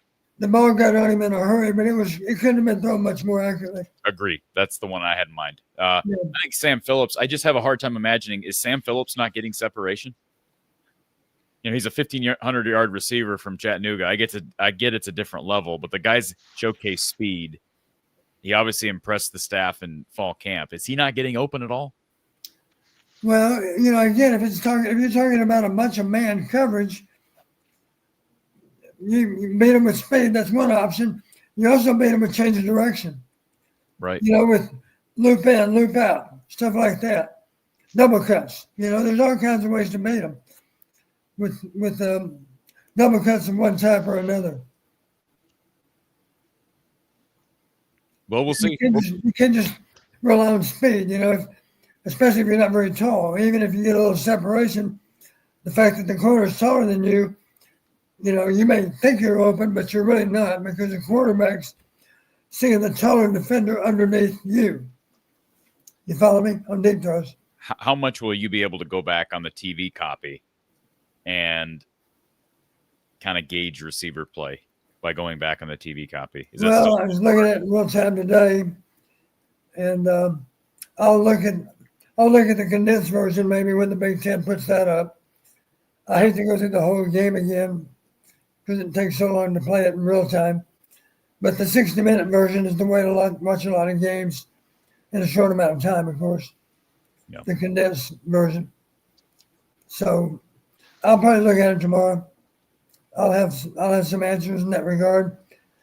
I'd be curious how many drops there were, because a good receiver coach or good offensive coordinator will say, that's not an easy catch, but it should have been made. You got a scholarship because your skills are designed with catching a ball in mind. So we used to say, if you can touch it, you should be able to catch it. You know, a lot of guys have that attitude. You mentioned Terrence Hall today. Terrence Hall never dropped. Are you kidding? Marv Cook never dropped either. I love to tell the story. Gil Brandt was in our practice when Marv Cook was practicing. And Gil Brandt walked over to the manager who was charting the practice. We used to chart every practice for every ball that was thrown. I don't think they do that anymore either. But we did. Gil Brandt asked the manager, how's Marv Cook doing? The manager takes a minute to look at the chart and he said, right now, sir, he's caught 114 in a row. That impressed Gil Brandt because that's great hands. 114 in a row. That's what Marvin caught. That's good hands. And you've heard me say before, there's a big difference in a guy catching the ball 94% of the time versus 97. Right. Right? Because one guy drops twice as many. Yep, exactly. Austin, anything else? My last little bit, to be clear, OS for Hawks, I'm not convinced he didn't have a direct line into my mentality because everything he said was the number 1, 2, and 3 mark on my list to bring up. Okay. But the specifically D-line play, being worried about not getting sacks, which with that I thought was going to be our biggest point this year. But what I was most worried about going into this game was our defensive backs, and I cannot state how exceptionally happy I am with how they performed compared to how I was worried they would versus this Iowa State offense. Specifically, Hall, I know, got picked on a bit last year and a bit last game, but he had some fantastic breakups downfield. Doesn't that make you feel worse collectively when you look like, man, the DBs actually played well? Iowa State had one explosive play. They held them to 16 points, outrushed them, broke even on turnovers. They still lost. Like, doesn't that make you just feel like crap? Well, I thought I felt good, but now I'm not so sure. Am I just being the master of pessimism there, Don? I mean, it's just like, how do they lose that game? But when you have an interception end up in the red zone and near pick 6 in a low-scoring defensive game, that'll do it. I'm not putting the blame on anyone specifically. I mean, Caden Weegan did not play well today. I'll just say that. He just did not play well. Wow, he didn't play well. He just didn't play well. So, anyway. And that's one that I feel when you know our confirmed good players have a bad game, we can say that's a bad game. We can still look forward to next game. So I don't think on that quite as much because everyone has flukes. Yep. So I like to be a little more optimistic and say, the spots that I was worried about did great, and the spots that I know will do good had a bad game, which leads me to a lot of optimism for tomorrow. Well, we'll leave you on that, Austin. Thank you for calling in, and we'll talk to you after a win against UMass. Absolutely. Thank you, sir. All right, Lisa, thank you for this. She says, you guys are amazing. Can't believe you're still going. I hope Hawkeye fans appreciate this commitment. Well, we know you do, Lisa, and we echo that. We do hope everybody appreciates the fact that we are on the airwaves for 4 hours after Iowa State, a loss to Iowa State. So, are you going to tell me we still have a lot of listeners too, Corey, right now? We have over 200. I mean, it's slowly tapered off, but yeah. Hey, it's Cyhawk, man. It's Cyhawk, and 4 hours flew by, in my opinion. They do fly by usually. So, and it's early game. So, but we want to let everybody get back to the evening, and we get that late college football window that's underway and whatnot. Z-Man in the chat says need to do better than a few pressures, need sacks, receivers not getting separation. Teams have been stacking the line as they know we look to run first, open up the passing game. Yeah, well, can't disagree with any of that. Sam, thank you for being a premium member. Sam, I want to give a shout out to all of our premium members, including Sam, including Doug. Thank you, Doug, for being here. Amanda, thank you for being a premium member. We appreciate that. And Barbara, who's in the chat earlier, she's our newest Discord member. Thank you, Barbara, for signing up for that as a premium member. Mo RC, what happened in the first quarter when Iowa State was called on the field, 4th and 2? They brought their punting squad on the field after the commercial. Okay, so is this the same thing we're talking about, Don? Okay. The timeout. Yeah, so it was a timeout. They called the timeout before. It wasn't actually 4th down. They called 3rd down. Timeout was called after the play was snapped, and Iowa State was awarded the timeout, so they got the play back. They got the down back. So hopefully that makes sense how I explain that. Gary, thank you for being here as well. Folks, Iowa State defeating Iowa 16-13, and we talked about our player of the game, Jazz Patterson. Mark Ranowski had 37 net rush yards. That was, of course, hurt by the sack yardage there at the end. He had a gain number on the ground of 54.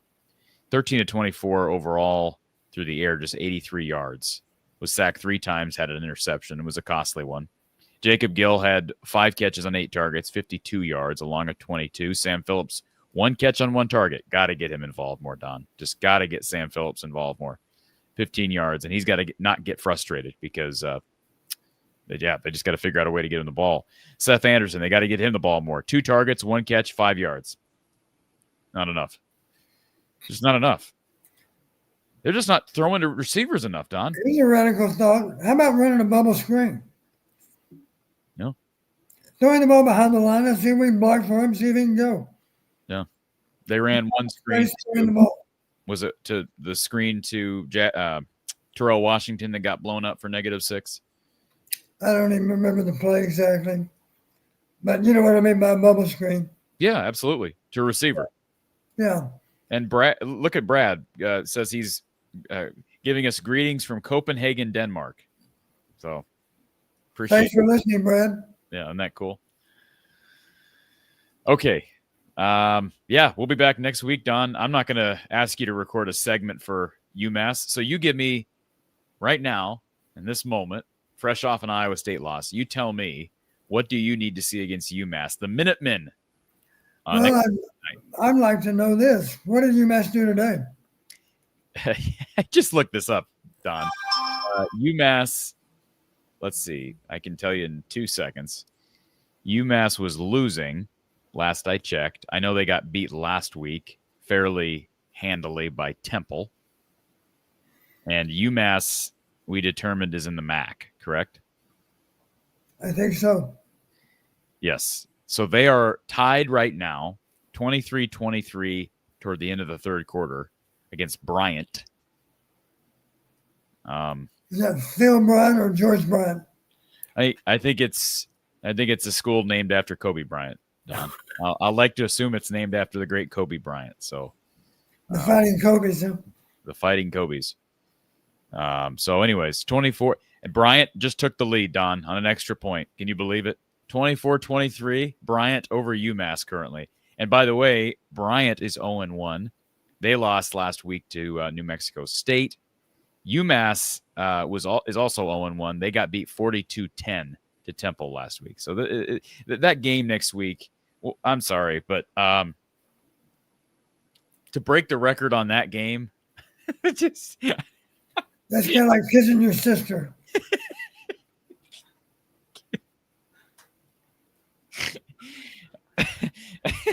Well, thankfully I don't have a sister, so I don't have to imagine with that at all. But yes, that's a good illustration. South Florida just took down Florida, Don. South Florida's got athletes. South Florida just took down Florida. South Florida has now beaten Boise State and Florida. They have to be in the top 10 nationally. Their resume is a top 10 resume right now. I'm not saying they're one of the 10 best teams, but they have a top 10 resume. Right maybe now. Boise didn't belong in the preseason top 25, but Florida sure did. Yeah, who can say that? I mean, who has 2 better wins than that? No one. Ohio State has 1 better win. But yeah, so interesting. Let me just see if there's anything else notable here that we missed. Yeah, 18-16 final, South Florida over Florida. Incredible. Mark Stoops and his Wildcats lost a close one, 31-20 against Ole Miss. Missouri beat Kansas 42-31. And, yeah, that's about it as far as notables. Number 12, Arizona State trails Mississippi State 10-0. Michigan trails Oklahoma first quarter 7-0. Coach Saban picked Mississippi State over Arizona State this morning. Okay. Good for Coach Saban. He's going to probably get that one right. Yeah. So, all right, Don, anything to add on Iowa UMass next week? No, we're going to get well against UMass, and then we just need to eliminate our mistakes, zero in on who can play better than who, figure out our lineup before we start conference play the next week. All right, folks. And one of the comment, Corey, I hope and pray we can get all of our starters out of the game long before the game's over, simply because we do play Rutgers on Friday night the following week. Yep, good point. And then, am I correct in saying, let me look at the schedule. So they get Rutgers and Indiana before the first bye week. So, yes. I mean, is it fair to say they got to go 3-0 these next three? Well, if you want to accomplish anything close to a semblance of your goals preseason. Yeah, because we got tougher games up ahead other than just the ranked teams. Yeah, I mean, Indiana is a ranked team, of course, but I'm talking about tougher opponents other than Rutgers. But if you're not going to beat Iowa State, you have to beat Indiana at home. Should we take our? Go ahead, Don. Who's that? Somebody calling in or what? Should we take our last caller, Don? Sure. He might be out of gas or have a flat tire. We better take it. Iowa Smokehouse caller, are you out of gas? Hello? Are you out of gas? Do you have a flat tire? Are you good? I'm good. Sorry. This is Tony formerly of Sioux Falls. Oh, hey, Tony. My car switched from my AirPods to my car and all that, when they do all that fun stuff. The phones are too smart for us nowadays. Okay. Well, thanks for calling in. Everyone's all right. The sky hasn't fallen yet, right? Well, I can barely hear you, but no, the sky hasn't fallen totally. It's definitely lower than it was yesterday and this morning, but the sky is still above us. That's good. It looks a little cloudy here in Altoona, but I do still see the sun. So. Yeah, it still exists, and it'll come up tomorrow. Yeah, that is good. Yeah. So, what was you guys' quick takes from the game, real quick? Because I just joined. 4 hours in. Yeah, I'm just joking. You done a 4 hour show. It's just what do you do the old bury the tape, or is there still stuff that we can probably? No, you don't bury the tape, Don. No, there's nothing to bury. You got to look at everything, right, Don? They got to fix this pass offense. There's nothing to bury, right, Don? Yeah. No burying here, Tony. Sounds good. Well, we will see you next week. I just wanted to check in, and I saw you were on as I was. Okay. Hey, basketball's right around the corner, Tony. I'm ready. I'm ready too. I got my hands after I saw you at the state fair. So I'll talk to you later. All right, Tony. I couldn't really hear what he said there at the end, but he said something. So, Tony, we appreciate you being here. Tony's a big supporter of the show, so we do appreciate you, Tony. And yeah. All right, folks. Caden, sorry, we ran out of time. Caden's gone. All right, folks. For Coach John Patterson, I'm Corey Brada from the Hawkeye of the Storm, and all of our sponsors. Kyle Spence, appreciate him helping out toward the beginning of this show as well, and behind-the-scenes stuff, everything. We appreciate it. Folks, I'll be back with you tomorrow, Monday, Tuesday, moving forward. Hawkeyes fall to Iowa State by a final of 16-13. The Hawks are 1-1 on the year, and they'll look to give Kirk Ferentz his wins record against the Minutemen next Saturday. Have a great weekend.